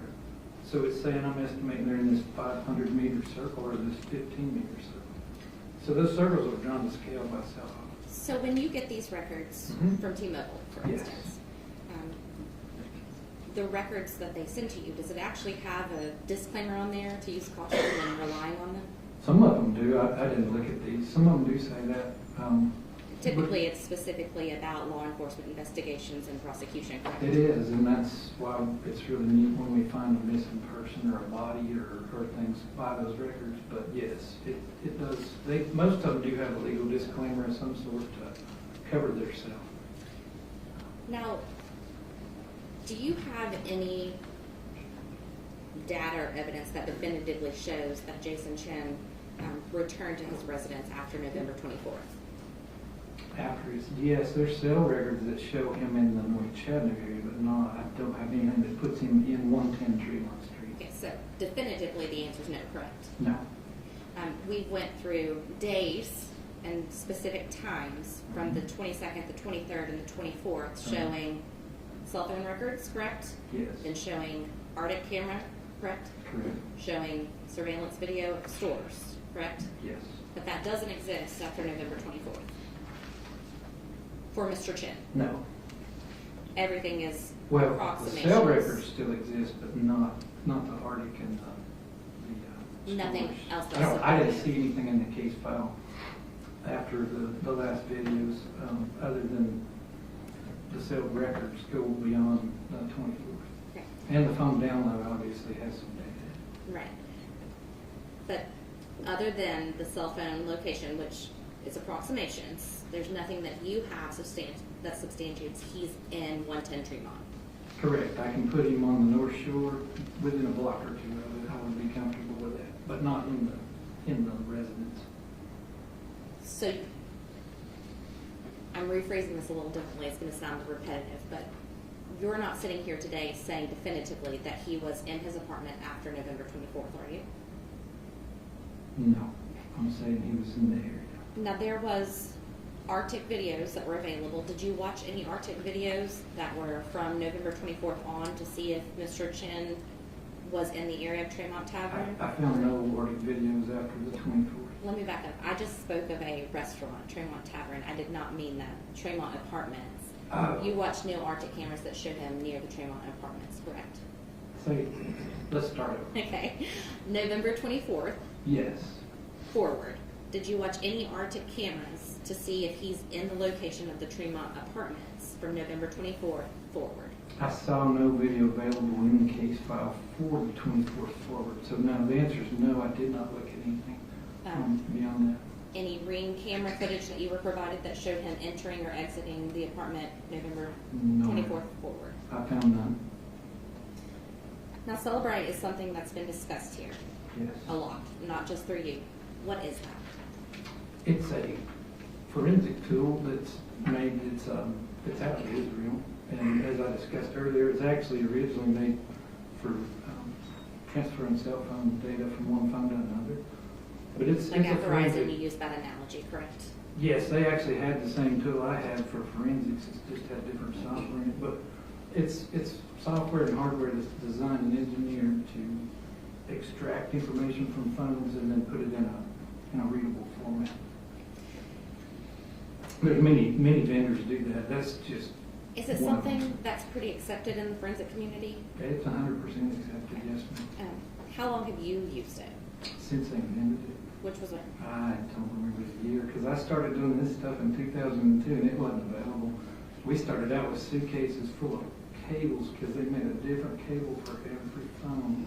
I literally had suitcases of cables. So I've been doing this since it started.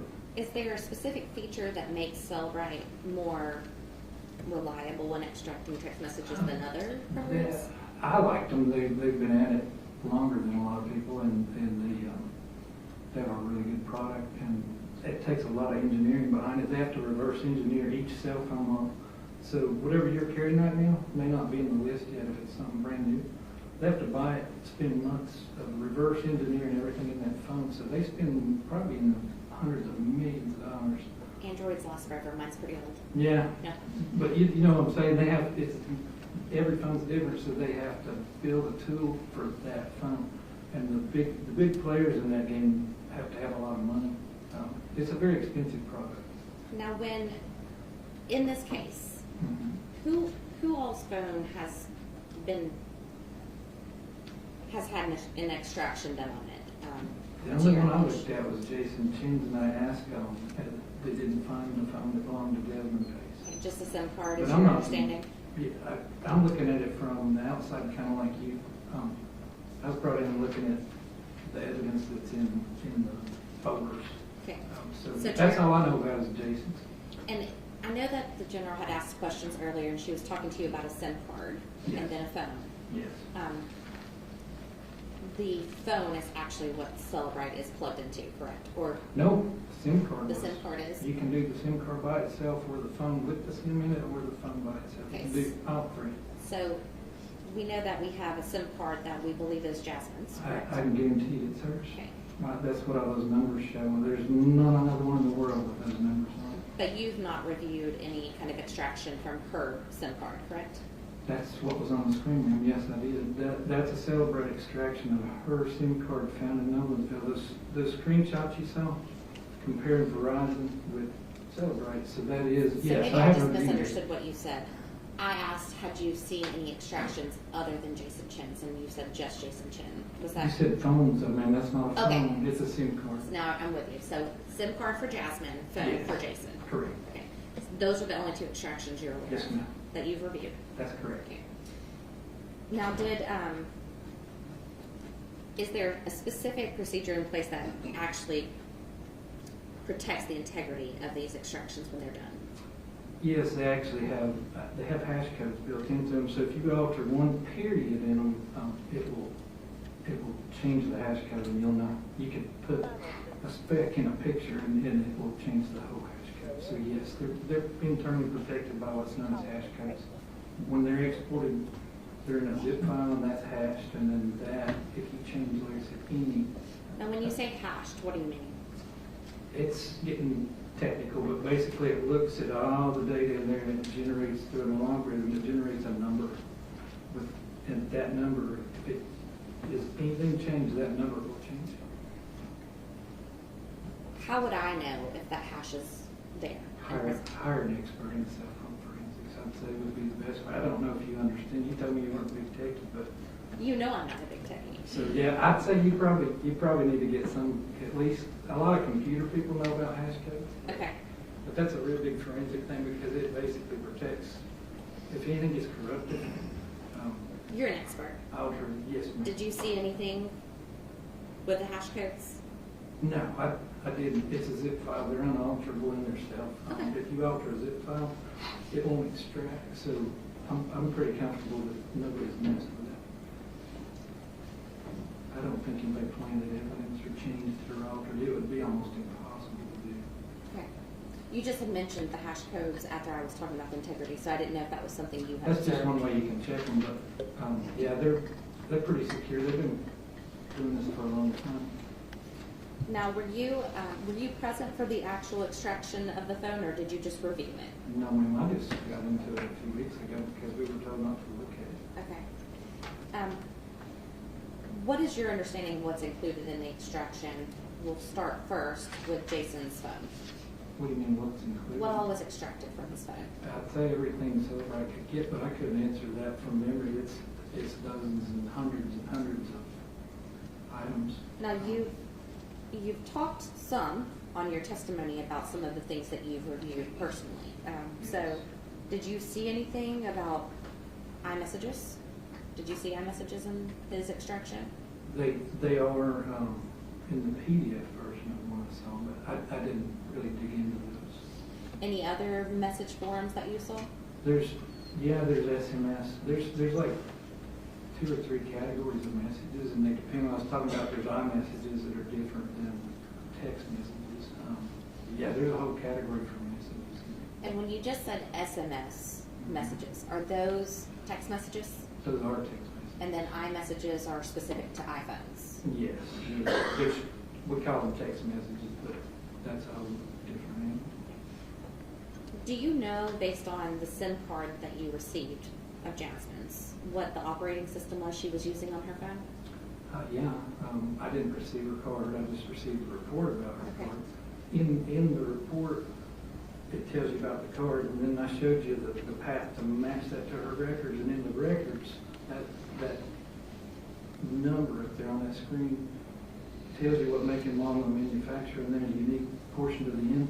And then they nicely convert it for you, and right there in the thing it says iPhone 13 Max. So it's in the Verizon records, it's in the T-Mobile records, and that tells you what make and model. It said his was an XR, and it said hers.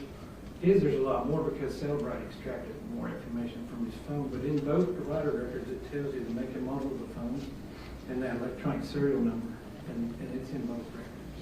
His obviously doesn't show up in hers, but hers shows up in his. I guess my question is, where it says the 13 Pro, I know from what little I know about Apple, there's usually like an operating systems, and it'll say 17 or... No, so we're getting this from that, remember that IMEI? That's the electronic serial number. That's all that makes it to Verizon. Okay. Verizon knows from that number, the first few blocks of it tell it what make and model. It doesn't tell it what OS. We get the OS, if you physically have the phone and download it with Celebrate, you'll get more than you ever wanted to read, but not from Verizon. So we don't have her phone. I didn't see it anywhere in there. We had her SIM card, which doesn't tell you anything about what's in the phone. That's separate. And Verizon knows she's using an iPhone 13 Pro, and what its serial number is. That eventually shows up over in Jason's records. But no, it wouldn't tell you what iOS version. Is it called iOS, not iOS? That's how little I know about this. I'm country for it, but Okay. I call it iOS. But yeah, the only way you're probably going to get that is either physically see it on the phone, or you're going to have to plug into it and extract the phone. Are you familiar enough with Apple's to know if the 13 Pro Max would have been under a certain iOS or iOS? I have no idea.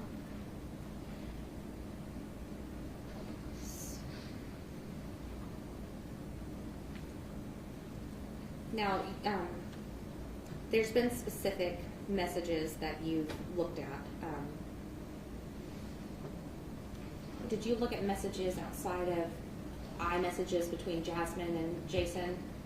I looked at all the activity in that phone in and around the 23rd, 24th, 22nd, that time period. And some of the messages you've testified to are with group messages with people? So that product actually will give you everything in the phone in chronological order, so you can actually just look at everything at once. Does that make sense? It does. So based on the training that you have, the experience you have, and then the functionality of Celebrite, would you feel comfortable testifying that the extracted messages that you reviewed are actually authentic and that they accurately represent the data that was contained within the phone? 100%.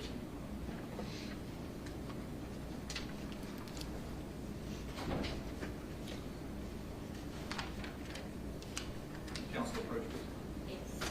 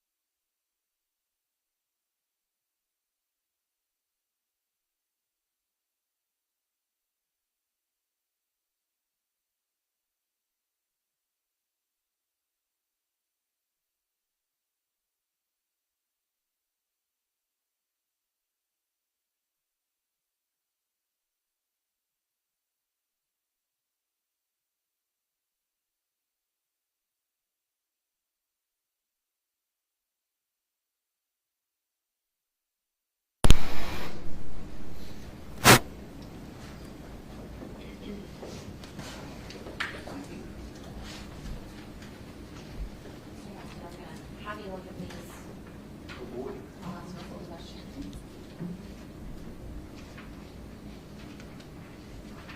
All right. And Ms. Pierce, I brought the exhibit sticker back over here, but this will be 122. 122 will be the exhibit. 221. 222. Thank you. Do you recognize those documents, Mr. Hamilton? Yeah, they look like Celebrate. I don't see like the header page to it. That looks like messages in a format where you can see them. Okay, and Kinda like without read on telling the screen. jury what the messages say, are you able to identify who the sender and receivers are of those text messages that are in front of you? Yes. Is it your understanding of what you're reviewing, and I can give you plenty more time, but that those are text messages between Jasmine Pace and Jason Chen? Spot check on every 100 pages. It appears, yes, ma'am, that appears to be what I'm seeing there is the messages between Jasmine and Pace and Chen. Your Honor, I would like to have this Exhibit 222 moved into evidence as the true and accurate representation of the iMessages between Jason Chen and Jasmine Pace. Okay, so admitted. Ladies and gentlemen, there's an additional instruction that's going to come with this particular exhibit. These are text messages between the victim, Jasmine Pace, and the defendant that came from the defendant's phone.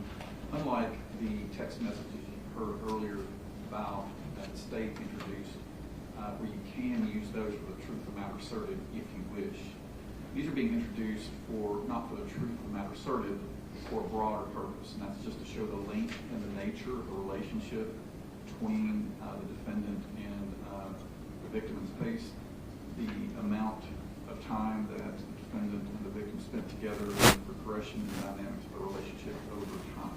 So again, the distinction, like for example, the text message you saw earlier from that was introduced by the state about the defendant playing video games, you can, if you wish, determine that the defendant was playing video games about to get home. The text messages in this exhibit, the specific exhibit 222, cannot be used for that purpose, but only for the non-hearsay purpose, not for the truth of the matter asserted, but for the relationship issues that I mentioned earlier. Okay? You may continue. Changing gears slightly, but going back to iPhones, there was some evidence that the state had brought up with you about notifications that were coming through almost simultaneously, it appeared. Truist Bank account, Capital Bank. Are you aware of what happens when iPhones are reset? Reset as in restored? Factory resets, like you had mentioned in your earlier direct?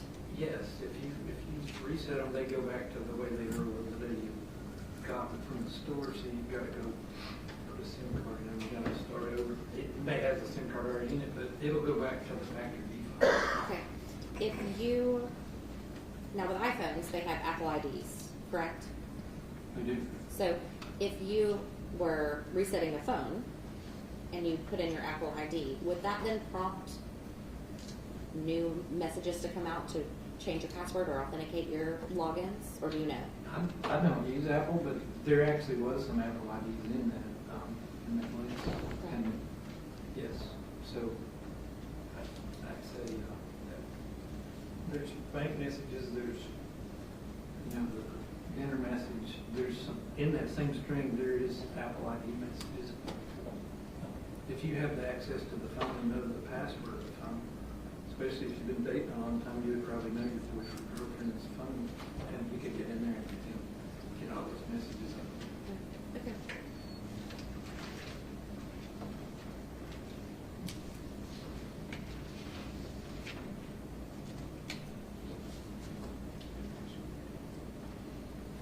Did I answer your question? You about did. the You did light on the answer. phone? Yes.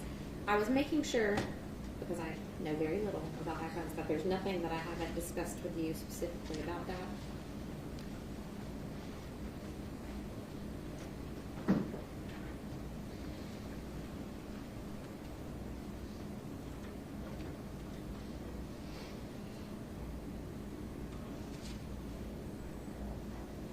And not to rehash things repetitively here, but the only extractions you are aware of are related to Jasmine Pace and Jason Chen, correct? Jasmine's SIM card and Jason's cell phone. Yes, and that's it. That's all I saw. Are you aware if there was any extraction done on Jasmine's mother, Katrina Pace's phone? I saw some screenshots that ended up, I know in my report, I believe those are her phone, but no. I saw no physical or no Celebrite or any other product. All I saw was pictures of those pin drops. So about the pin drops, short of you having an extraction, is there any way for you to actually authenticate what that is? To show that the text message was received. Did you see that in Jasmine's extraction? There isn't an extraction for Jasmine. Have you seen her? I haven't seen her phone. If we know where it is, it'd be good to do that. Well, her SIM card. SIM card doesn't have anything in it but your phone number and some serial numbers. Okay, so you aren't aware of anything that actually authenticates that pin drop screenshot that you received? No, but I doubt it would be really tough to fabricate a latitude, a longitude, a date, a time, and a screen, an LCD screen on a phone. That would be tough. What if the individual themselves had been at Tremont Tavern and had the actual... Did I say tavern again? Yes. Okay. It's a good restaurant. It is a great restaurant. Thank you. And it's just around the street, correct? It is. It's not far. So at the Tremont apartment, if individuals had been at Tremont Apartments, could they potentially have access to the latitude and longitude of that facility? Yeah, but there's actually a time on that too, and then there's metadata in that picture that tells me when it was taken. So you would have to fabricate a lot of cool stuff. I could probably use some help in my office if somebody could do that. Is it possible though that? Everything's possible. But you have not seen an extraction, so there's no way that you can say with certainty that that is an authentic pin drop, correct? My expert opinion is it's real. It's a good picture, but anything's possible. Somebody could have fabricated that. That's true.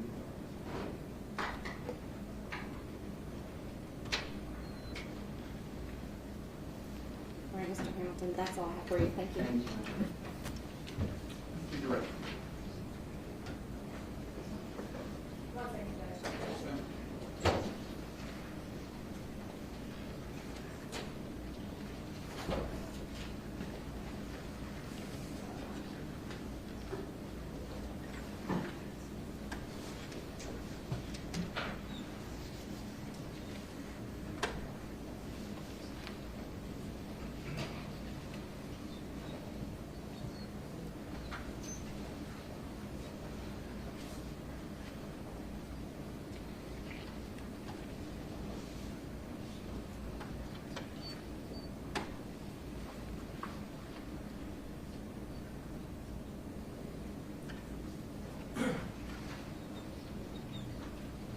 Mr. Hamilton, Ms. Morrison asked you about a factory reset as it related to those bank notifications, and you mentioned an Apple ID notification. Yes. In your professional opinion, would those messages have been the result of a factory reset? No, the reason I know it's factory reset because in the forensic download from Jason Chen's phone, it says it was factory reset. Basically, it was restored from the iCloud, which erases everything in it to where it's unrecoverable. Then you can go pick one of the dates, and I've never done it personally, but you can pick a date and time that you want to restore it to, and it puts all your phone back the way it was, and that's the phone that was downloaded. It was actually a restored phone, so it had been wiped clean, restored back to some date that I don't know, but it tells me that in the forensic tool, but that wouldn't affect the messages coming in. That's just your phone number. And even though the SIM card wasn't active at the time, those messages are still coming across the network. Understood. And to be clear, because you were asked about this multiple times, you weren't able to do a download on Jasmine Pace's phone because Jasmine Pace's phone was never found.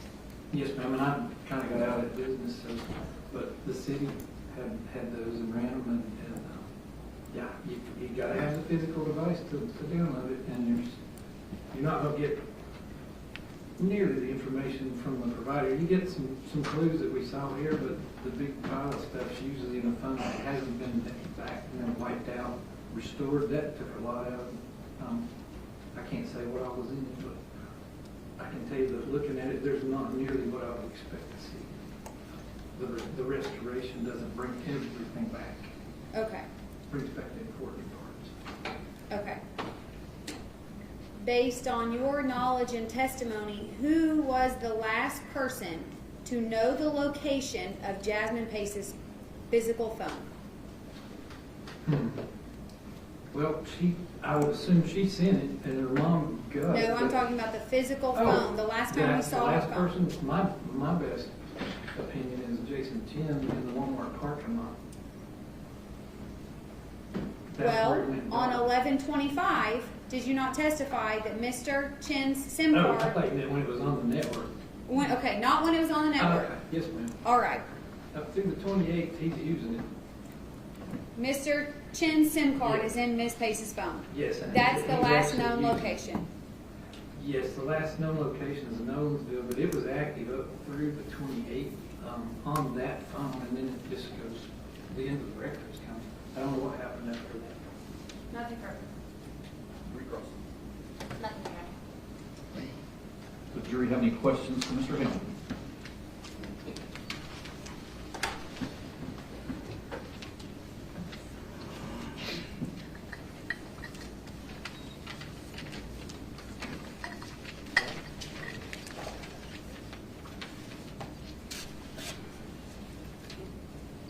Anyone else?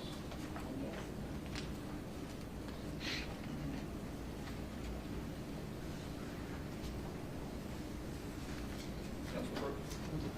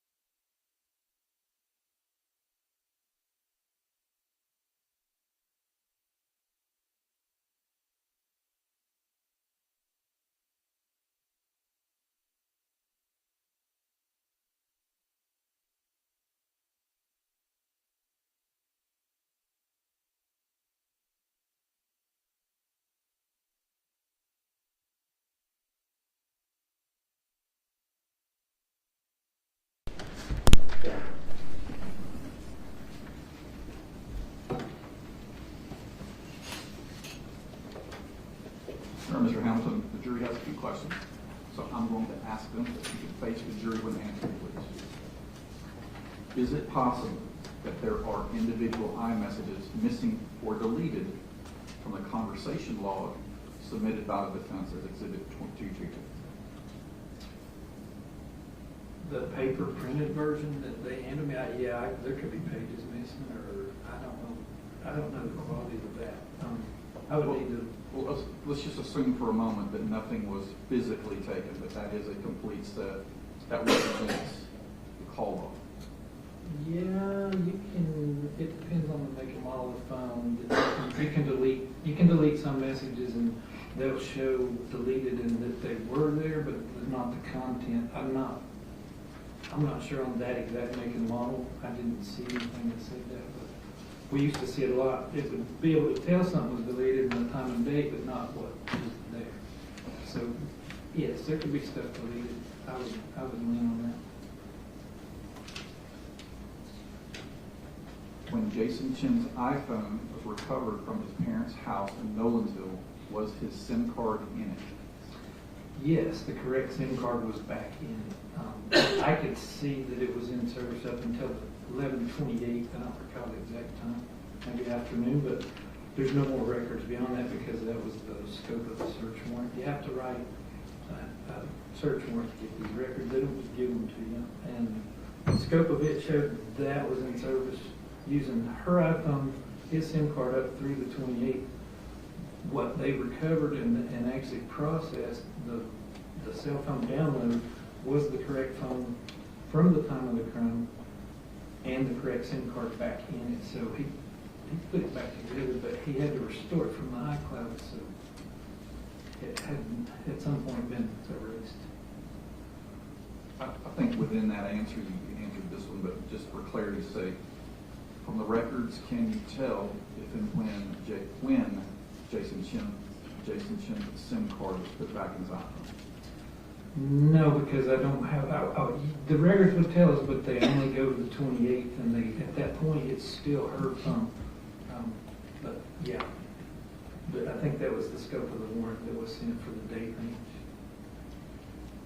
Do you recall any tender activity on November the 22nd, 2022, that is associated with Jason Chen from the report you reviewed? Yes, we actually put that, I don't remember which number it is. So there's a little bit, they're mostly cookies and things. Yes. Here you go, I'm sorry, I had it 220. Yeah, so there is some, and what I did was in the timeline, I did a search, and this looks through the whole phone, there's hundreds and hundreds of things in there. You can just say, look for Tinder, and it finds it, and so I did see cookies and things, so the app was running, and then you see actual messages. There is cookies, I don't see any actual messages going in and out, like he didn't send any, he didn't receive any on the 20th, but there's some cookies, so the app's running. The 21st, there's a token, it's a cookie. So again, he's not sending messages. The first actual time I see him send a message, so nothing but cookies on the 20th, the 21st, on the 22nd, I see zero activity, didn't even leave a line. There's no date for the 22nd. The 23rd is when he sends out a message that says, so I guess we're dating now. And then that girl answers back late that evening. So that was, he sent it out at 9:52 our time in the morning on the 23rd, 9:52 a.m. She responds back, ha ha, really, why is that, with a smiley face. She answers him that night at 9:50 our time. But there's a location of that. That's actually GPS. That's the only one I recall for this entire crime time. In his phone had one GPS, and it's from Tinder, and it's at Swanton Treatment. And there is no activity on the 22nd at all, and there's cookies, but I don't see any messages going in and out on the 20th. So nothing on the 22nd, cookies on the 21st, and cookies on the 20th. And then he starts communicating with people the morning of the 23rd, and I see it on the 28th is the next one. It jumps 24 to 28. And just for the jurors taking notes, can you let them know what exhibit number that Yes, is? yes, sir. That's exhibit 220. And something to remember, because you'll probably run into more of these. When you see UTC -5, that's Chattanooga time during this 11 November period. I don't think there is any, but if you see UTC 0, you need to subtract 5 from it. Because that's in Greenwich. Are you able to explain why an area is grayed out on the report that's displaying tender activity with his number on it? It says grayed out, but you just explain what that is. Those lines, that's the date. So that over here, you can't hardly see it, but over here's where it says like 12/20 or 11/21/2022. 11/23. So those gray bars are actually the date, and it separates that. That's a day. That's a day. That's a day. These might not be a full day because it may be off the screen, but yeah, that's the date bars. That's not the grading information. I just separating the dates for you. These are screenshots that program to use, and the files that come off of it will be. These phones have so much data in them now that it's crazy. Some of them are up that terribly. All right, one of the jurors had a question about the content of the last 10 texts sent from Jason to Jasmine, and the last 10 texts sent from Jasmine to Jason. Another witness will answer that. Were you able to use Jason's phone to determine whether bank accounts linked to apps on his phone record, on his phone, received deposits on or after November 23rd? Basically, did he receive electronic payments in any form from an account linked to Jasmine during that time? I saw no evidence of that.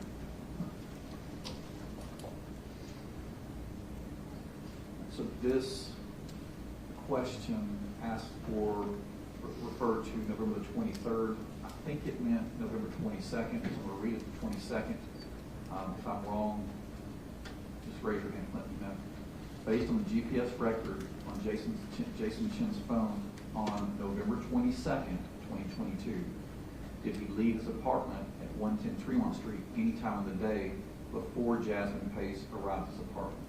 I assume you meant November 22nd because that's when Jasmine Pace arrived at his apartment. Want me to read that again? No, sir, I think I got the gist of it. So, one, just to be clear, the sales stuff we looked at is not GPS. GPS is really accurate. It would show exactly.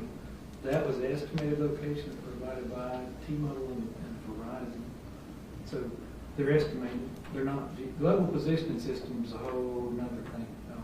That is what is on that tender line when he has that 9 o'clock in the evening on the 23rd. There's one GPS, and that is tender. That's very accurate. It puts him in his apartment. So there's nothing else in his phone during the time of the 22nd, 3rd, 4th. There's no GPS data in his phone. The sale records they use to map all that are estimated positions and locations and towers. So those are rough estimates and no GPS. But I didn't really look at. I started looking at his stuff at the time she arrives, late on the evening of the 22nd. That's where I start mapping his activity until basically the end of the records I had, which was the 28th. But yeah, so I don't know where he was. We do have some records in there prior to that. You could go back and probably see that. I was mostly interested from the time she arrived and from there forward. Can you redirect from the state based on the juror's question? I just want to clear one thing up, Your Honor. Can I have the projector?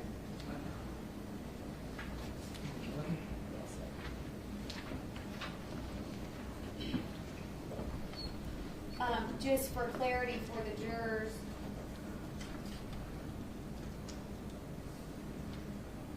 Mr. Hamilton, Yes, they ma'am. were asking about that grayed area. You let them know that the grayed area is just the new day. It is, And can you yeah. see the date over there to the left? A little blurry, but yeah. So this just that shows you that there's 8 items and it's 1123, and then there's 32, 1128. So that just separates the data sets. You never And, re- and when you see over here, that tells you that's a real message. It's an instant message. That meant that is outbound. It's from Jason, and there's a big content over here. So I guess we're dating now. And then it comes back, you know, at 9:50 that night, this Victoria girl answers and says, "Ah, really, really, ah." By the way, these names have to be manually put in that phone, so I don't think that automatically populates. You didn't redact anything from this document, did you? No, ma'am. You didn't change anything, did you? Absolutely not. Nothing I further. just screenshot a little bit of my screen, and that's where that came from. Thank you. You recross. Okay, there it is.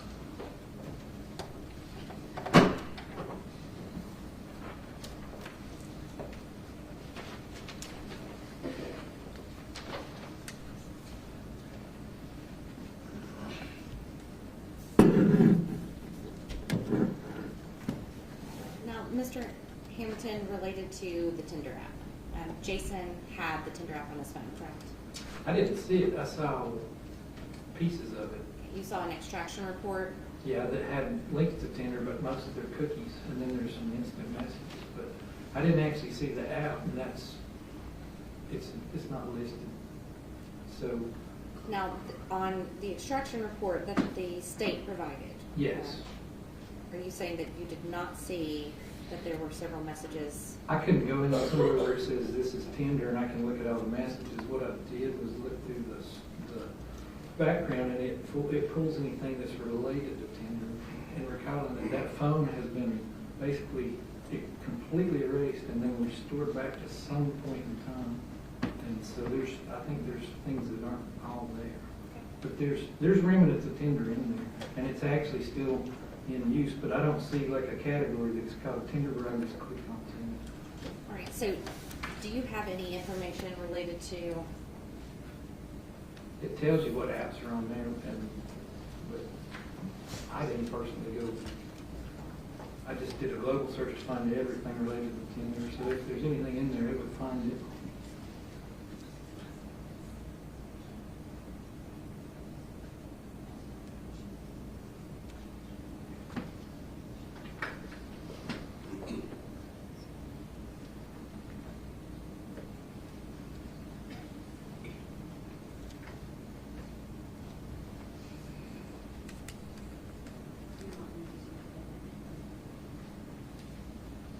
Mr. Hamilton, I'm just going to ask you a little bit Sure. different. I'm Absolutely. not asking for it to be admitted. Could you just look at this?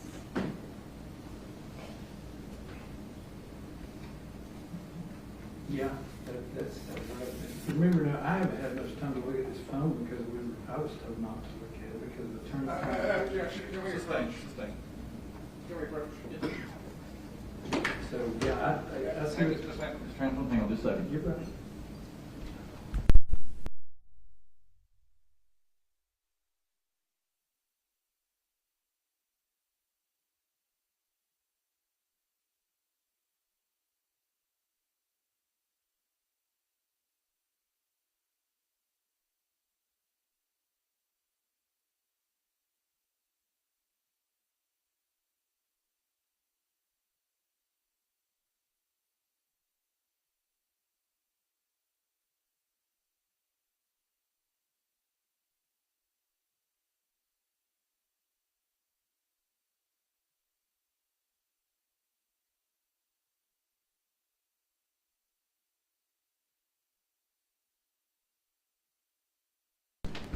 Ladies and gentlemen, there's been a few comments that have come out during the testimony about how Mr. Hamilton wasn't allowed to look at things. As you know, we have a lot of out-of-court hearings and determinations about things. Many times it comes to me first before either side gets to look at it fully. That's what it was in this case.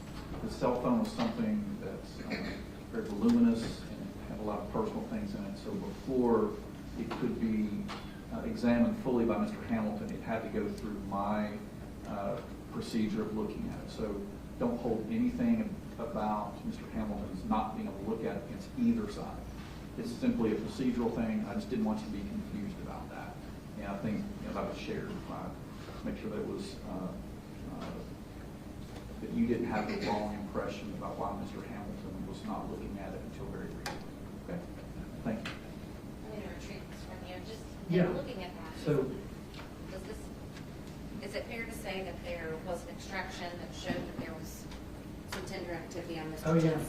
that's the prettier way of showing what I showed in that other spreadsheet. It shows the exact same messages, the exact same dates and times. But that's a lot easier to read. I didn't see that category, but there's hundreds and hundreds of them. The way I did it was did a global search through the whole phone, find everything related to him. So that's prettier. That's the little windows minor in lines, but what I just saw was the same exact messages. So I guess we're dating, and she answers him, and the dates and times match. And now you've brought out a ton of other tenders that I haven't really looked at because I was just looking at around the time of the crime. But yep, I agree. That's the same report, different format, different way of looking at it, same data. And more. Thank you, Mr. Yes, ma'am. Nothing further, Your Honor. Do you have any follow-up questions for Mr. Hamilton? See you on.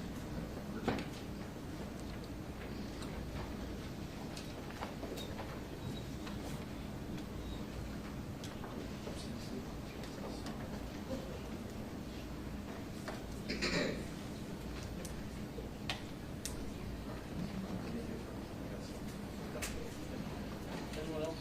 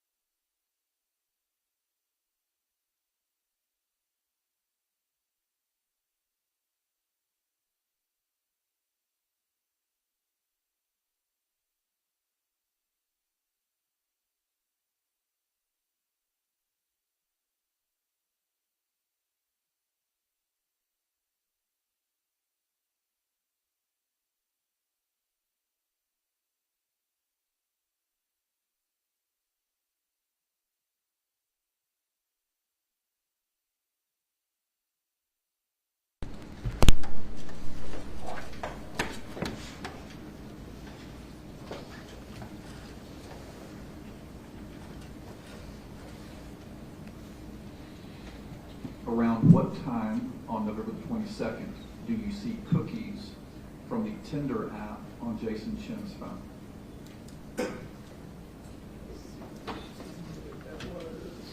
It is. Cookie pretty much just tells you the app's running. The one she has actually is really readable, but I see a cookie at on the 21st, you said, Junior? 22nd. Oh, 22nd. There is no activity at all on the 22nd. It jumps from the 21st. It jumps from 10:30 at night on the 21st. It jumps all the way to the 23rd, and there's cookies start showing up at 9:50 p.m. Actually, 9:50, so that would be more. And then it goes on through the evening, but there is no activity on the 22nd. Not in my search. Do app notifications create cookies? They do. They can.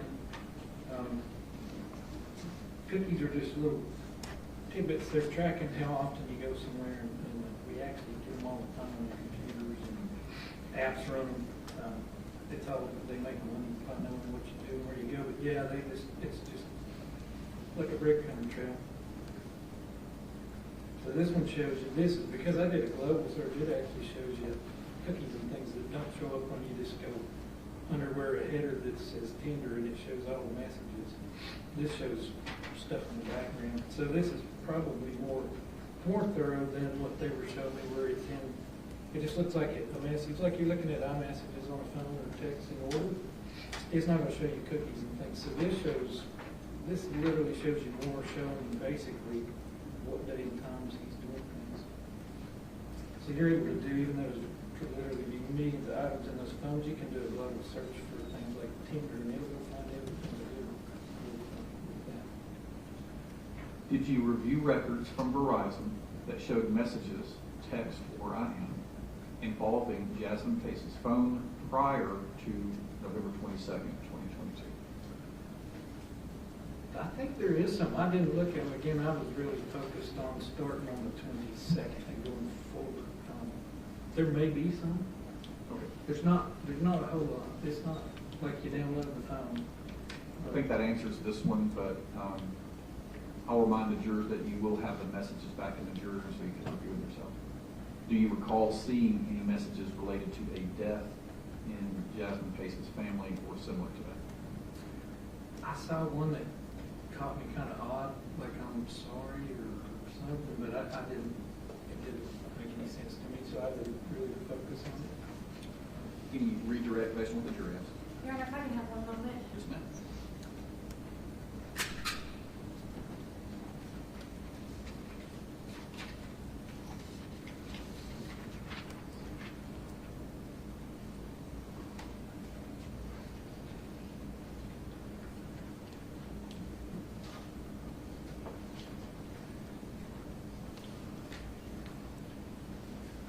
Related to that last question, Mr. Hamilton, Yes, ma'am. this is Exhibit 219.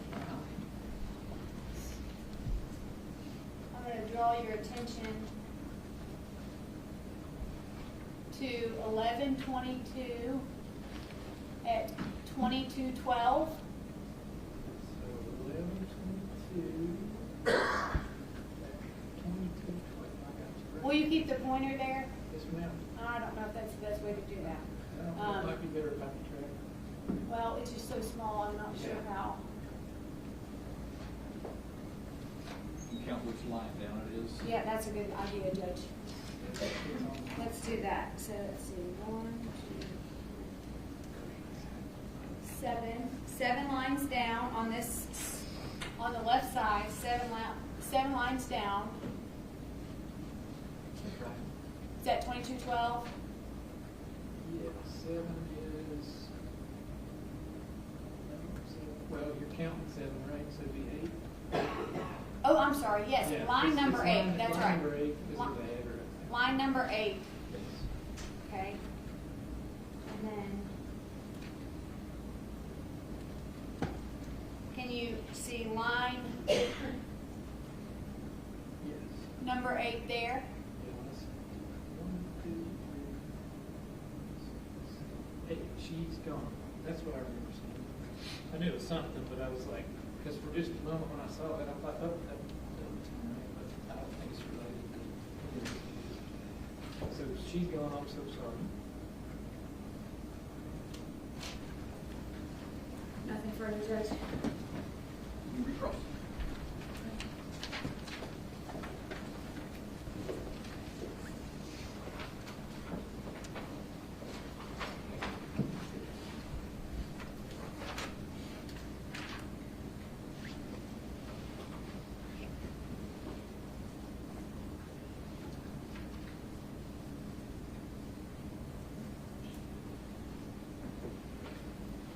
I'm going to show you this exhibit again, 219. Mm-hmm. We're again going to go 8 lines down, right next to you in the message that says, she's gone. Right? Right here. Yes. Who does the phone number 423-883-2527 belong to, or do you know? So if it's in the contacts, it would, on the phone, it would be on it, we can find it, but I don't know who it is. Does this show, and I'm asking you to follow from the word, she's gone, Yes. over. Does it show that the sender is 664-2024 and that the receiver is 883-2527? So the originator of this one is 2024. And from what you've learned in the course of your investigation, is that Jasmine Pace's phone number? Yes. Okay. Are you aware that Jasmine's grandmother apparently died on the 22nd? Absolutely never knew that until just this last few minutes. Knowing that now, is it Yes. plausible that Jasmine sent a text message to someone owning 883-2527 saying she's gone? Yes. then on the next line, does it show that that same number who had received the text, if she's gone, sends a message back to what we know as Jasmine Pace's number saying, I'm so sorry. I understand if everyone needs time, just let me know. We love y'all very much. Makes sense. Makes perfect Now that you know sense. about Grandma. Yes. Thank That you. makes good sense. Thank you. And I'm sorry, Mr. Hamilton, Are you finished, Ms. Morrison? No. I thought you said thank you. Just let me know.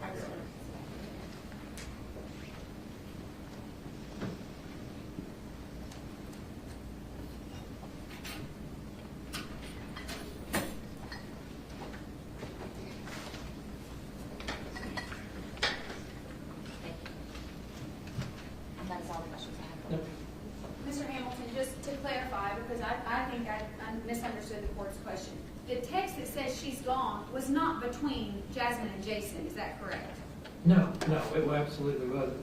I thought they were just asking about death or something in the text messages, and that one caught my eye for just a second until I started looking at it, and I thought that's not relatable. Sure, so I apologize. Those two messages between Jasmine and someone else? Yes, Okay. yeah, Jasmine was telling someone that she's gone. yes. Like I said, on its face, when you're reading messages, that looks funny.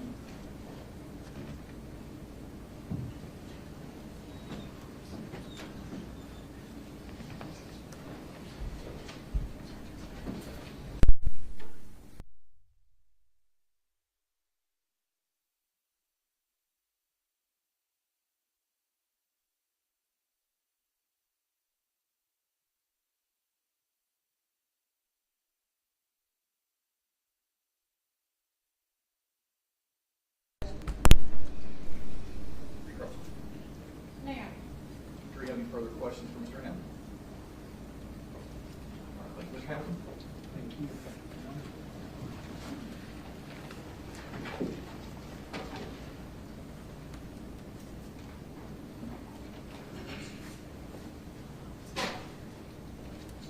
General Cardinal Twist. Your Honor, the state would recall Investigator Crawford.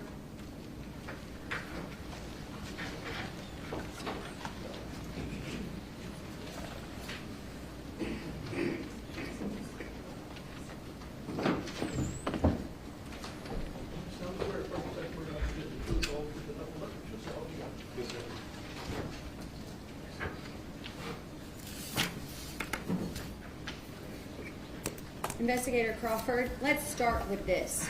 Why would your fingerprints be on Mr. Chen's vehicle?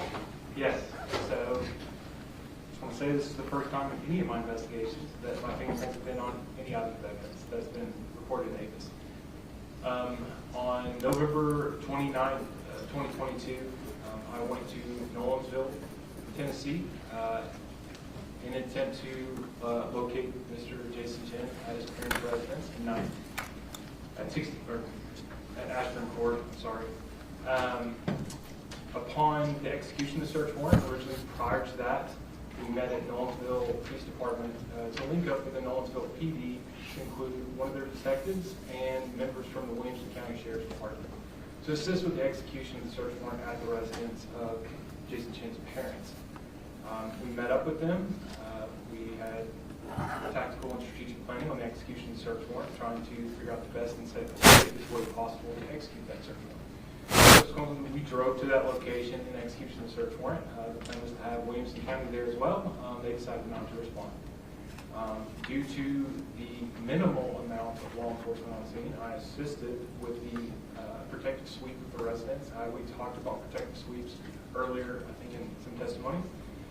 During the protective sweep, I would like to have gloves on my hand, but due to the unknown nature of that residence, the reasoning for being there, I did not wear the gloves on my hand. During the execution of the search warrant, no matter which we were there, and the crime that we believed to happen at that point, I did have my firearm outside of my holster in attempt, to make sure it was safe, because unknown people in the residence, I wasn't familiar with every person that could potentially be inside that residence to that point. I then began to go around the residence to attempt to make sure no other people were in there other than Jason Chen and his parents. When I was going through the garage area, I don't know if you remember the picture earlier from the garage area at Ashburn Court. It was extremely cluttered. And to be thorough and make sure that it's safe, so crime scene investigators, particularly our crime scene technicians that responded, are civilians and they're not armed. To be able to safely carry out their jobs and duties and feel protected while they're doing so, us as law enforcement officers, we try to make it safe for them so they don't have to feel unsafe. I subsequently went in the garage area to make it safe or clear of any potential residents or parties or any potential people that could contaminate anything further. As I was going into the garage, I made my way around the front of the vehicle. There's about less than a foot of space. I do have small legs. It wasn't big enough, and I have big feet. So as I was making my way around the front of the vehicle, I had my firearm in my right hand. As I was going across, it hit the back of the wall, had a little dressers thing there. I fell forward. My left hand hit the front of the vehicle. I actually told the crime scene investigator, if you find prints there, they're mine. At which point later on, I was contacted by Lieutenant Franklin, and he asked to request that I needed to submit an updated fingerprints to include a partial palm print, because he believed that possibly my fingers were found on something. At which point I submitted that during the investigation. I was personally fingerprinted / palm printed in this investigation. At which point that was submitted and ultimately confirmed to be my left hand. Okay, thank you. Also, we recall in Lieutenant Franklin's testimony, prints from a Jim Cooper were located on Jasmine's vehicle. In the course of your investigation, did you learn who Jim Cooper is? Yes, I did. And who is Jim Cooper related to Jasmine Pace? Yes. So, taking back the attention to November 26th of 2022, Jasmine Pace's parents used the My Chevy app to attempt to locate their daughter. They took them to the area of Mount Creek Road, where they ultimately recovered her 2021 Chevy Equinox. Upon arrival, patrol officer was called out. They asked for an investigation to be started, which missing persons were notified. We ultimately know that no investigator responded that night. At which point, the patrol officer instructed that they could tow the vehicle back to their residence. During that process, after the patrol officers left, the family did contact a local locksmith company, which Jim Cooper works at. He did respond, attempt to get the vehicle. They ultimately decided to tow the car back. Jim Cooper is a locksmith that the parents had contact with after the 26th. Thank you. Now, you have witnessed questions about the location that was shared with Katrina Bean in the early morning hours, 11/23/2022. Is that correct? Yes, that is correct. And you were the investigator in November of 2022 who was investigating this case. Is that correct? In November 27th, I was brought into the investigation of 2022. Were you present when Katrina Bean scrolled up in her text messages to show you that location drop? Yes, I was personally present. Actually, when she told me about the location drop, I personally requested that we observe those, at which point I actually requested a crime scene investigator come out and document those in photographs. And was that done? Yes. And what time was the location shared from Jasmine's phone? On her phone, it actually had her name as Jazzy with a picture. I verified, I looked at the contact itself, had her click on it, and observed it to be the phone number that we know to be the victim's, the 423-664-2024. Subsequently, I looked at the content of the text message group, at which point I observed a pin drop location that was shared on November 23rd, 2022 at 2:18 a.m. 2:18 a.m. Yes, ma'am. Thank you. You've heard a testimony about the Truist bank account. Is that correct? Yes, that is correct. To your knowledge, did you locate anything in the course of this investigation that let you know that Ms. Pace had a Truist bank account? Yes. What was that? Many things. One, contacted the family. They let me know that she had a Truist bank account. She also had multiple documents, receipts, ledgers per se, deposit slips inside of her vehicle. She had multiple things with her name associated that with the Truist bank account. Thank you.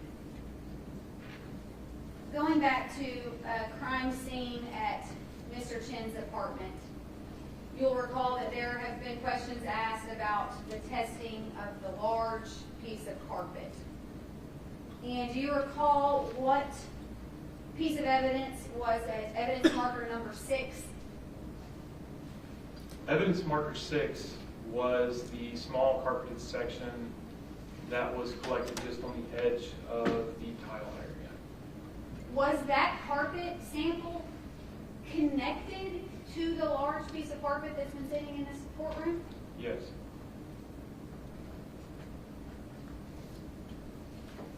Can you tell the jury in what room at Mr. Chen's apartment blood spatter was found on the walls? In the area of the bathroom area.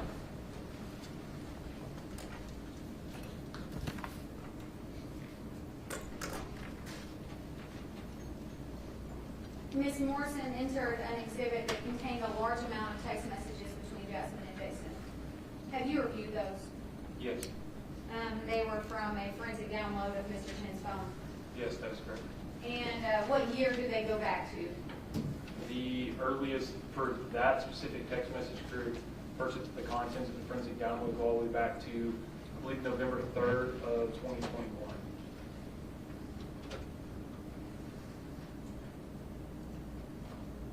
Are you aware of what social media app Ms. Pace and Mr. Chen met on?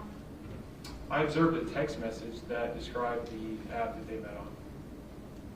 And what was that? Bumble? Okay. And did it appear after they initially started speaking that they initially had hung out with each other?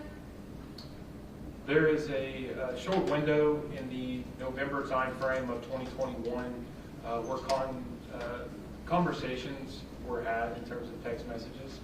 It appears for a few days, they communicate, and that communication completely drops off until late April of 2022.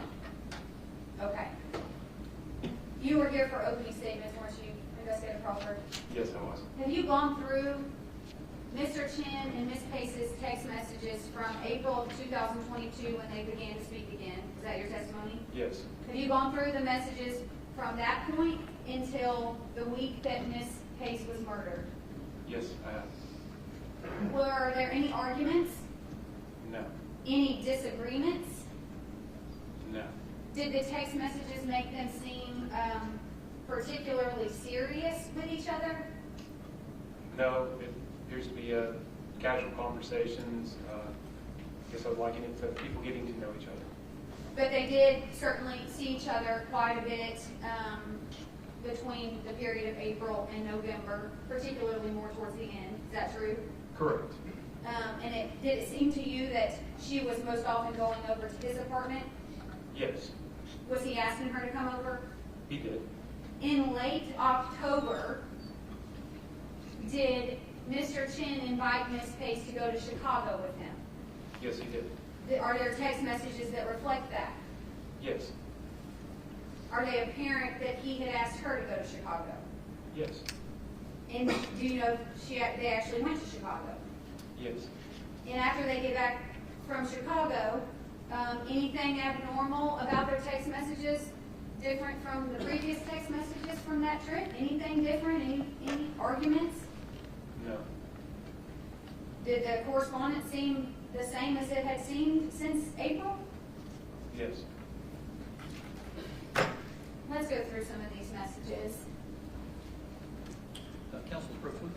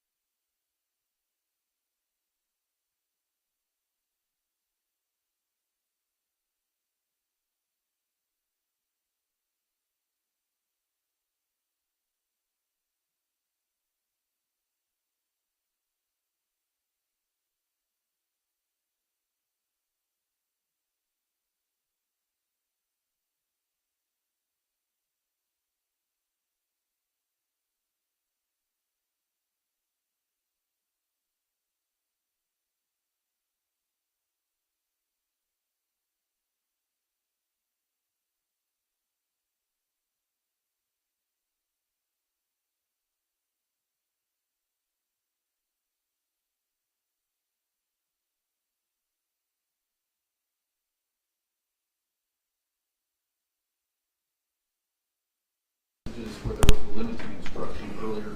Again, we're getting into details now. Again, you're not to use them for the truth of the matter asserted. You may hear things like, they perhaps went to Chicago. That's not to be taken as if they actually went to Chicago. It's only to be taken for the purpose of showing that they were talking about it the way that people who are in a relationship would talk about things. Okay? You may proceed. All right, if you can turn to the projector behind you. The top message, is this what you were talking about from November 2021? It looks like that there was communication between the two of them.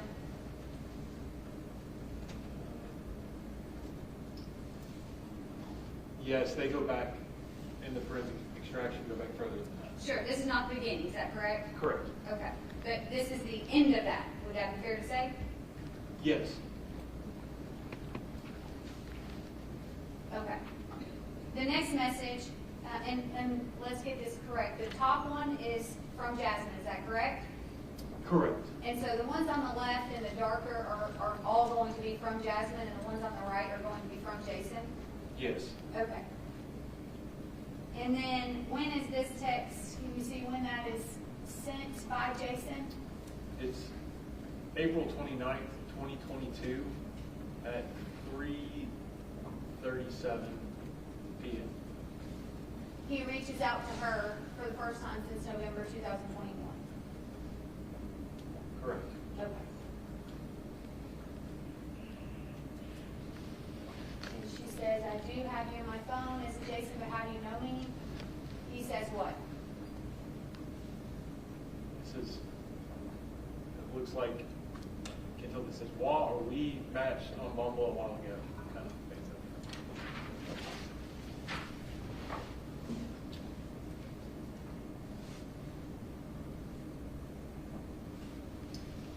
She says, oh, well, you must be all right if I gave you my number. Would you mind sending me a picture of yourself so I know who I'm speaking with? He laughs at must be all right, right? Yes, And then he sends a picture, correct? that's correct. And then he asks her what she looks like. Is that correct? Yes, that is correct. And then she sends a photo of her. Yes, that is correct. He loves the image. And then he goes straight into does 7 to 8 work for you tonight? Yes, that's correct. We're not going to go through all these messages. The jury will happen in the deliberation room, but we're going to go through some of them, okay? Okay. Mr. Crawford.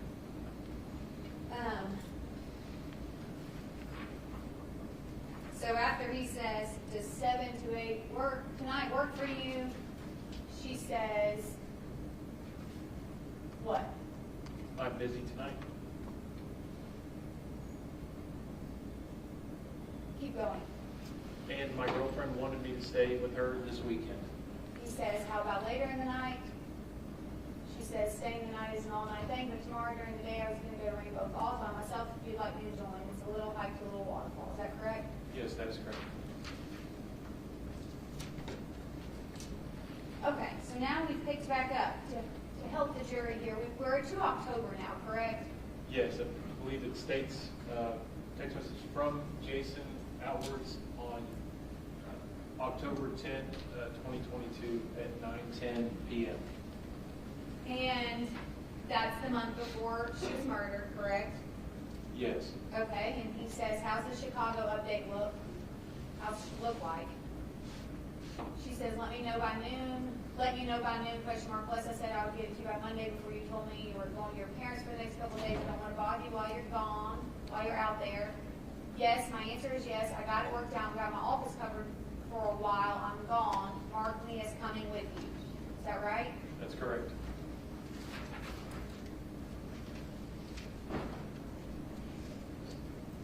Then she says, and excited. And he says, yay, God has walked in. I'm so excited. This is going to be so fun. Is there questions here? Going over the exhibit that's already in there. Right, but I can ask him if he can read every single one, Judge, or I can just read it. Well, the objection is there's not a question. The response is this is already an exhibit, so whether she wants to read them in front of the jury, or have the witness read them, or a combination of both, should be fine. So He says, yay, got us locked in, I'm so excited. She says, you are serious. Again, we're still on 10-11, correct? That is correct. Okay. And then we'll fast forward just a day, but she said, we are doing this. He said, let's go, I can't wait. We're still on 10-11, correct? That's correct. Neither of us are 25 yet. How are we planning on getting around? He says we can just call an Uber and everything is completely walkable.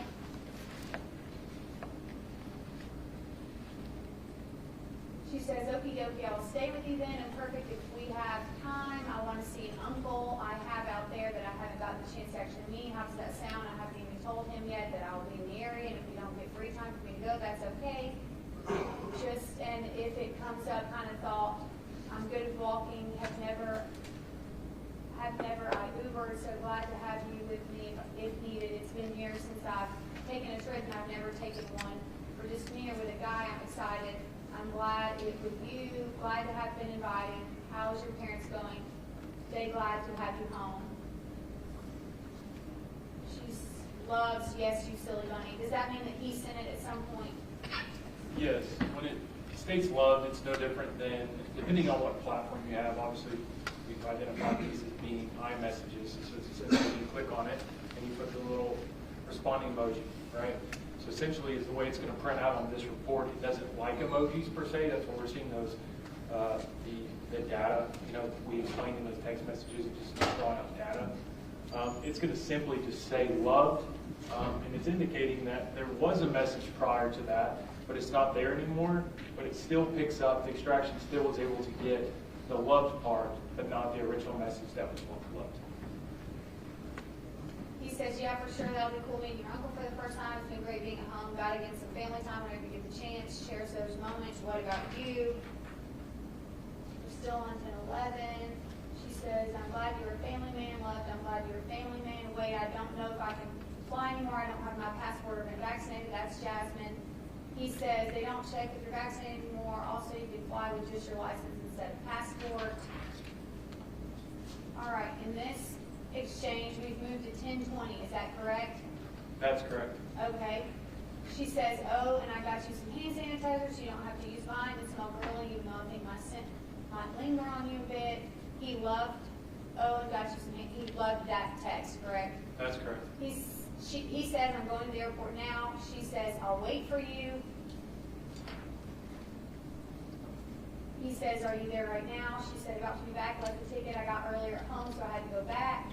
Now I'm here. So she's at the airport. He says, I'm here, correct? Correct.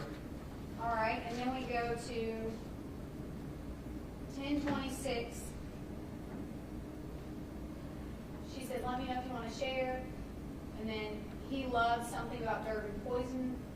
One looks really good. And then it appears that they don't talk for 2 days, right? Well, the statement before you said, just to clarify, you said he loved it. It would be her loving his apologize. text. That's right. So since she's loving it, it's something that he sent. Is that correct? That's correct. Okay. And then they don't talk for 2 days. Yes. Per this text message group, they do not talk. She says, you good? All right. This one, handful of days later, and granted, Investigator Crawford, will you verify that I am skipping over some messages? Yes. Is there anything unique about the messages that I'm skipping over? No, there's, I believe, per the extraction, somewhere just under 1,400 messages that were extracted. Okay. And to your knowledge, based on your review, is there anything that stands out about the messages that I'm skipping over, or is it just conversation? It's just conversation. The only thing that stands out is we actually see in this one where it says emphasize and like. It's showing the actual like and the emphasizes I was talking about earlier, but it's not showing the original one that you're doing, which it's not there in your report, meaning it was either deleted or not recovered. And even though I'm skipping around a bit, are they consistently chatting with one another during this entire time? Yes. Is there ever a time where one of them is texting way more than the other one? No, I would say it's a typical text messaging between two people. Okay, so she emphasized something that he had sent, so that was spicy hot chocolate. Now that sounds interesting. Then he liked something she said, which is, oh, and you should go to the Sut Creek Drive this week before all the leaves are really dropped. Do you know what Sut Creek Drive is? I'm familiar with the area. I can only assume it's a typo. I'm not familiar with the Sut Creek in the Chattanooga region. Okay, and this is November 1st. That is November 1st at 11:07 a.m. And then she says she just got into a car accident on 11/1. That's correct. All right. And then in November 1, he says, dang, that's awful, glad you're okay. She says, yeah, me too, on the 2nd. The morning of the 2nd at 6:34, she says, yeah, me too. Is that correct? That's correct. And then on 11/3, it doesn't appear they texted anymore on the 2nd. Would you agree? That's correct. And then she says, if you try to get a hold of me and I don't respond, I'm not upset or anything, just going to be gone for a bit, and I'm not taking my phone. She says, and you know, I'm really sorry if I missed your birthday. I would have really enjoyed celebrating you. Happy birthday. At 11:51 on 11/3/22. That's correct. And then on 11/3, he says, thanks, and oh, where are you going? And she doesn't respond again until 11/7, does she? Correct. And she says, just needed a break. And then later in the day, she says, Jason, question mark. And then they don't talk till the next day. He says, hey, sorry, just been tired and a bit sick these few days. Is that correct? Yes, that's correct.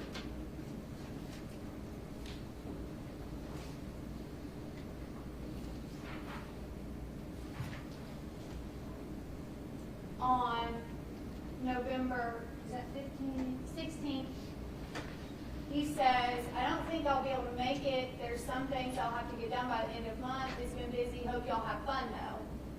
And then she says, oh, good luck getting them done on time. No problem. Just wanted to make sure the invitation was there. We don't know, based on this, what they were talking about, right? Where he's going to make it or not. Not based on this. No. Okay, and then he loved her previous message. Is that fair to say? Yes, that's correct. Okay, and then on 11/18,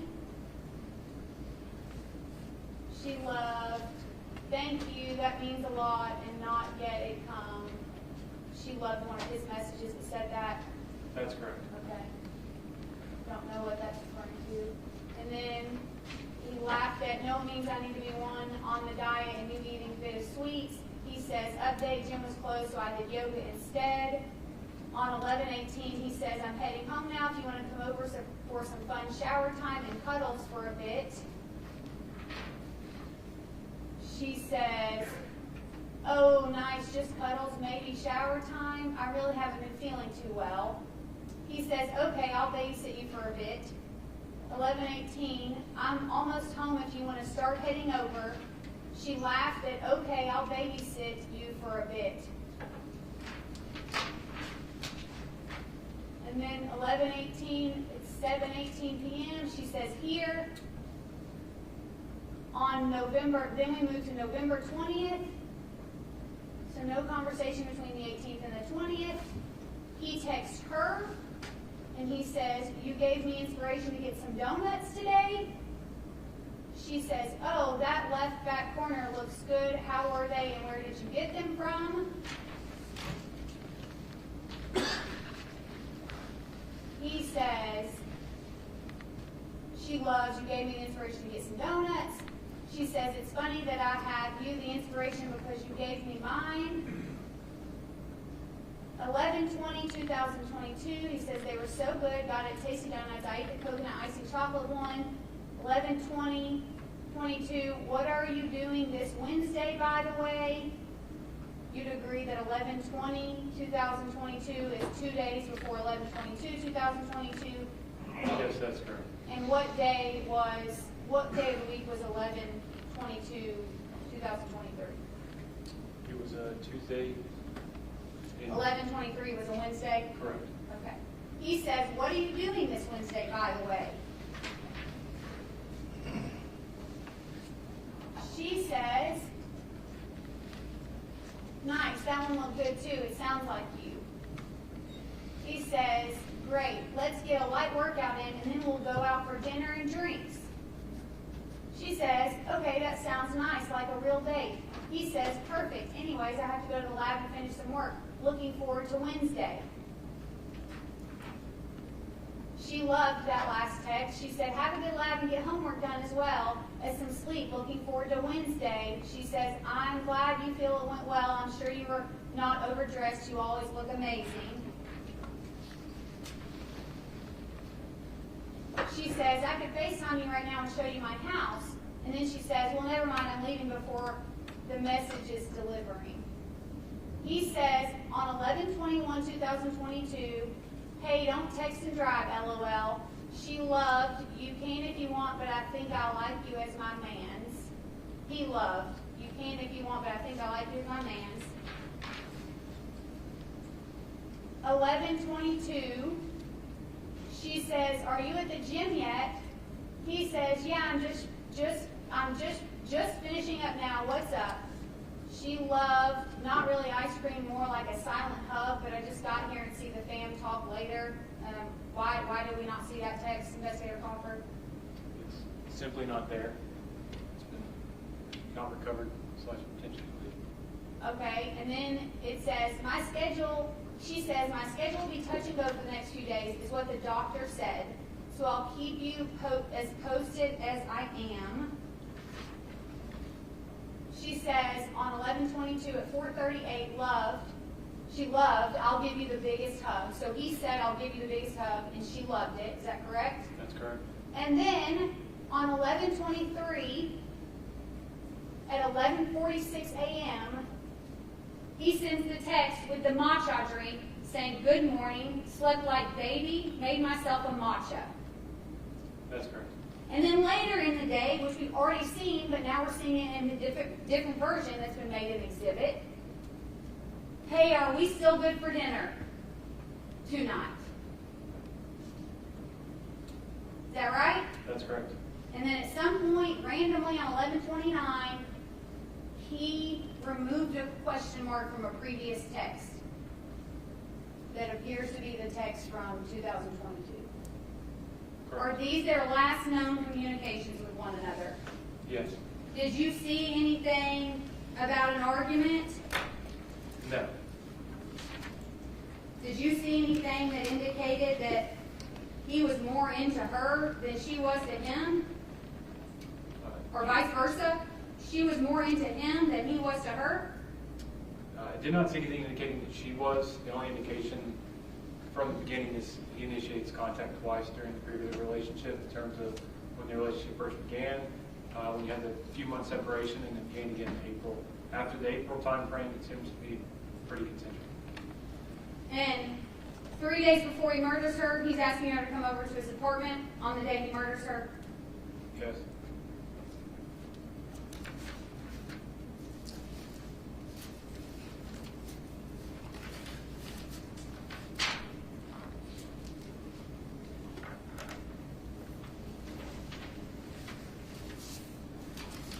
One second, Your Honor.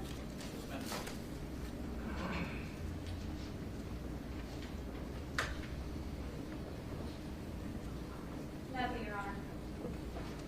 Cross. January Blacks. Thank you, sir. It's late, I'm tired. Investigator Crawford, let me ask about the bathroom at Jason Chen's apartment. You said that was blood up on the wall? I presume it to be blood. Presumed, okay. Was it tested? It was sent for testing, and TBI did not test it. So you can't see definitively whether that was blood? I can't. I'm not a DNA technician. We just went through a lot of text messages. Have you ever met a 22-year-old girl? No. Me neither. Would you be the best person to decide how a 22-year-old 22-year-old girl thinks? I did. I'm married and I've been with a 22-year-old girl, so I know how conversations are had, but I've never been a 22-year-old girl. So your subjective opinion of whether someone thought they was more into the relationship than the other might be different than someone else's subjective opinion. I believe in the matter of this case, the only person that would know what she was thinking would be the victim herself. But anyone, like this jury, could go and read those text messages and then decide for themselves whether what you said in your direct examination is right or what I said in my opening is right? That's correct. And they can do that for themselves. That's correct. You said, so we saw a lot of text messages where you saw liking or loving, and you don't see that message previously. That's correct. So, and you said either Cellrite just didn't pick up on it or didn't, what was the word that you used? I said the potential probable outcomes that I've observed with my experience with Cellrite reports. The first, the most common, is deleted. If something is deleted, now it will specifically say in the report that if an item has been recovered, such as a text message that was deleted, it will specifically show in that Cellrite report as a deleted text message that's been recovered. In this specific report, it doesn't note any text messages that were recovered that have been deleted, but it simply, there are no text messages there that should be there in a normal conversation. Now, they could have been potentially not extracted. It's a possibility, but the higher probability is that they have been deleted somehow. So the non-extracted messages that we can see there, it's only on the messages that are liked or loved or some type of, when you push on. So you have Android or iPhone, right? I have Android. And you know when you go to a message that someone sent you, you can press on the message, right? That's correct. And you can put a emoticon or emoji or something on it. Yes, that's correct. It only seems like the messages that weren't put out by Cellrite were the ones that were liked, loved, or some type of emoji was added. Isn't that fair to say? I wouldn't say that they weren't put out. I believe the recovery process in Cellrite is different for those liked ones. Like they can be stored slightly different because they are being identified in a different way, having that emoji attached to it. So I couldn't say that those are the only ones because there also are other, in my observations, there's also text conversations that are being had where it appears someone's having a conversation and having replies, in my observations, to messages with no further context. So I wouldn't say that the liked, the emphasized, the loved ones are the only ones that are potentially. So if you only look at these text messages in that view, that would be right. But Jasmine and Jason communicated other ways. They had phone conversations.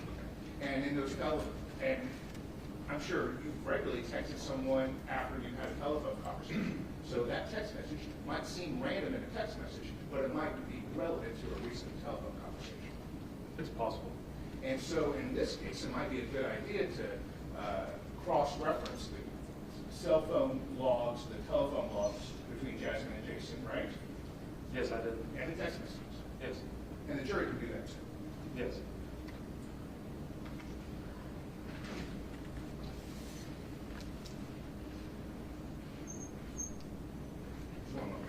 Sir?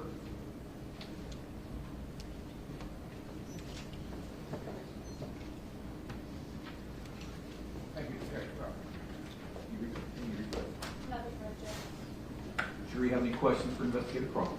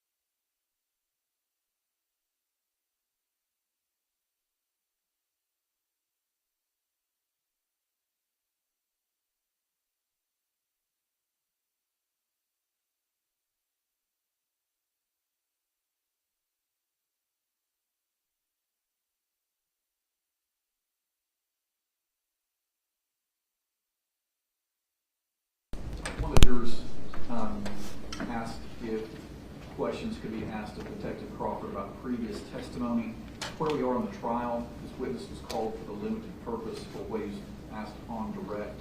So your questions can certainly relate to what we talked to this time, but they would be outside the scope of any questions beyond that would be outside the scope. So I'm not unfortunately not going to be able to ask any questions about Investigator Crawford's previous testimony. All right, Investigator, I'm going to ask you a couple of questions. If you could face the jury when answering, please. Yes, sir. Were the other cell phones and tablet the Pace family took from Jason Chen's apartment that were collected from the Pace residence submitted for forensic investigation? And again, we're talking about text messages this time around, so we're talking about text messages or conversation on other apps between Jasmine and Jason. So were any of the other cell phones and tablets the Pace family took from Jason Chen's apartment submitted for forensic investigation? No, they were not. Okay. If not, why not? The items that were taken from Jason Chen's apartment, we have no way of verifying that those items had been in the apartment per se. There's a potential to extract them. Decision was made not to extract them at that time. We could verify, due to other circumstances, that some of the items that were taken were collected based on evidence that we had, such as the ID card, the credit cards, and such. We know that they cross-referenced to be the victim's phone based on the family's description of the phone and the device itself. So there potentially were devices of Jason Chen's, or I don't know. Do you know if any audit footage exists and was reviewed that shows Jasmine Pace visiting Jason Chen's apartment prior to November 22nd, 2022, and there's a specific date here, specifically November 18, 2022? No. The simple answer is no. Due to the disappearance and the multiple contacts that we've had, our family members, friends that had Jasmine Pace, we knew her whereabouts prior to after the 23rd. And simply during the course of investigation. Presuming that the state's testimony. And again, I must remind you the admonition not to talk about the case, not to expose the media. With that, I hope you get a good night's rest. See you back tomorrow at 9.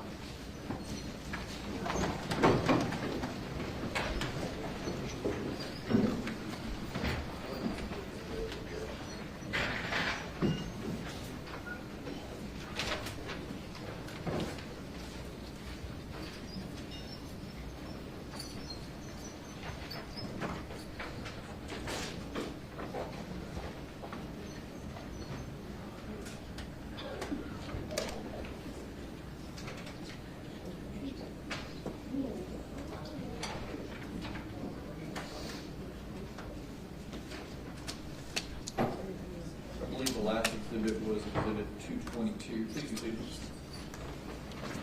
Therefore, we'll make exhibit 223. This letter you're wanting to write home. It's a personal letter, but since we do not allow communication unless it's been reviewed, both parties have looked at this letter, had no objection to the juror sending it to his wife, basically giving her comfort while he was gone. But for the appellate purposes, we're going to keep it as marked for ID only 223. Yes. Sealed. Okay. Yes. All right. Any other matters to take up before you see one? I just need to understand timing. I had a person here ready to go, but I understand the state of the case. I'm just trying to plan. You have at least one more witness, correct? We don't know, Your Honor. We haven't made that decision. I'll speak with Mr. Weiss about it, but we also would have multiple motions to take up, well, at least one motion to take up after the state rests. So it seems like there would